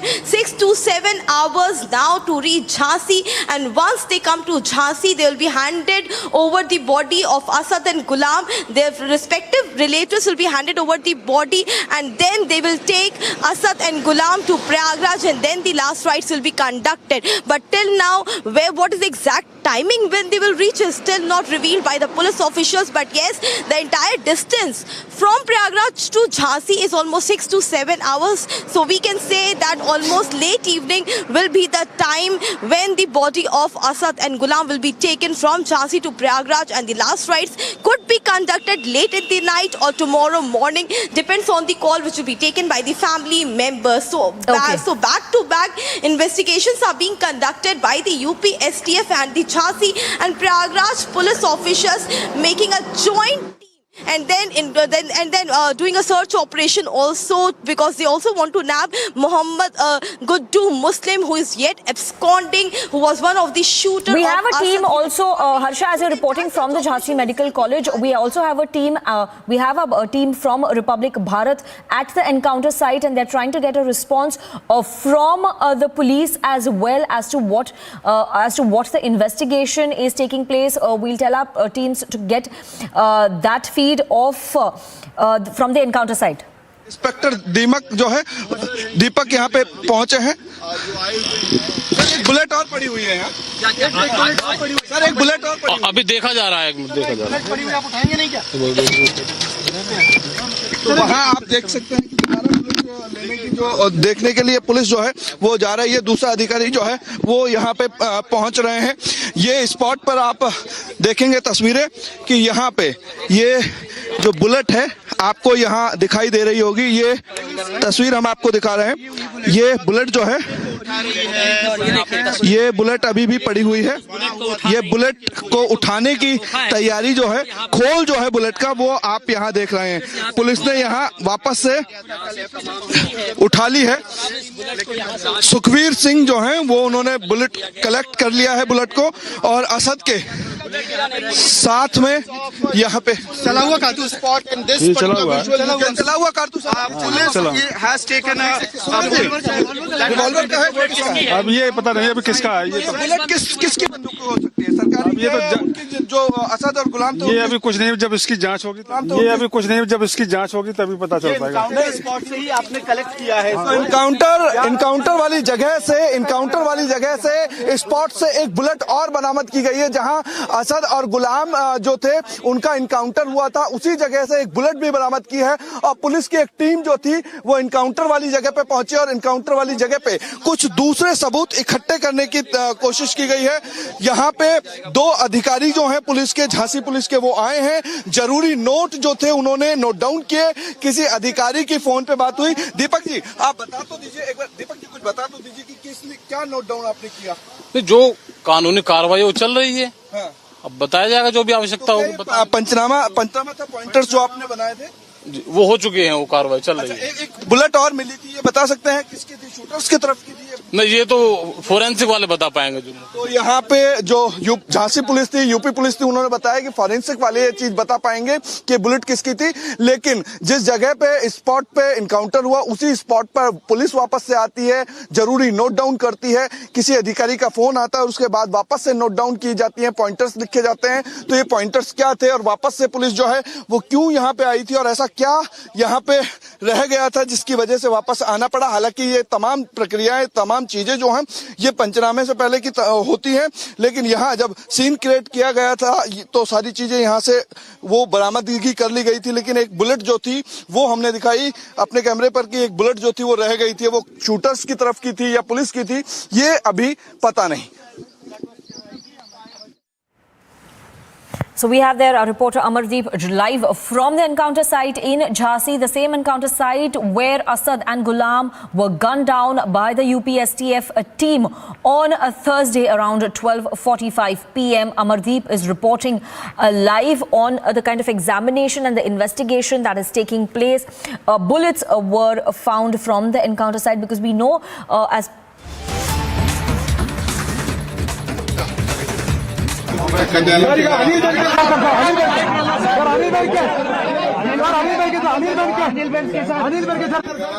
ಈಗ ನಮ್ಮ ಸಾಯಂಕಾಲ ಸಿದ್ದರಾಮಯ್ಯನವರು ಬಾಬಾ ಸಾಹೇಬ್ ಅಂಬೇಡ್ಕರ್ ಅವರ ಜನ್ಮದಿನ ಮುಗಿಸಿ ಬೆಳಗಾವಿಯ ಕ್ಷೇತ್ರಕ್ಕೆ ಕಾರ್ಯಕ್ರಮ ಇದೆ. ನಮ್ಮ ಚಿನ್ನರಾಜ್ ಅವ್ರನ್ನ ಜೊತೆ ಮಾಡಿ ಕಳಿಸ್ಕೊಟ್ಟಿದ್ದಾರೆ, ಬಂದಿದ್ದಾರೆ. 4 ಗಂಟೆಗೆ ನಾವು ನಿಮ್ಮನ್ನ ಭೇಟಿ ಮಾಡ್ತೇವೆ.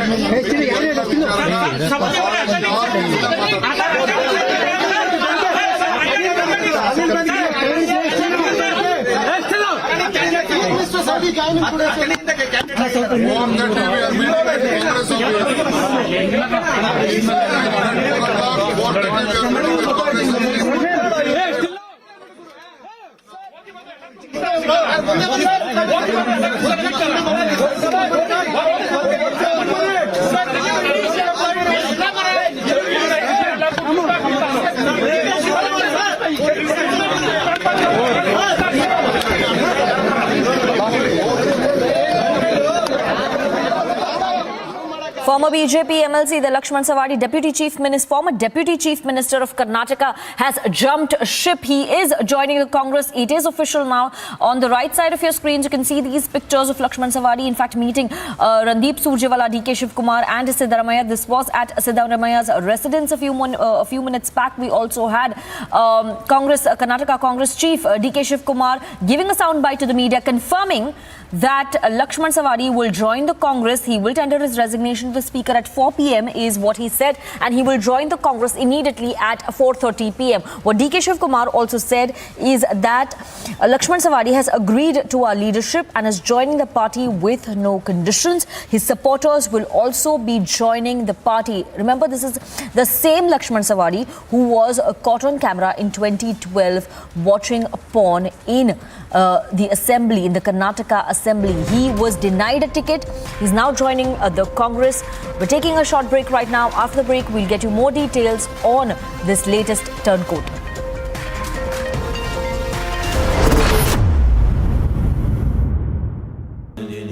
Amity has been ranked India's #1 not-for-profit private university for 10 years, with top 10 ranked institutions in management, engineering, biotech, law, masscom, telecom, hospitality, fashion and more. Yet another top ranking for Amity University. Today we recall the patriotism of those brave service officers, police persons, civilians who rubbed their shoulders to defeat terrorism at Mumbai, and the patriotic fervor that was generated by them, I think, has generated a new kind of nationalism amongst the citizens of our country.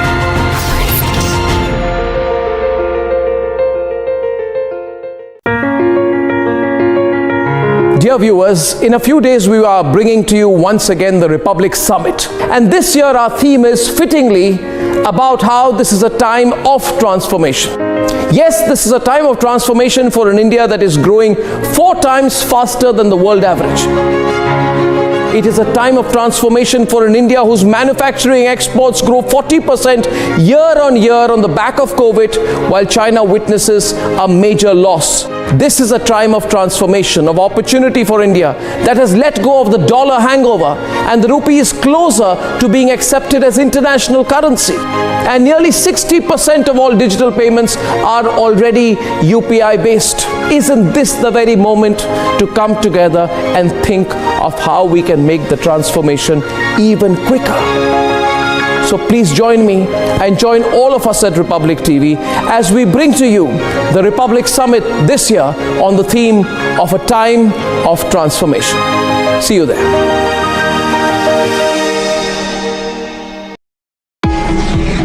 World leaders have promised everything to everyone in the so-called Sustainable Development Goals. Not surprisingly, the world and all the G20 countries are vastly off track to deliver. Even India won't deliver everything, but India has improved faster than any other G20 nation from 2015 to 19. India shows that prioritizing achievable, deliverable development matters. Yet the rich world incessantly stress climate change. And yes, climate is a challenge, but one of many. And currently climate policies cost trillions of dollars, yet deliver trivial temperature reductions in a century from now. In a world where we can't do everything, India is uniquely placed to demand the world focus on the most efficient development policies first. Growth, jobs, education, health is at the top of India's priorities, as it is across most of the world. Climate is there too, but nowhere near the top. I will talk about how smart policies can help India and the world achieve amazing progress for little money, better education. ನಮ್ಮ ಸಾಯಂಕಾಲ ಸಿದ್ದರಾಮಯ್ಯನವರು ಬಾಬಾ ಸಾಹೇಬ್ ಅಂಬೇಡ್ಕರ್ ಅವರ ಜನ್ಮದಿನ ಬೆಳಗಾವಿಯ ಕ್ಷೇತ್ರಕ್ಕೆ ಕಾರ್ಯಕ್ರಮ ಇದೆ. ನಮ್ಮ ಚಿನ್ನರಾಜ್ ಅವ್ರನ್ನ ಜೊತೆ ಮಾಡಿ ಕಳಿಸ್ಕೊಟ್ಟಿದ್ದಾರೆ, ಬಂದಿದ್ದಾರೆ. 4:15 ಗಂಟೆಗೆ ನಾವು ನಿಮ್ಮನ್ನ ಭೇಟಿ ಮಾಡ್ತೇವೆ.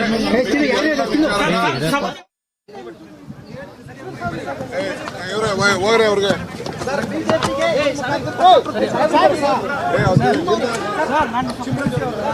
Siddaramaiah residence, where right now we can see that Lakshman Sawadi, former Karnataka Deputy Chief Minister, former MLC of the BJP, he's left Siddaramaiah residence. He had come out with the Karnataka.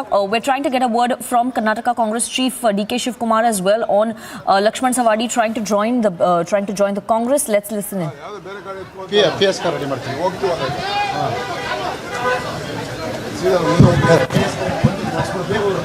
Person ಬೇಕು ಅಂದ್ರೆ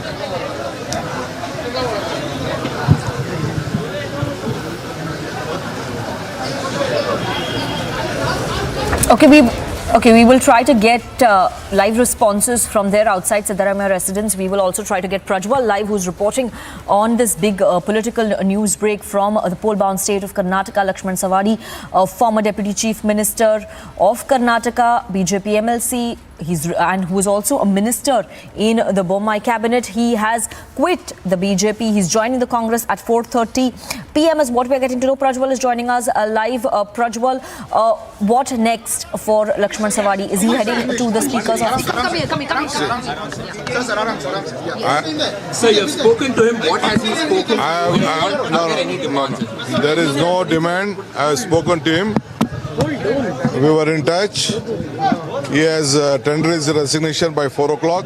He is coming to the Congress office by 4:30. I had a detailed hour-long meeting with him. So I wanted my CLP also to meeting, my General Secretary also meeting. We have finished our meeting. He is resigning. Then he has been admitting to the Congress party. There is no condition. It is our bound duty. He is a very senior leader of the BJP. Was a deputy CM. He had 5 years of his tenure. But still, we feel that he has been humiliated. It is our bound duty to take such great leaders to the Congress party. There are still so many leaders, about more than 9-10 sitting legislators who wanted to join us. But we are just looking, we don't have a space to accommodate them. If without any conditions, if they come, definitely we will take them. I will already CLP, he will be contesting, that's all. Sir, what is the question, sir? Sir.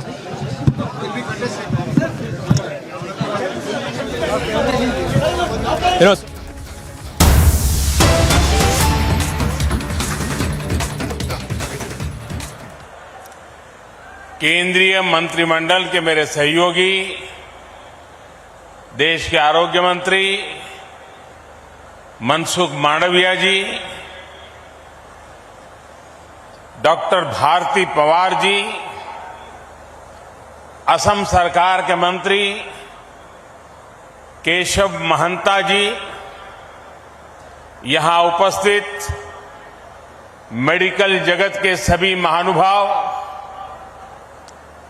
अन्य महानुभाव, अलग अलग स्थानों पर video conference से जुड़े हुए सभी महानुभाव और असम के मेरे प्यारे भाइयों और बहनों, मां कामाख्यार ये पवित्रो भूमिर पौरा ओहमोर होमो भाटनी भोगनोई लोई मोर प्रणाम। आप सभी को रंगाली बिहू की बहुत बहुत शुभकामनाएं। इस पावन अवसर पर असम के नॉर्थ ईस्ट के हेल्थ इंफ्रास्ट्रक्चर को आज एक नई ताकत मिली है। आज नॉर्थ ईस्ट को अपना पहला एम्स मिला है और असम को 3 नए मेडिकल कॉलेज मिले हैं। आईआईटी गुवाहाटी के साथ मिलकर आधुनिक रिसर्च के लिए 500 बेड वाले सुपर स्पेशलिटी अस्पताल का भी शिलान्यास हुआ है और असम के लाखों लाख साथियों तक आयुष्मान कार्ड पहुंचाने का काम मिशन मोड पे शुरू हुआ है। नए एम्स से असम के अलावा अरुणाचल प्रदेश, नागालैंड, मेघालय, मिजोरम और मणिपुर के साथियों को भी इसका बहुत लाभ मिलने वाला है। आरोग्य के इन सारे प्रोजेक्ट्स के लिए आप सभी को, नॉर्थ ईस्ट के सभी मेरे भाइयों बहनों को बहुत बहुत बधाई और बहुत बहुत शुभकामनाएं। भाइयों और बहनों, पिछले 9 वर्षों में नॉर्थ ईस्ट में कनेक्टिविटी से जुड़े इंफ्रास्ट्रक्चर को लेकर बहुत चर्चा हुई है। आज जो भी नॉर्थ ईस्ट आता है तो यहां के रोड, रेल, एयरपोर्ट से जुड़े कार्यों को देखकर प्रशंसा किए बिना रह नहीं सकता है। लेकिन नॉर्थ ईस्ट में एक और इंफ्रास्ट्रक्चर पर बहुत तेजी से काम हुआ है और वो है सोशल इंफ्रास्ट्रक्चर। यहां शिक्षा और स्वास्थ्य की सुविधाओं का जो विस्तार हुआ है वो वाकई दोस्तों अभूतपूर्व है। पिछले वर्ष जब मैं डिब्रूगढ़ आया था तो असम के अनेक जिलों में मुझे एक साथ कई अस्पतालों का शिलान्यास और उद्घाटन करने का अवसर मिला था। आज एम्स और 3 मेडिकल कॉलेज आपको सौंपने का मुझे सौभाग्य मिला है। बीते वर्षों में असम में डेंटल कॉलेजों की सुविधा का भी विस्तार हुआ है। इन सभी को नॉर्थ ईस्ट में लगातार बेहतर होती रेल रोड कनेक्टिविटी से भी मदद मिल रही है। विशेष रूप से गर्भावस्था के दौरान महिलाओं को जो समस्या आती थी वो अब दूर हुई है। इससे माता और बच्चे के जीवन पर संकट बहुत कम हुआ है। आजकल एक नई बीमारी देखने को मिल रही है। मैं देश में कहीं भी जाता हूं, उत्तर में, दक्षिण में, नॉर्थ ईस्ट में, पिछले 9 वर्षों में हुए विकास की चर्चा करता हूं तो कुछ लोगों को बहुत परेशानी हो जाती है। ये नई बीमारी है। वो शिकायत करते हैं कि दशकों तक उन्होंने भी देश पर राज किया है, उन्हें क्रेडिट क्यों नहीं मिलता। क्रेडिट के भूखे लोगों और जनता पर राज करने की भावना ने देश का बहुत अहित किया है। अरे जनता तो जनार्दन का रूप होती है, ईश्वर का रूप होती है। पहले वाले क्रेडिट के भूखे थे, इसलिए नॉर्थ ईस्ट उन्हें दूर लगता था। एक परायेपन का भाव उन्होंने पैदा कर दिया था। हम तो सेवा भाव से, आपके सेवक होने की भावना से, समर्पण भाव से आपकी सेवा करते रहते हैं। इसलिए नॉर्थ ईस्ट हमें दूर भी नहीं लगता और अपनेपन का भाव भी कभी भी कम नहीं होता है। मुझे खुशी है कि आज नॉर्थ ईस्ट में लोगों ने विकास की बागडोर आगे बढ़कर खुद संभाल ली है। वो नॉर्थ ईस्ट के विकास से भारत के विकास के मंत्र को लेकर आगे बढ़ रहे हैं। विकास के इस नए आंदोलन में केंद्र सरकार एक दोस्त बनकर, एक सेवक बनकर, एक साथी बनकर सभी राज्यों के साथ काम कर रही है। आज का ये आयोजन भी इसी का एक जीता जागता उदाहरण है। साथियों, दशकों तक हमारा पूर्वोत्तर कई और चुनौतियों से जूझता रहा है। जब किसी सेक्टर में परिवारवाद, क्षेत्रवाद, भ्रष्टाचार और अस्थिरता की राजनीति हावी होती है, तब विकास होना असंभव हो जाता है। और यही हमारे हेल्थ केयर सिस्टम के साथ हुआ। दिल्ली में जो एम्स है वो 50 के दशक में बना था। देश के कोने कोने से लोग आकर दिल्ली एम्स में इलाज कराते थे, लेकिन दशकों तक किसी ने ये नहीं सोचा कि देश के दूसरे हिस्सों में भी एम्स खोलने चाहिए।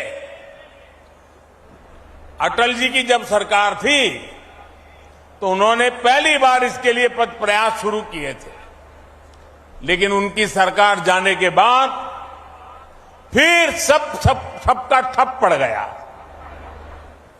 जो एम्स खोले भी गए, वहां व्यवस्थाएं खस्ताहाल ही रही। 2014 के बाद हमने इन सारी कमियों को दूर किया।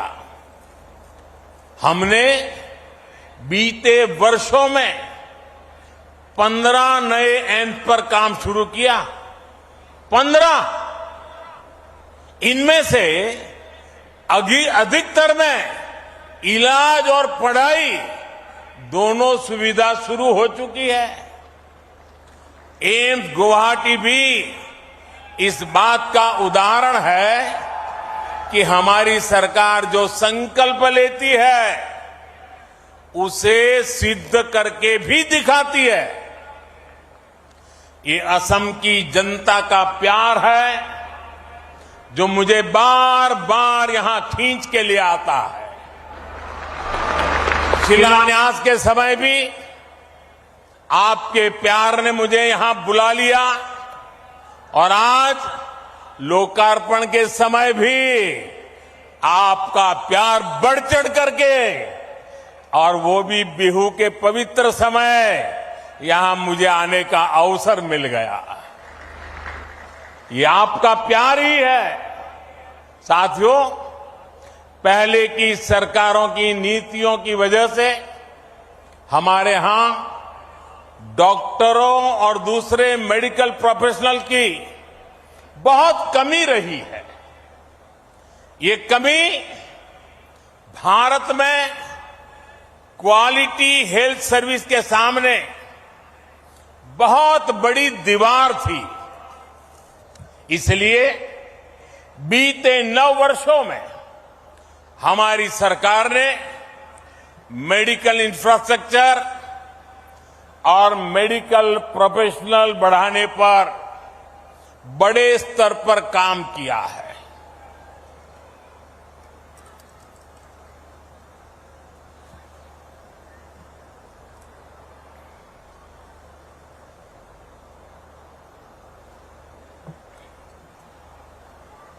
– 2014 से पहले 10 सालों में करीब 150 मेडिकल कॉलेज बने थे। पिछले 9 वर्षों में हमारी सरकार में करीब 300 नए मेडिकल कॉलेज बने। पिछले 9 वर्षों में देश में एमबीबीएस सीटें भी 2 गुनी बढ़कर 1 लाख से अधिक हो चुकी है। पिछले 9 वर्षों में देश में मेडिकल की पीजी सीटों में भी 110% की बढ़ोतरी हुई है।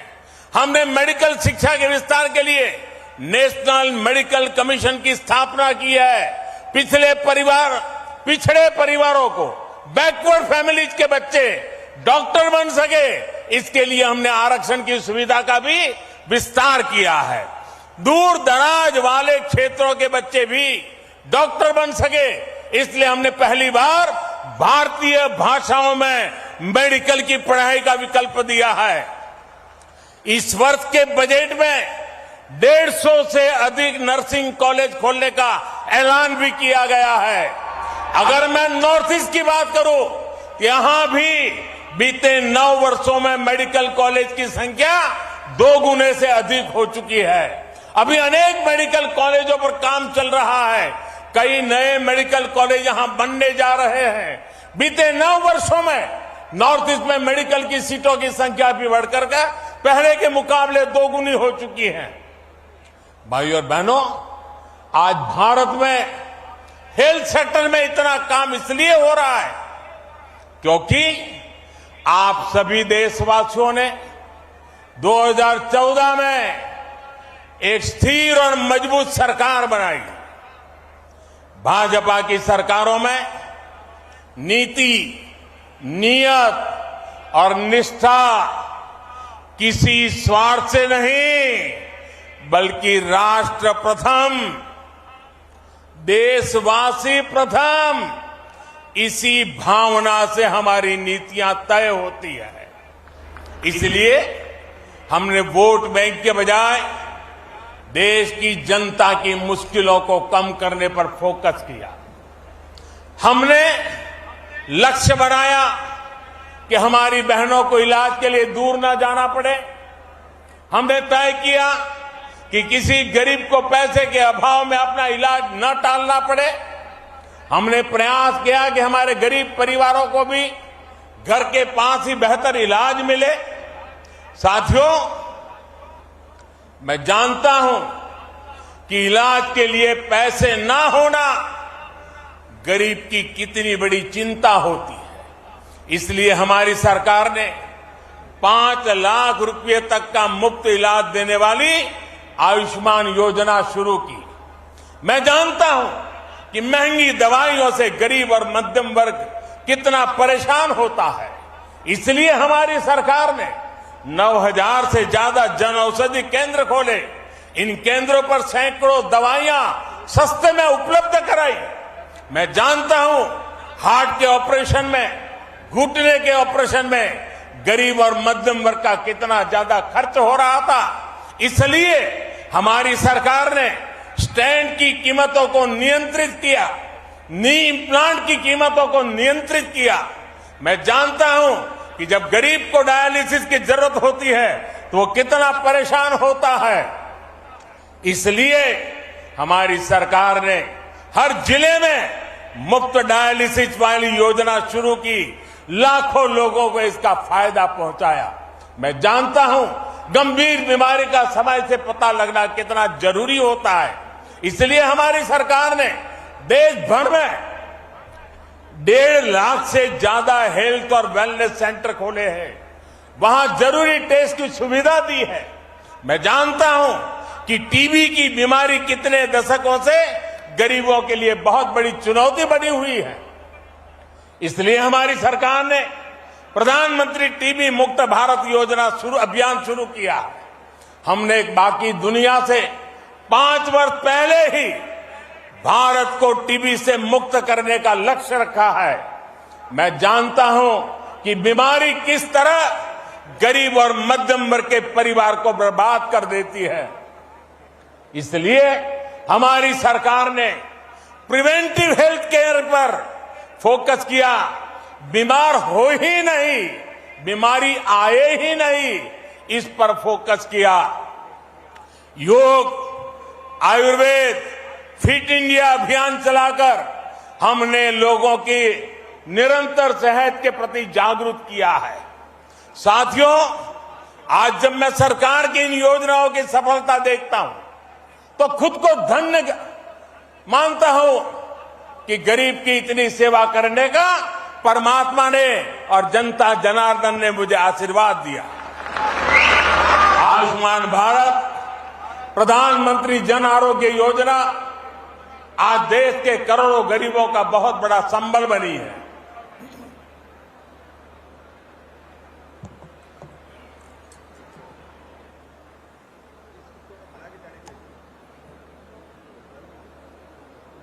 बीते वर्षों में आयुष्मान भारत योजना ने गरीबों के 80,000 करोड़ रुपए खर्च होने से बचाए हैं।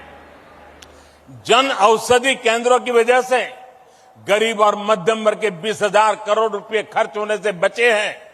स्टेंट और नी इम्प्लांट की कीमत कम होने से गरीब और मध्यम वर्ग के हर साल 13,000 करोड़ रुपए बच रहे हैं। मुफ्त डायलिसिस की सुविधा से भी किडनी के गरीब मरीजों के 500 करोड़ रुपए से ज्यादा खर्च होने से बचे हैं। आज यहां असम के करीब 1 करोड़ से भी ज्यादा नागरिकों को आयुष्मान भारत कार्ड देने का अभियान भी शुरू हुआ है। इस अभियान से असम के लोगों को बहुत बड़ी मदद मिलने वाली है, उनके पैसे बचने वाले हैं। साथियों, मैं अक्सर देश के कोने कोने में हमारी सरकार की योजनाओं के लाभार्थियों से मुलाकात करता रहता हूं।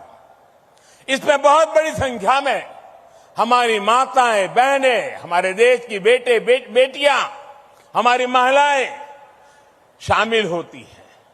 वो मुझे बताती हैं कि पहले इसकी सरकारों में और अब भाजपा सरकार के समय में स्वास्थ्य सुविधाओं में कितना बड़ा फर्क आया है।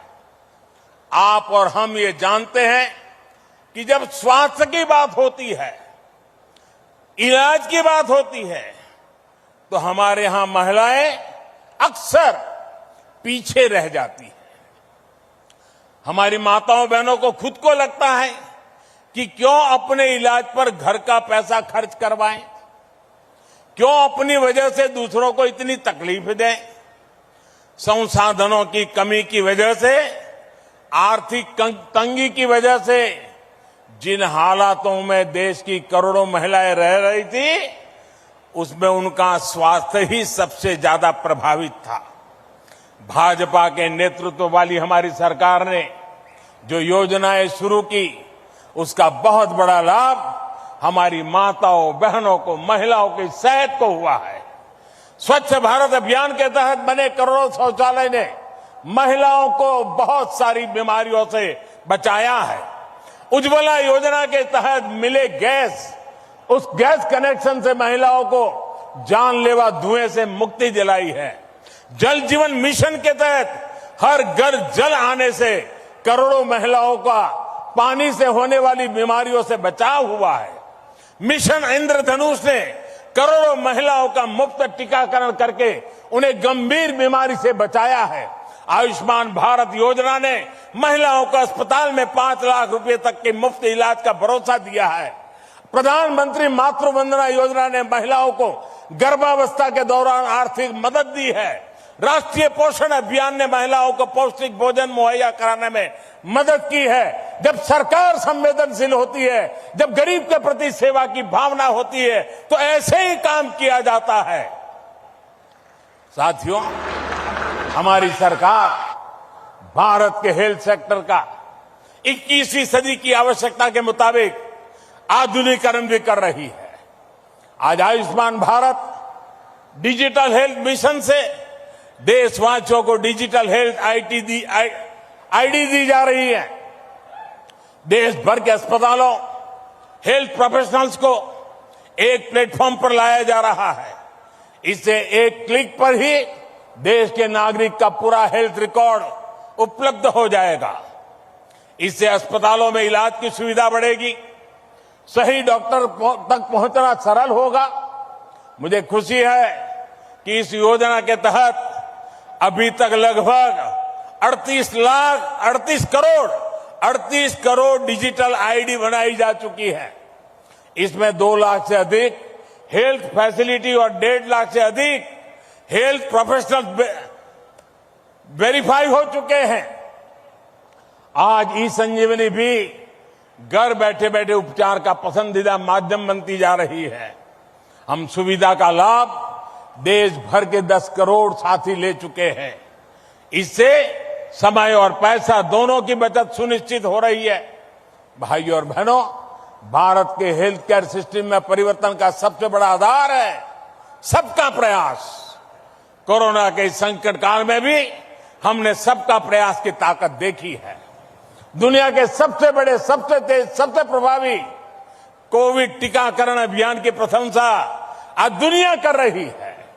हमने मेड इन इंडिया वैक्सीन बनाई, उन्हें बहुत कम समय के भीतर दूर दूर तक पहुंचाया।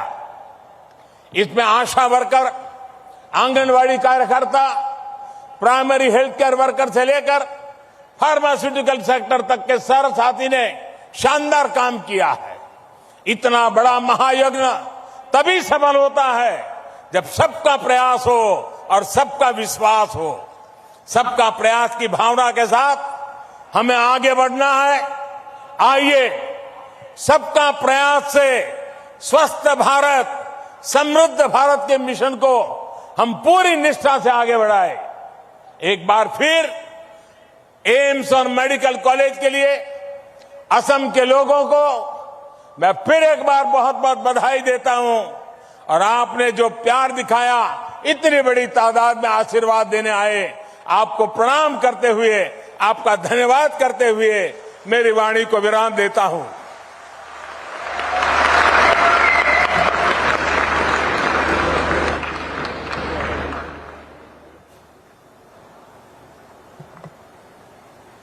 महोदय, आपकी उपस्थिति। Minister is in Assam and he has addressed a big gathering there. Many people coming out in huge numbers to hear what the Prime Minister had to say.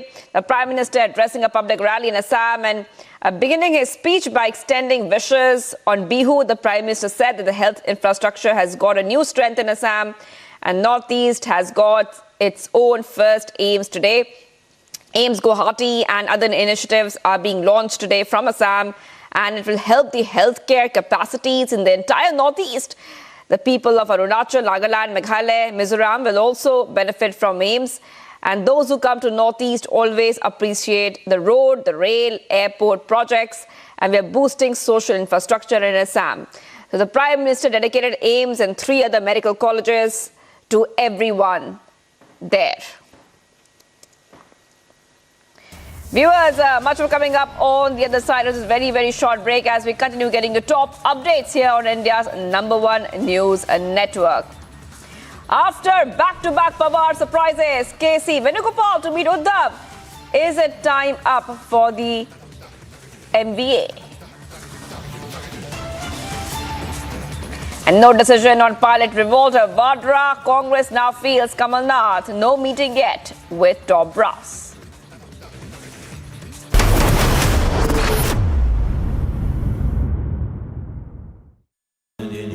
Amity has been ranked India's #1 not-for-profit private university for 10 years, with top 10 ranked institutions in management, engineering, biotech, law, masscom, telecom, hospitality, fashion and more. Yet another top ranking for Amity University. What is the secret for this longevity? In this 40 years, I have done all kinds of films. I've raised the bar. Sometimes I failed miserably. People made fun of me. Films have been successful, critically acclaimed. So so it's been a fantastic journey. Just get up in the morning and go for work. And you feel blessed. कि यार आज सुबह आप उठे हैं and you can breathe. You can be grateful to God and be grateful कि आपके पास काम है. I was always a good listener. I would listen to people, learn from them, and that's what you do, and you keep on working. That's it. For me, this is one of the feathers of my career that today Republic Summit, Arnav साहब ने मुझे कहा कि आप आओ, तो मुझे ऐसा लगा this is a proud moment for me.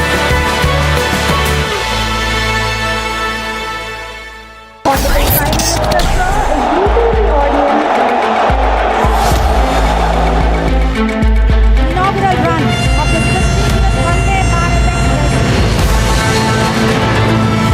Express.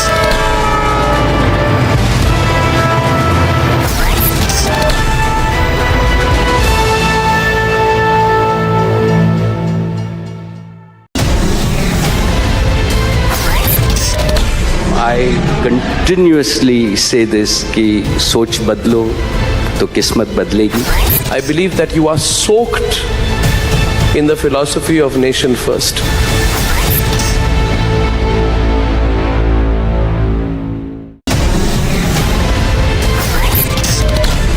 All of the BJP leadership, everyone is criticizing the Mahagathbandhan, but Gadkari is one senior leader in the BJP who has never taken on the Gathbandhan. महागठबंधन जो week है, जो defeated है, ऐसे अशक्त लोगों की alliance का नाम है महागठबंधन.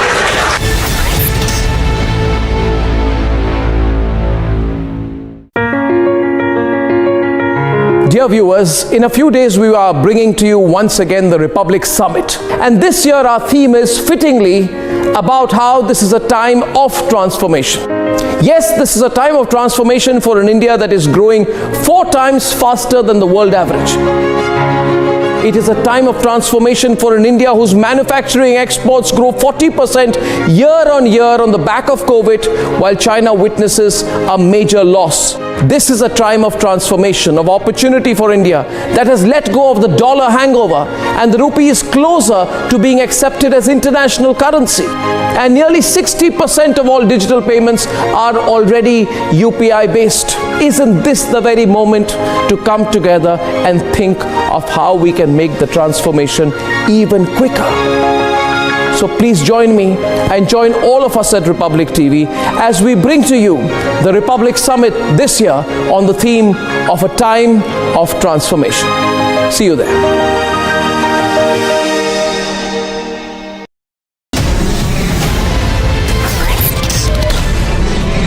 Most fundamentally important to us as a narrative.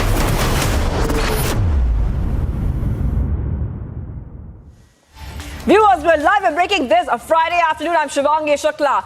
And it's battleground Karnataka. Ahead of the Karnataka elections, around ₹1 crore in cash was seized from near Bengaluru city market. Police have arrested 2 in this matter and have taken them into custody, while the money has been handed over to Income Tax Department.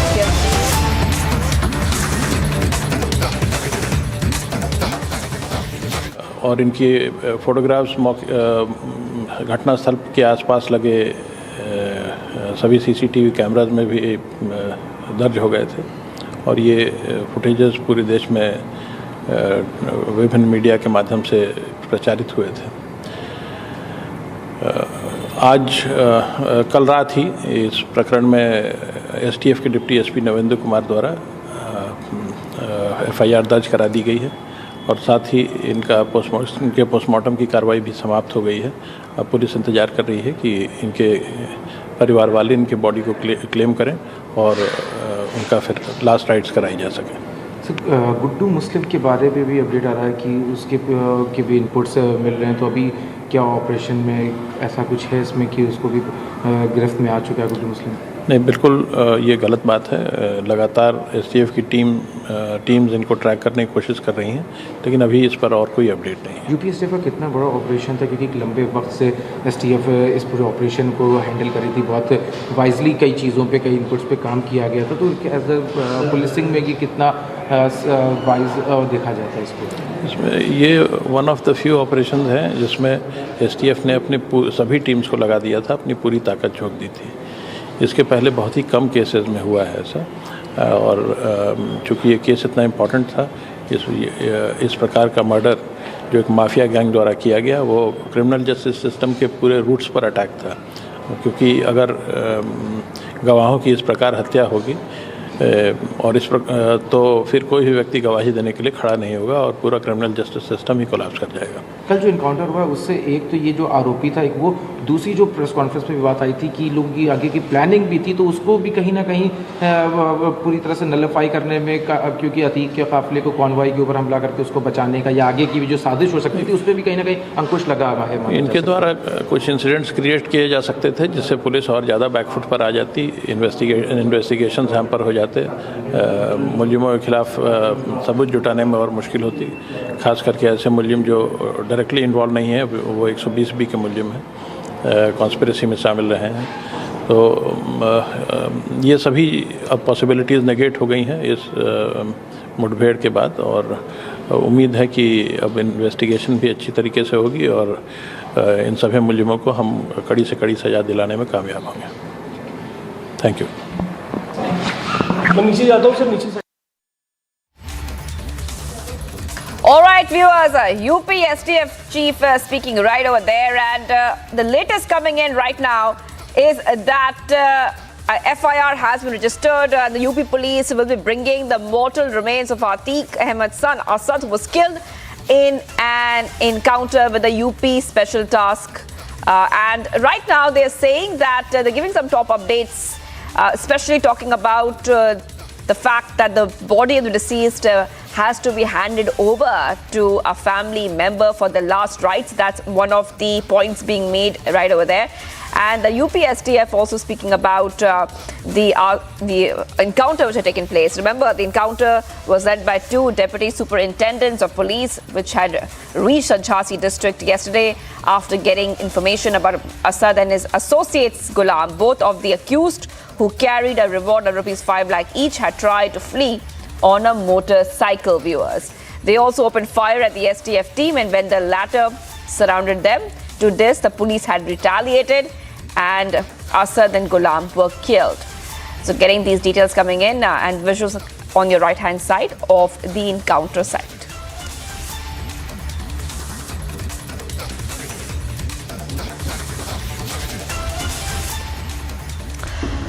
All right, viewers, let's move ahead. And India's biggest news event is back. The third edition of the Republic Summit will be held in the national capital this month. The biggest names, the biggest newsmakers, the biggest agents of change and transformation in India will be at the Republic Summit once again this year. So stand by for what will be by far India's biggest news event by miles. India's transformation is for us to celebrate together, to take pride in it together. What does this time of transformation mean to you? Tell us what this transformation means to you and send us your video on it via WhatsApp on 730-4434-381. The most compelling responses will get in-house seats to India's biggest news event, the Republic Summit. Join us in celebrating this time of transformation. And viewers, let's see what else is making headlines right now. First, son gunned down encounter, now Atique and brother quizzed by ATS on terror links.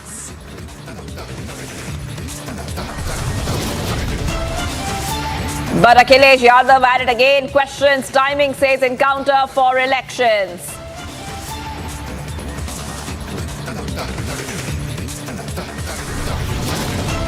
वाले credit के भूखे थे, इसलिए north east उन्हें दूर लगता था। एक परायेपन का भाव उन्होंने पैदा कर दिया था। In Guwahati, Prime Minister hits out at opposition, says credit-hungry people ignore the Northeast.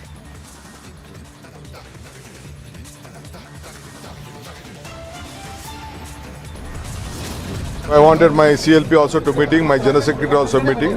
We have finished our meeting. He is resigning. Then he is been admitting to the Congress party.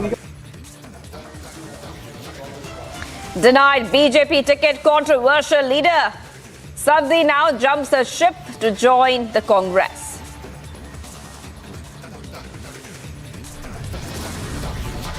After back-to-back Pawar surprises KC Venugopal to meet Uddhav is a time up for the MVA.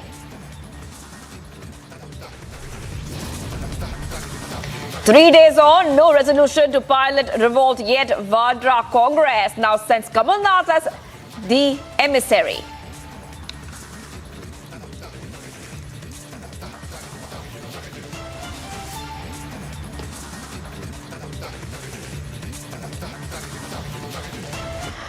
Viewers, let's go straight to the top story which is coming in right now, especially from battleground Karnataka, where we are seeing that many updates coming in, breaking updates coming in as the state will go to polls. Controversial leader Lakshman Sabdi, who was denied ticket by BJP, is now headed to the Congress, and the Congress has given the Pond Gate MLA a ticket now. That's a big breaking coming in right now here on Republic TV, viewers. Now, what we are learning so far is that the former Deputy CM Lakshman Sabdi has joined the Congress, This is what DK Shivkumar has confirmed. He had just resigned from the BJP. He met the state Congress chief DK Shivkumar a short while back and the former CM Siddaramaiah just a short while back. And after the meeting, in fact, you can see the visuals of the meeting as well. You can see the visuals where you can see Lakshman Savdi with the Congress leaders there. And now what we are learning so far is that he has got a ticket now. He has got a ticket now. That's the top update coming in here on Republic TV, viewers. Let's go to Prajwal, who's joining us live. Prajwal, now this is a big development coming in. He has jumped ship because he did not get a ticket from the BJP. So now he jumped ship and now he has got a ticket, this time from the Congress. Absolutely, Shivangi. Now, so far, what we can clearly go ahead and learn over here is the fact that DK Shivkumar has stated that Lakshman Savadi will be officially joining the Congress party at 4:30 now. And once he joins the Congress party, he will be given a ticket as well. And Siddaramaiah has confirmed that as well, stating that 100% Lakshman Savadi will be given a ticket from the Congress to go ahead and contest from Athani Assembly constituency as well. And Siddaramaiah has made it official, and Siddaramaiah will also be visiting Belgavi today to speak to the Belgavi Congress unit leaders, because he's clearly going on and stating that they will figure out to go ahead and make sure that there will be no sort of infighting within the Congress party as well, because Satish Jarkiholi, who had initially gone ahead and stated that if Lakshman Savadi would be entering the party, then he would have to distance himself. But finally seems like DK Shivkumar too now has had a word with Satish Jarkiholi and has stated that even he will be there along with the party, and Lakshman Savadi as well as Satish Jarkiholi and Lakshmi Hepalkar,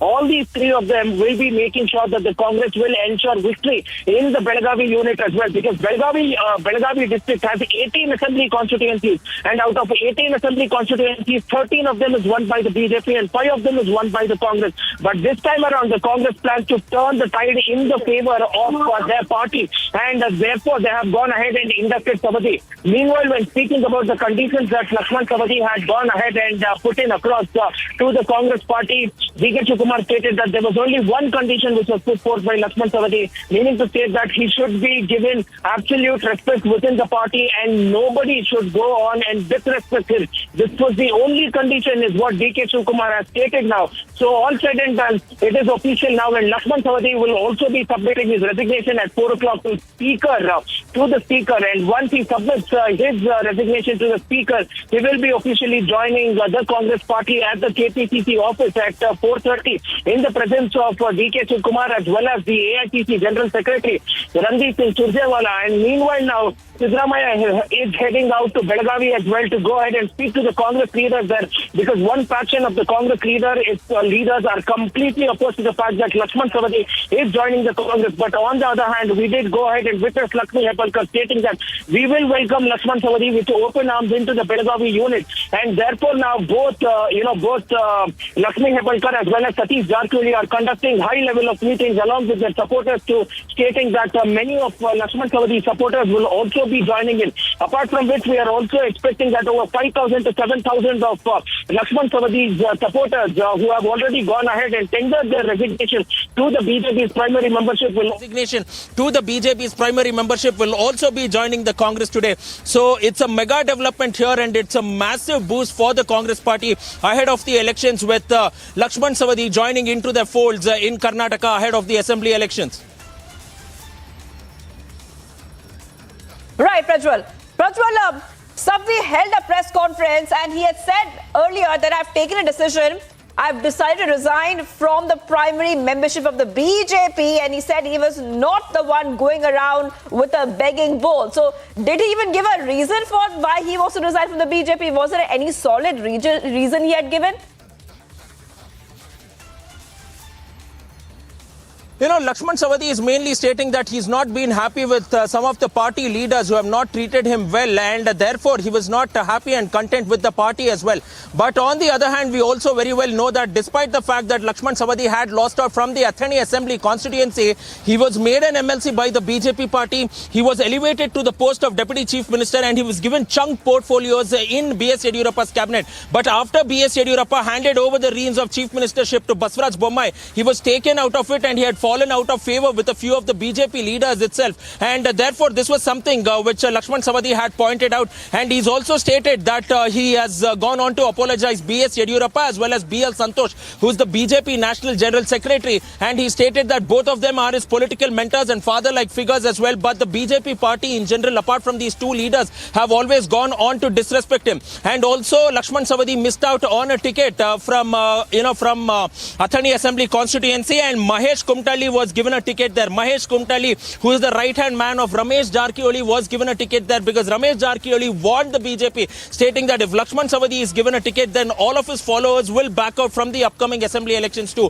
So all said and done, this is something which is very important now, and we need to look as to what might happen even in the Belagavi BJP unit as well. Right. All right. Thank you so much for joining us here. Prajwal is getting us top updates. He's saying at 4:30 p.m. That's when the official joining of the controversial leader Lakshman Sawadi will happen, and he's expected to be given a Congress ticket at that point of time. Thank you, Prajwal. And there's a reaction also which has come in of DK Shivakumar. Let's play that out. There is no demand. I have spoken to him. We were in touch. He has tendered his resignation by 4 o'clock. He is coming to the Congress office by 4:30. I had a detailed hour-long meeting with him. So I wanted my CLP also to meeting, my General Secretary also meeting. We have finished our meeting. He is resigning. Then he is being admitting to the Congress party. There is no condition. It is our bound duty. He is a very senior leader of the BJP. Was a deputy CM. He had 5 years of his tenure. But still, we feel that he has been humiliated. It is our bound duty to take such great leaders to the Congress party. There are still so many leaders, about more than 9-10 sitting legislators who wanted to join us. But we are just looking, we don't have a space to accommodate them. If without any conditions, if they come, definitely we will take them. तो अब जा रहे हो, याद रखें कि 15-20 साल तक दरवाजे बंद है, तो एक बहुत बड़ी सीख होगी ये। आपको लग रहा है वाकई में ये डिसीजन अगर आगे कोई लेगा तो ये आपकी तरफ से एक बड़ा देखिए, हमारे एक दोस्त ने भी कहा कि कांग्रेस में 3 मुख्यमंत्री के दावेदार हैं, वो भी क्या पता ख्याली पुलाव लेके जा रहे हो कि भाजपा ने डिप्टी सीएम बनाया। अब हो सकता ऐसा हो, लेकिन उनको अभी कांग्रेस पार्टी में औकात पता चल जाएगी। कांग्रेस पार्टी दरवाजे के बाहर बैठाने वाली है और राहुल गांधी 10 साल तक उनसे नहीं मिलने वाले हैं। भाजपा के सभी कार्यकर्ता यह मिल करके प्रचंड बहुमत के साथ सरकार बनाएंगे। आज पूरे देश भर में, या नहीं, आंध्र प्रदेश, तेलंगाना से लेकर के अलग अलग प्रदेशों में, तमिलनाडु में लोग भाजपा के पक्ष में आ रहे हैं, भाजपा ज्वाइन कर रहे हैं। अभी कुछ दिन पहले की बात देखिए, आंध्र प्रदेश के पूर्व मुख्यमंत्री किरण कुमार ने भी बीजेपी को ज्वाइन किया। यह इस समय सौभाग्य प्राप्त होता है भाजपा में काम करने का कि मोदी जी के नेतृत्व में काम करना, इससे बड़ा सौभाग्य क्या होगा। आप सम्मान की बात कर रहे हैं, सिद्धारमैया जी यहाँ पर साफ तौर पर कह रहे हैं कि लक्ष्मण जी का एक ही डिमांड है कि हमें सम्मान मिले, हमें रेस्पेक्ट मिले। आप कह रहे हैं अरे उनका सिद्धारमैया जी का असम्मान, बार बार असम्मान तो डीके शिवकुमार करते रहते हैं। वो सोचते हैं सिद्धारमैया जी मैं मुख्यमंत्री बनूंगा, तब तक डीके शिवकुमार कहते हैं मैं खड़गे जी के अंडर में काम करूंगा, फिर सिद्धारमैया जी बोलते हैं मैं ही मुख्यमंत्री बनूंगा, हाईकमान ने कह दिया। इतना झगड़ा, असम्मान तो कांग्रेस में है। राजस्थान में देखिए, गहलोत तो सचिन पायलट में क्या झगड़ा चल रहा, नकारा निकम्मा कर रहे हैं। छत्तीसगढ़ में देखिए, मुख्यमंत्री भूपेश बघेल और टी एस सिंहदेव में क्या झगड़ा चल रहा है। कांग्रेस झगड़े वाली पार्टी है, नेतृत्व लीडरलेस पार्टी है, नेतृत्व विहीन जिसे बोलते हैं, विजनलेस पार्टी है। इसलिए कांग्रेस में किसी का कोई भविष्य नहीं है। चलो धन्यवाद। सवाल ये भी है कि बीएस येदियुरप्पा जब नाराज हुए थे तो यही थे जो उनको वापस लेकर आए थे, मनाया था। अब इनका अरे अब ये पड़ेगा, कौन सा बड़ा डिसीजन है। चलो थैंक यू। अरे गिर जाएगा, वो गिर जाएगा आराम से। All right, viewers, so a big development coming in from Karnataka, battleground Karnataka as elections approach. The controversial leader, Lakshman Sawadi, who recently resigned from the Saffron Party, met State Congress Chief DK Shivakumar and former CM Siddharamaiah on Friday, and we can expect very soon in the evening he will get a Congress ticket and join the Congress officially. Taking a very short break on India's #1 news network as we continue to be live and breaking here. After back-to-back Pawar surprises, KC Venugopal to meet Uddhav, is it time up for the MVA? And 3 days on, no resolution to pilot revolt yet. Vadra Congress now sends Kamal Nath as an emissary.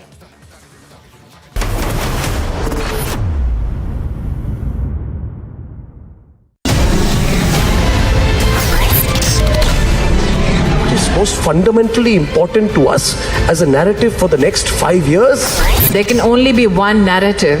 There can only be one way forward, and that is development.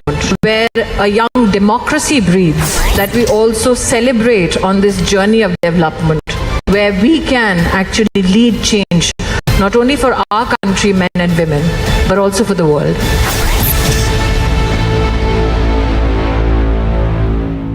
What is the secret for this longevity? In this 40 years, I have done all kinds of films. I've raised the bar. Sometimes I failed miserably. People made fun of me. Films have been successful, critically acclaimed. So it's been a fantastic journey. Just get up in the morning and go for work. And you feel blessed. कि यार आज सुबह आप उठे हैं and you can breathe. You can be grateful to God and be grateful कि आपके पास काम है. I was always a good listener. I would listen to people, learn from them, and that's what you do, and you keep on working. That's it. For me, this is one of the feathers of my career that today Republic Summit, Arnav साहब ने मुझे कहा कि आप आओ, तो मुझे ऐसा लगा this is a proud moment for me.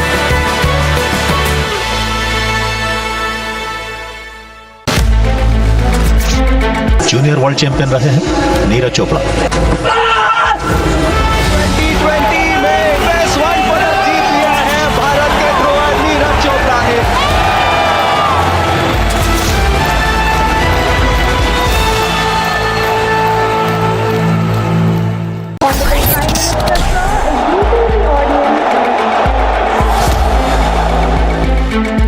Inaugural run of the prestigious Vande Bharat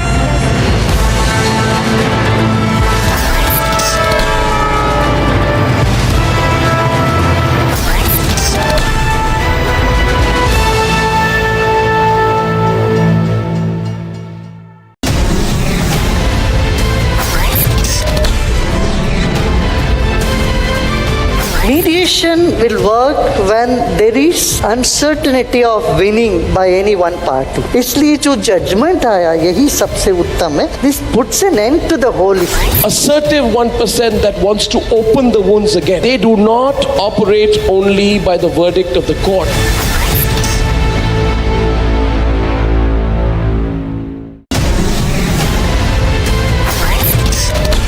I continuously say this कि सोच बदलो तो किस्मत बदलेगी. I believe that you are soaked in the philosophy of nation first.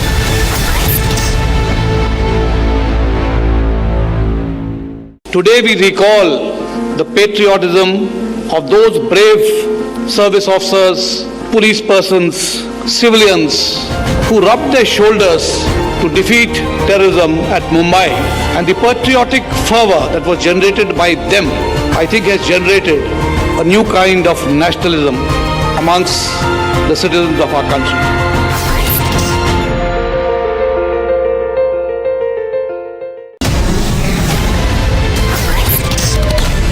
All of the BJP leadership, everyone is criticizing the Mahagathbandhan, but Gadkari is one senior leader in the BJP who has never taken on the Gathbandhan. महागठबंधन जो week है, जो defeated है, ऐसे अशक्त लोगों की alliance का नाम है महागठबंधन.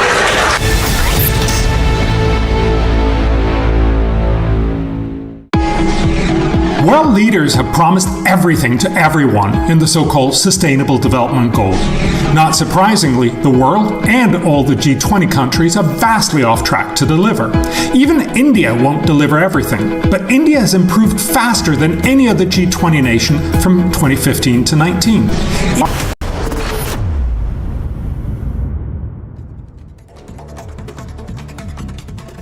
Viewers, top national updates. PM Modi expressed anguish over the deaths of 7 people in the accident in Punjab's Hoshiarpur today and announced an ex gratia of rupees 2 lakh each to the next of kin of the deceased and rupees 50,000 each for the injured.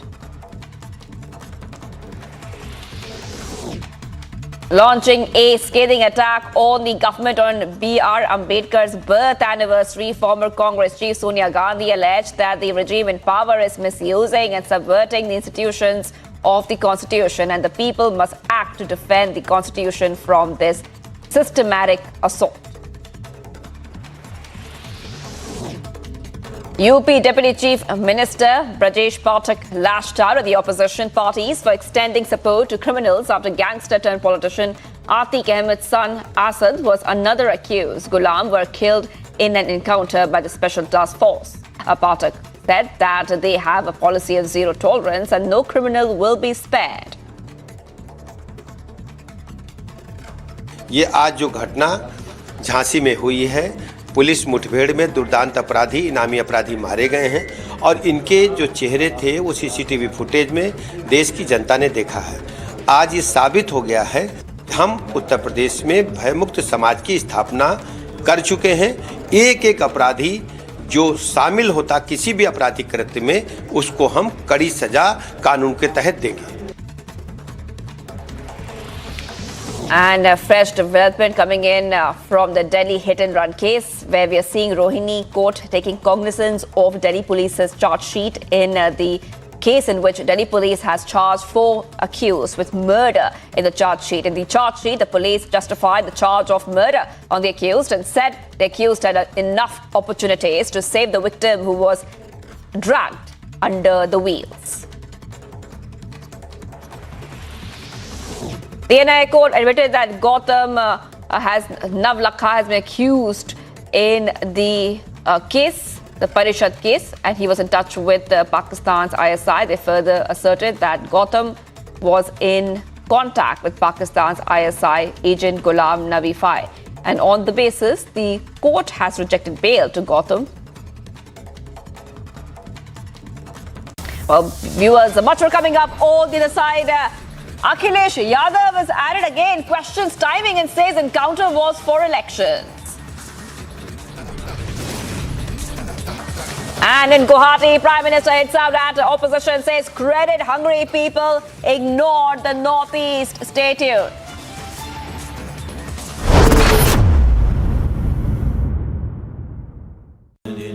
Amity has been ranked India's #1 not-for-profit private university for 10 years. With top 10 ranked institutions in management, engineering, biotech, law, masscom, telecom, hospitality, fashion and more. Yet another top ranking for Amity University.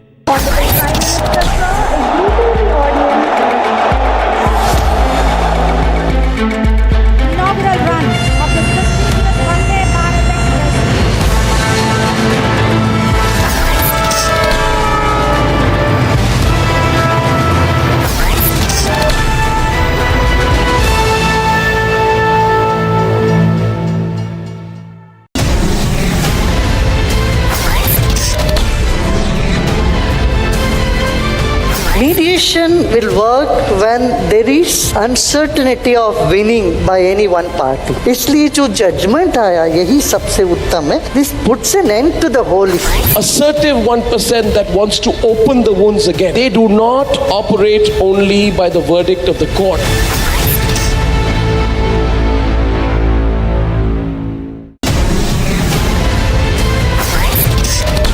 I continuously say this कि सोच बदलो तो किस्मत बदलेगी.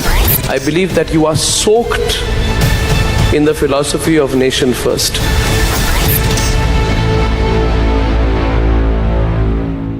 Today we recall the patriotism of those brave service officers, police persons, civilians who rubbed their shoulders to defeat terrorism at Mumbai, and the patriotic fervor that was generated by them, I think has generated a new kind of nationalism amongst the citizens of our country.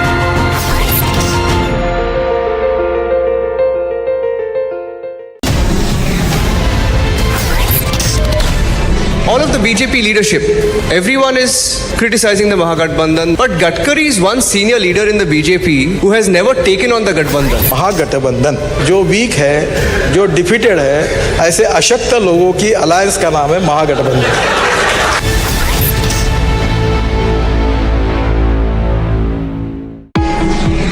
World leaders have promised everything to everyone in the so-called Sustainable Development Goals. Not surprisingly, the world and all the G20 countries are vastly off track to deliver. Even India won't deliver everything, but India has improved faster than any other G20 nation from 2015 to 19.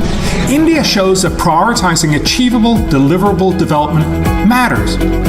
Yet the rich world incessantly stress climate change. And yes, climate is a challenge, but one of many.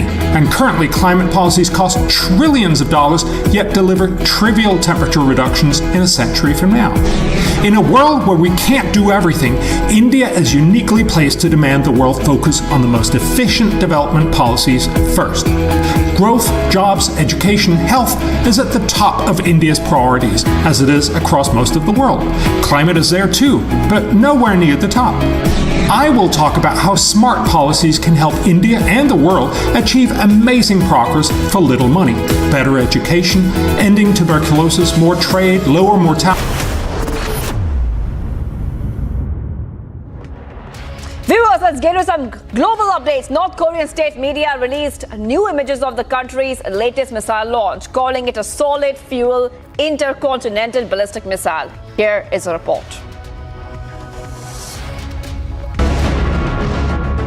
In a fresh military provocation, North Korean state media released new images of the missile launch, calling it a solid fuel intercontinental ballistic missile. The series of photos showed a missile being launched and North Korean Kim Jong-un with his wife, daughter and military officials watching.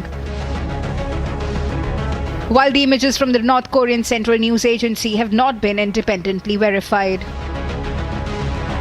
The images included some of which show the view from the missile looking back at the Earth. North Korean officials say the first stage and second stage of the missile landed in sea east of the Korean peninsula. This comes even as North Korea continues to complain about US and South Korean military exercises but conducts missile tests saying that it needs them as a deterrent. Agency report for Republic TV. Viewers, much more coming up on the other side tonight. BJP ticket controversial leader Laksadvi has now jumped the ship to join the Congress.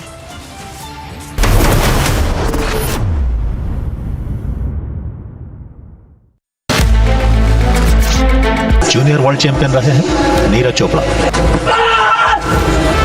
T20 में best one पदक जीत लिया है भारत के thrower Neeraj Chopra ने।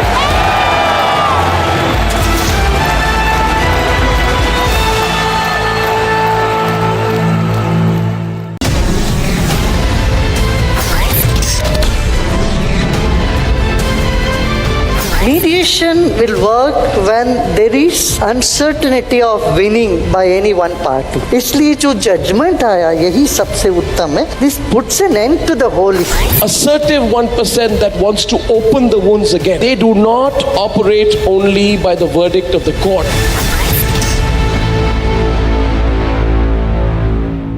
Today we recall the patriotism of those brave service officers, police persons, civilians who rubbed their shoulders to defeat terrorism at Mumbai, and the patriotic fervor that was generated by them, I think has generated a new kind of nationalism amongst the citizens of our country.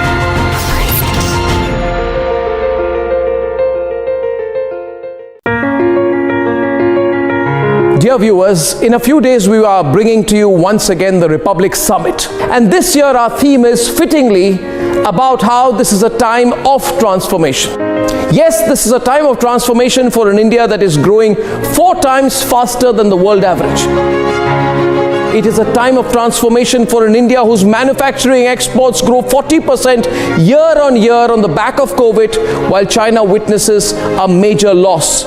This is a time of transformation, of opportunity for India that has let go of the dollar hangover, and the rupee is closer to being accepted as international currency. And nearly 60% of all digital payments are already UPI based. Isn't this the very moment to come together and think of how we can make the transformation even quicker?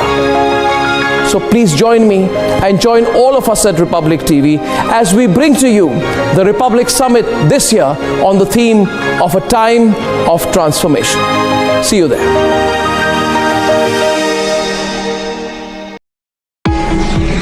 World leaders have promised everything to everyone in the so-called Sustainable Development Goal.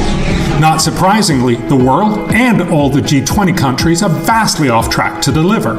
Even India won't deliver everything, but India has improved faster than any other G20 nation from 2015 to 19. India shows that prioritizing achievable, deliverable development matters. Yet the rich world incessantly stress climate change. And yes, climate is a challenge, but one of many. And currently, climate policies cost trillions of dollars, yet deliver trivial temperature reductions in a century from now.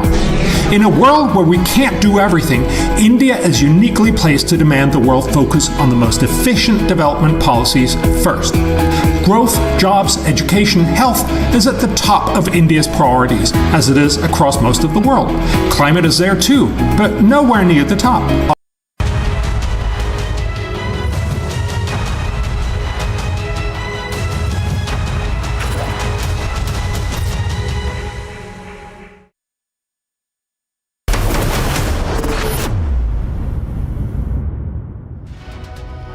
Viewers, we are live and breaking this Friday afternoon. I'm Shivangi Shukla, and India's biggest news event is back. The third edition of the Republic Summit will be held in the national capital this month. The biggest names, the biggest newsmakers, the biggest agents of change and transformation in India will be at the Republic Summit once again this year.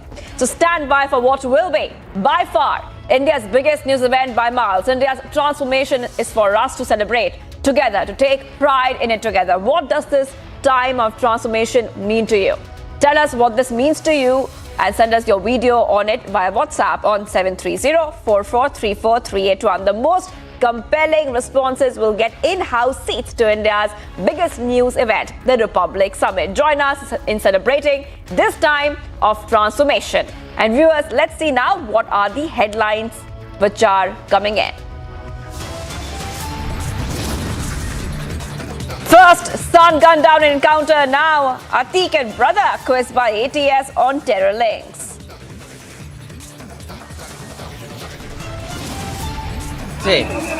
Bharatiya Janata party चुनाव को देखते हुए encounter कर रही है. But Akhilesh Yadav is at it again. Questions timing, says encounter for elections. Credit के भूखे थे, इसलिए नॉर्थ ईस्ट उन्हें दूर लगता था. एक परायेपन का भाव उन्होंने पैदा कर दिया था.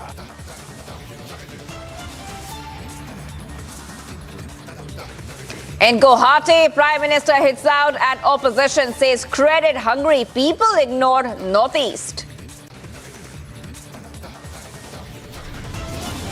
So I wanted my CLP also to meeting, my General Secretary also meeting. We have finished our meeting. He is resigning. Then he has been admitting to the Congress party. Tonight, BJP ticket controversial leader Sabdi now jumps the ship to join the Congress. After back-to-back Pawar surprises KC Venugopal to meet Uddhav. Is it time up for the MVA?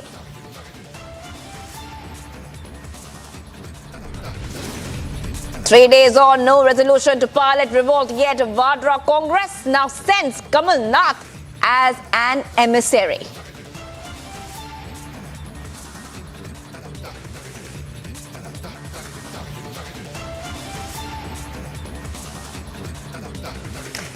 Viewers, let's go straight to the top story you're tracking right now. In UP, Chief Minister Yogi has declared an all-out war against mafia, but politics continues to rage on. And in the latest The SP chief, Akhilesh Yadav, has now said that the encounter is timed for the elections. Meanwhile, the ATS is interrogating Atique and Ashraf over the smuggling of Pakistani weapons. The questioning will also revolve around the links with the terrorist organizations Lashkar-e-Taiba and the ISI connection. Let's go straight to Harsha, who's joining us live. Harsha is in Jhansi, where the encounter had taken place. Harsha, we are seeing not just a political storm brewing, we're also seeing that Atique and Ashraf are being quizzed.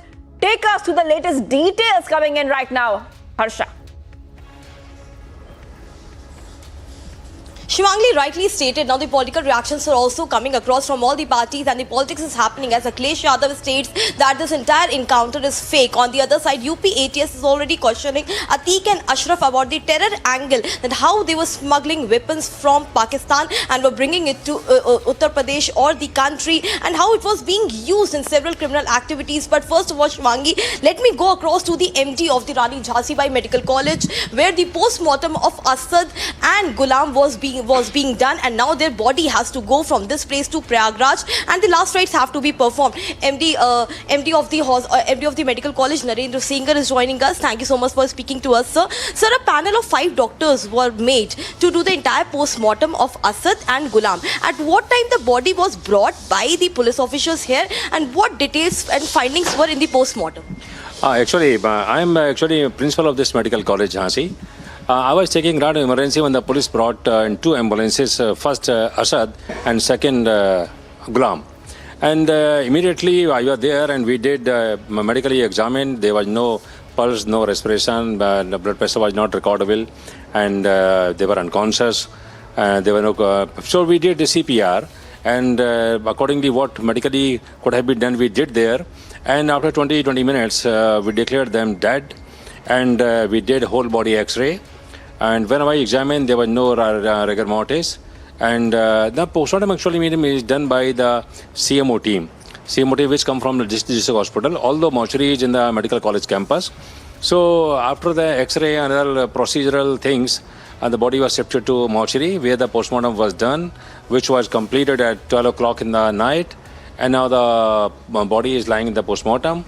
Rest is handed over to the police administration. Now the rest will be done by the police administration. Mr. Singhar, how many bullets were found on the body of Asad and Gulam, and exactly where on the body that they couldn't survive and they died on spot? Actually, this will be available from the postmortem report. Actually, postmortem is not done by us, by the medical college team. This was done by CMO team. So will be cleared by the postmortem team. Actually, I am not aware of it. No, that will be done by the postmortem. It will be told by the postmortem team. But as there are political reactions and there are few leaders who are stating that this encounter is fake, especially Samajwadi Party chief Akhilesh Yadav. Seeing the entire scenario, why the body came to this medical college only, do you feel this encounter is fake? No, this is a political comment. I don't want to. I'm just a professional medical college. I'm a doctor. So I'm not concerned with this. I'm just concerned with the treatment. As soon as the police body and that they were brought to the hospital, my job was to first treat them, to revive them, but unfortunately they could not be revived and they were declared dead. So Shivangi, this is the first exclusive interaction which we are getting in from the Rani Jhansi Bai Medical College here in Jhansi, where the post-mortem has been done of Asad and Mohammad Gulam, and now from the mortuary the body will be taken to Prayagraj. They are waiting for the family members and relatives of Asad and Gulam and Mohammad Gulam to reach here in Jhansi. While we already know that the entire investigation going on from the encounter spot, the 1 bullet have already been recovered, and the second bullet which the exclusive Visuals Republic has got, that the second bullet is already on the spot. One thing is very clear, that it was not the Insaz rifle, the police rifle, because the bullets are very small, but still it is a part of the forensic investigation that exactly from which pistol or rifle was that round shot and whose side it was. It was whether from the police official side or from the side of Asad, because he opened fire first at the police officials. Back to you, Shivangi. Right, Harsha, and we're also seeing a political storm brewing there after the encounter took place. Many reactions coming in, especially after Akhilesh Yadav has termed the encounter as fake.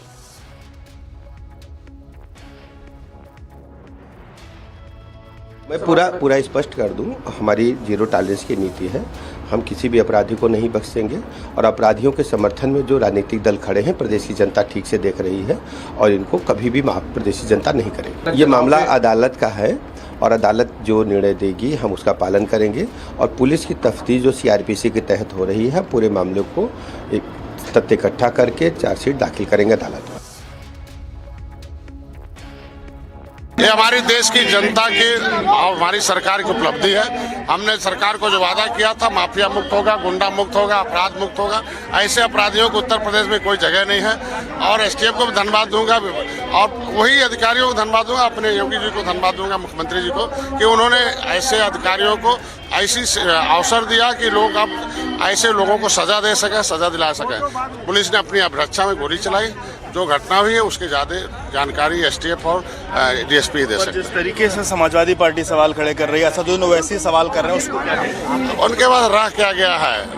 यही अधिकारी थे, इन अपराधियों को संरक्षण देना पड़ता था इनकी सरकारों में। आज हमारी सरकार इन्हें सजा दे रही है तो निश्चित रूप से उन्हें दर्द होगा, क्योंकि उन्हीं अपराधियों के सहारे उनकी सरकार चल रही थी। अब वो समाप्त हो गया, अब वो सरकारें आने वाली नहीं है।